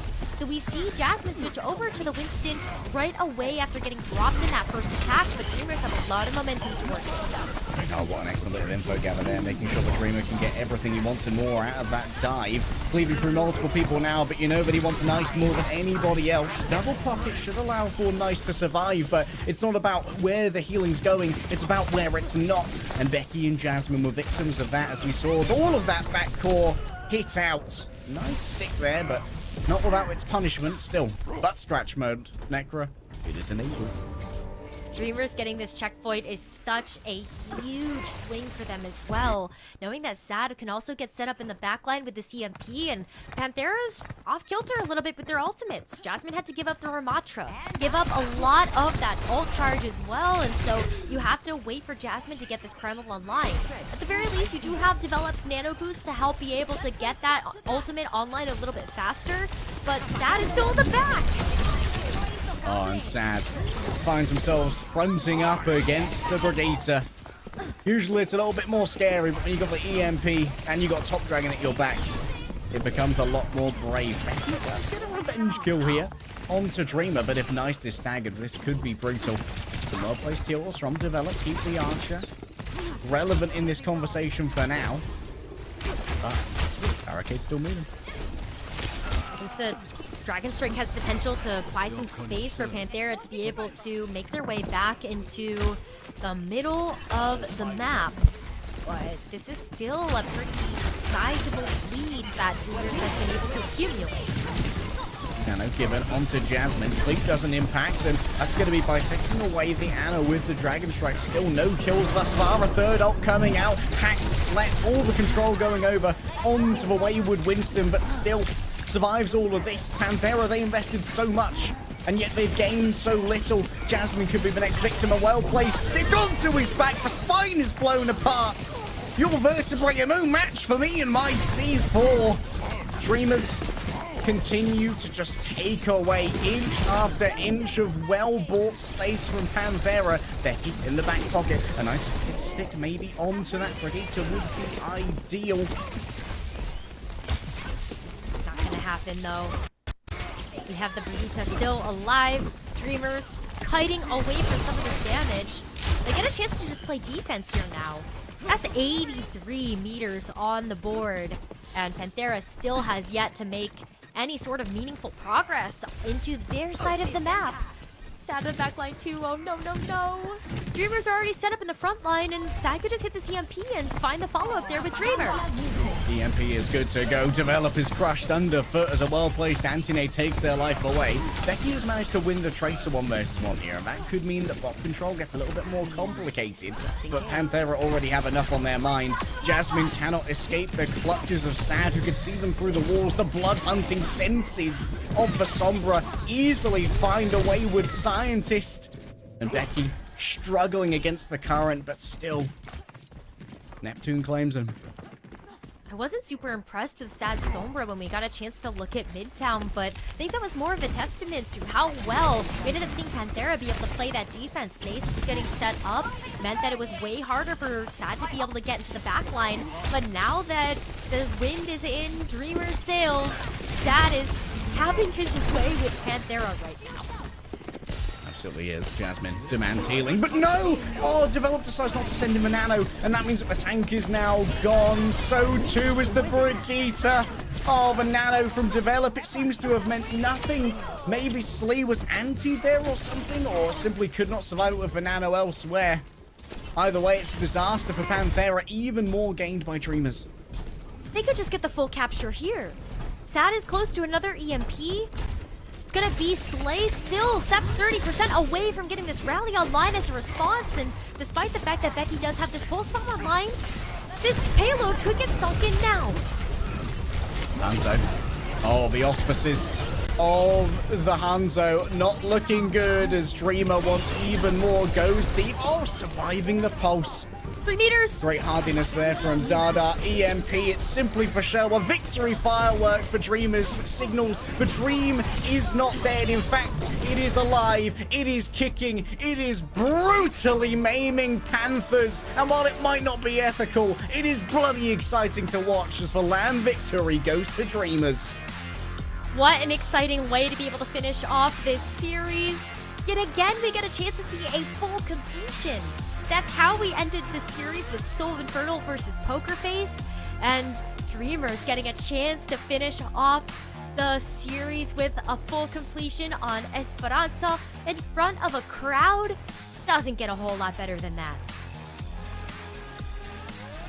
It is amazing for these players to get this expertise and this experience in front of a crowd. We saw how many signs there were for Dreamers. There's belief. There is impassioned belief in this roster, knowing not only that they can do it for contenders, but also they can go all the way. They could make it to the playoffs, to the grand finals. They need to make sure that they don't drop maps like Midtown, yes, but now 2-0. A bow is taken, and the dream becomes ever more real, looking for that great seeding to try and be one of 3 APAC teams that goes for the biggest trophy of them all, and every fan in this venue believes in that dream. Dreamers can make that playoff run, and they become one of 3 teams that has an undefeated record for this very first week of the Summer Qualifiers. It's going to be Dreamers, Soul Infernal, and we also have Dallas Fuel in the mix after pretty disappointing first half from them, but Dreamers living up to the hype. Hangzhou Spark called them one of the best teams from contenders, a force to be reckoned with, one that they are potentially scared of entering into the rest of the Summer Qualifiers, and I think Dreamers showing us exactly why as they do take this series too. I mean, I'd be bloody scared as well. Top Dragon and Sad also looking pretty good, but there's so much more to do. Dreamers lost both their DPS, and if they're winning with a newly constructed roster, what can they do when everyone has made it to the top of that coordination? Speaking of one of those DPS that is just about right in the coordination trade, our player of the match is the one and only Top Dragon at the head of this series, Necro. I will say that this guy is one of my favorite players to cast. For a while, I consider him one of the classic projectile DPS players. Loves a little bit of Echo, loves a little bit of Genji, bit of Pharah. He's got the Tracer in his back pocket, but it's the Echo today that really was a hallmark of supremacy for Top Dragon and for Dreamers. That stood out so much. The 1v1s versus Becky, how Top Dragon was able to lock down the backline. That was just a masterclass of how to be able to play the Echo. And there's a reason why Dreamers ended up picking up Top Dragon. You could call them a contenders team all we want because they are coming up that way from the path to pro, but they're still in the Overwatch League. They are still playing against the best of the best that APAC has to offer, and Top Dragon is showing up and taking names. The world's eyes will alight when the challenge of one of the greater teams is placed before Dreamers, because this is a runaway-esque story. I dare revoke the names. How dare you stand where they once stood? I can't think of a team more well-suited to carry that mantle of runaway. The pink, the whimsy, the skill and the heart is what makes the path to pro so special, what makes Overwatch, the gaming franchise, so special, and every single one of these players has the skill to back it up. Dreamers, excellent recruitment and excellent scouting has found them players like Top Dragon, and here are some beautiful stats for all of you math heads out there. Can't believe that O2 Blast gave up this player. It feels like O2 Blast actually ended up kind of graduating Top Dragon to another very high level team, and the Echo just proving itself to be a huge force to be reckoned with here in the APAC region. The number of eliminations that Top Dragon was able to get, it was fantastic to be able to see the survivability as well, being able to use the duplicate to keep Top Dragon into the mix. But we do have an interview with Top Dragon standing by, so let's go ahead and hear the wonderful translation from Unknown to get his thoughts.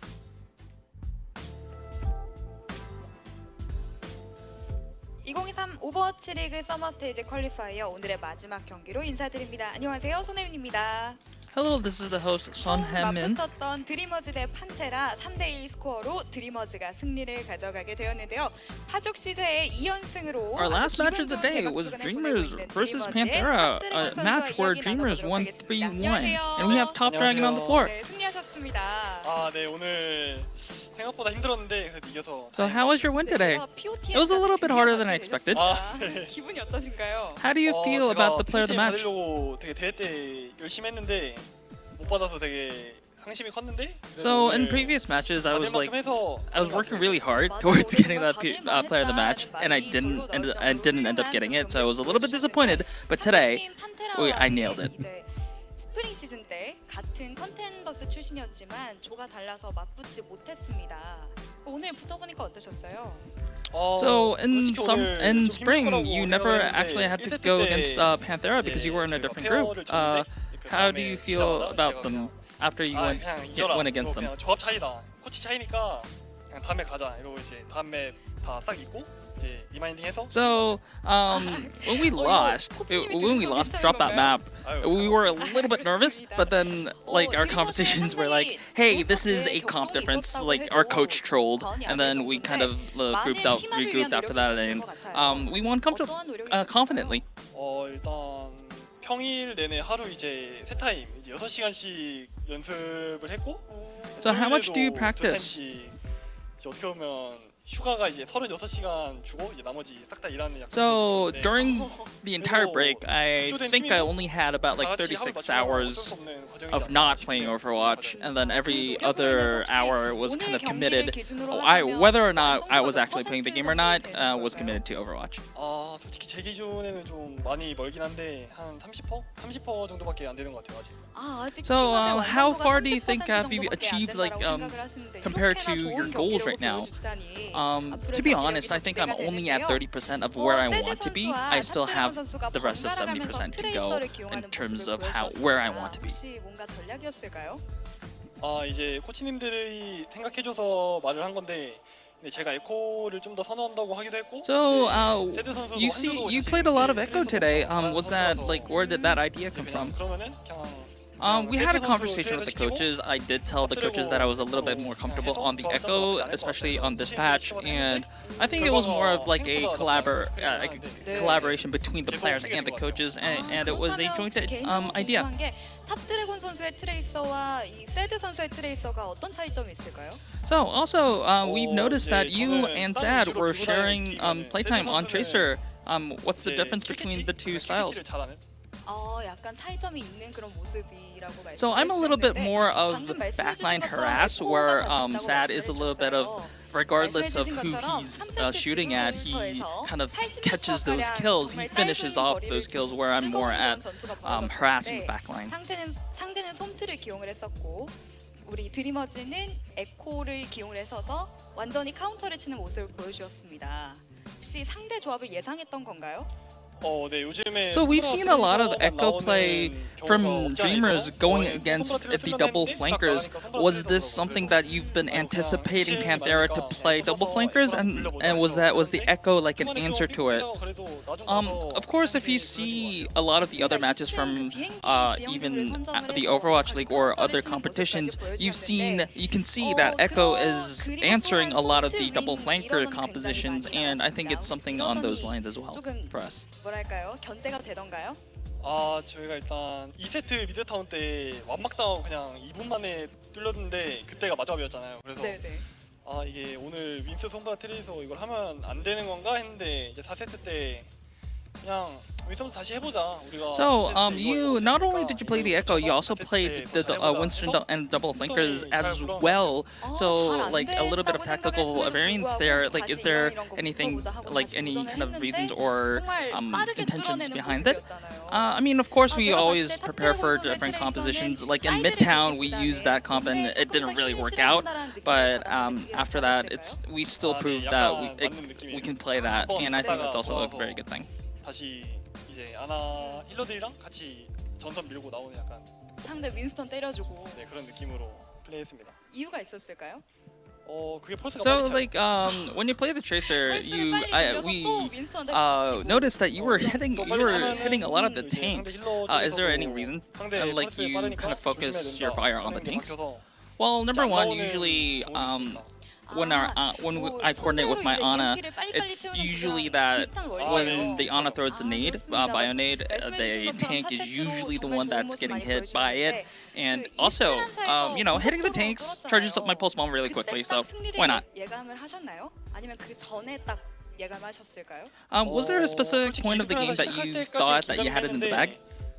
딱 첫 한타 상대가 라마트라 조합이었는데 이제 거기서 킬을 저희가 먼저 잘 냈잖아요.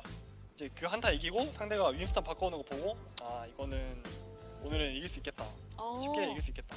I think when we played their comp and they were starting up with Ramatra, and after we won that first fight and they just swapped to the Winston comp, I just kind of had that feeling that we're gonna win today because they are having to be forced to make changes because of our play, and I think that's the point where we thought we would have that match. 잘하면은 막 좋았다 해주면은 현근이가 아 이거야 이런 느낌이야 이러면은 이제 분위기 올라가고.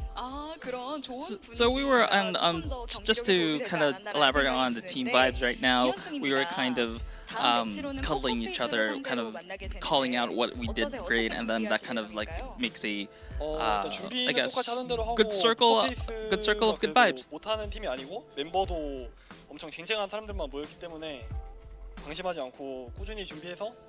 So on to their next matchup. You're on a 2-match win streak. How are you going to prepare your next match? I mean, this group is full of teams that are really strong and have good players, so we're never going to be complacent and we'll definitely prepare well. 많은 팬분들이 와주시고 어제도 이긴 이후에 많은 응원의 메시지도 받았을 것 같아요. 팬분들께 한마디 해주시죠. So there's actually a lot of fans in the venue. Do you have any messages for them? 응원해주셔서 감사하고 응원해주시는 만큼 이제 위에 리그 오버워치 리그 갈 수 있게 더. So, thank you for all your support, and we'll definitely make sure that your support is paid back through, you know, winning and also making it to the latter stages of the Overwatch League. 항상 바쁜데도 이제 열심히 계속 같이 응원해주시고 도와주고 하니까 이제 좀 더 프로게이머 하는데. And so, like, fans coming to LAN here and actually getting to meet them here is really special for me because it makes me recognize and feel that I'm actually a professional gamer. 이제 점심에 따뜻한 밥 먹고 왔습니다. 같이 밥 먹고 그게 조금 버프가 되었었던 것 같네요. 네, 그게 좀 많이 도움이 되죠. 그럼 마지막으로 부모님께 한마디 하고. So, also, do you have any messages to your parents? 이번에 리그 못 갔는데 이제 또 갈 때까지 열심히 할 테니까. Hey, I didn't make it to the league this year, but 열심히 하겠다. I'll definitely try hard and show a good performance, and maybe we can get that league contract in the bag. 감사합니다. And that's the end of the interview. Back to you, Harry. 동부 개막주의 모든 경기를 Thank you so much, Unknown. You never cease to amaze me. Excellent translation, and you know what? He might not have got a contract, but honestly, he could still win Overwatch. Like, Top Dragon doesn't need a contract, Necra. There is still a league that could potentially be won. The studio was filled with those who believed. The fandom for this team could not be more vigorous, but there is more than just streamers over here, and APAC, here's a good look at your standings throughout all of today. It's been a long day for you, Necra. It has been a long day, but it's been a great day. Look at that.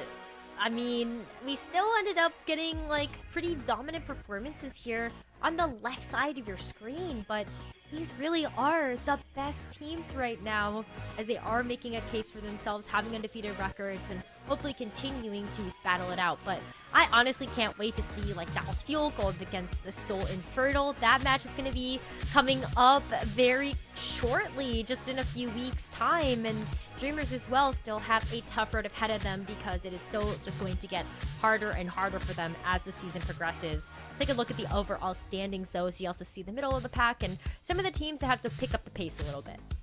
Yeah, Hungry Spark going 1-1, maybe a touch surprising, but Dallas Fuel a bounce back in the second half of the season. It's definitely making our reigning champions feel a lot more of a fearsome threat, but still, the Dreamers, This is a team that has such a storyline behind them that I am constantly excited to see where they're going to go. It's another contenders team that stands in their way. Next matchup is, of course, week 2. So you've got yourself a little bit of a breather after tonight's North American broadcast to make sure that you can fill up everything you need to drink during the next bunch of APAC matches. Charge versus Inferno is really going to be a bellwether for how Charge are going to bounce back from so-so first week. Yeah, and then you've got Dallas Fuel versus the Shanghai Dragons, though. That's going to be another Owl team versus Owl team, and yeah, I can't wait. I mean, Poker Face also been able to put on some really bright moments this weekend, and so being able to see Dreamers go up against them, a lot of ex-Overwatch League players on that team as well, familiar faces. It's going to be a great second week, and also a great way to be able to see which teams are starting to really separate themselves. Yeah, summer stage is only just beginning. For those of you who stuck around and watched the opens, you know that a bunch of contenders teams, or 2 particular contenders teams, Simpressa Gaming and Rhodes, are waiting for us in the knockouts. But there is so much more to go here in the qualifiers, not only in APAC, but in North America as well. There will be plenty for you to watch for those of you who do not sleep and simply live Overwatch. But today, I've been absolutely honored to watch so many fantastic players go at it. It's good to see Soul Infernal back in form. Skew doing a huge amount of damage on the supports, just evoking the Doa of old and really leaning in to the supportal combat.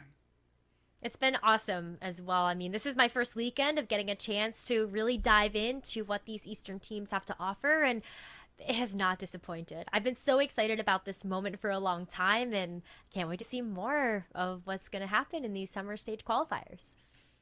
Yeah, Guangzhou Charge is definitely a team that I'm going to be putting under the microscope soon when we prepare for next week's games. How's Choice A1 doing? We've always known that Choice A1 is like this prodigious talent, but sometimes didn't have the support structure around them to really make it work. But feels like this year might be a little bit different. Piggy, big glow up this year as well. What a pickup for Guangzhou Charge he was, and it feels like Farway has finally gone into their own as well. But for those of you who've made it here this late, it's evidently because you care so much about not only East, but contenders as well. We hope that you enjoyed this LAN. It was our pleasure to bring you the heartfelt moments, the big hugs, the big frags, and the big feelings. Thank you so much for joining us. We will see you next week.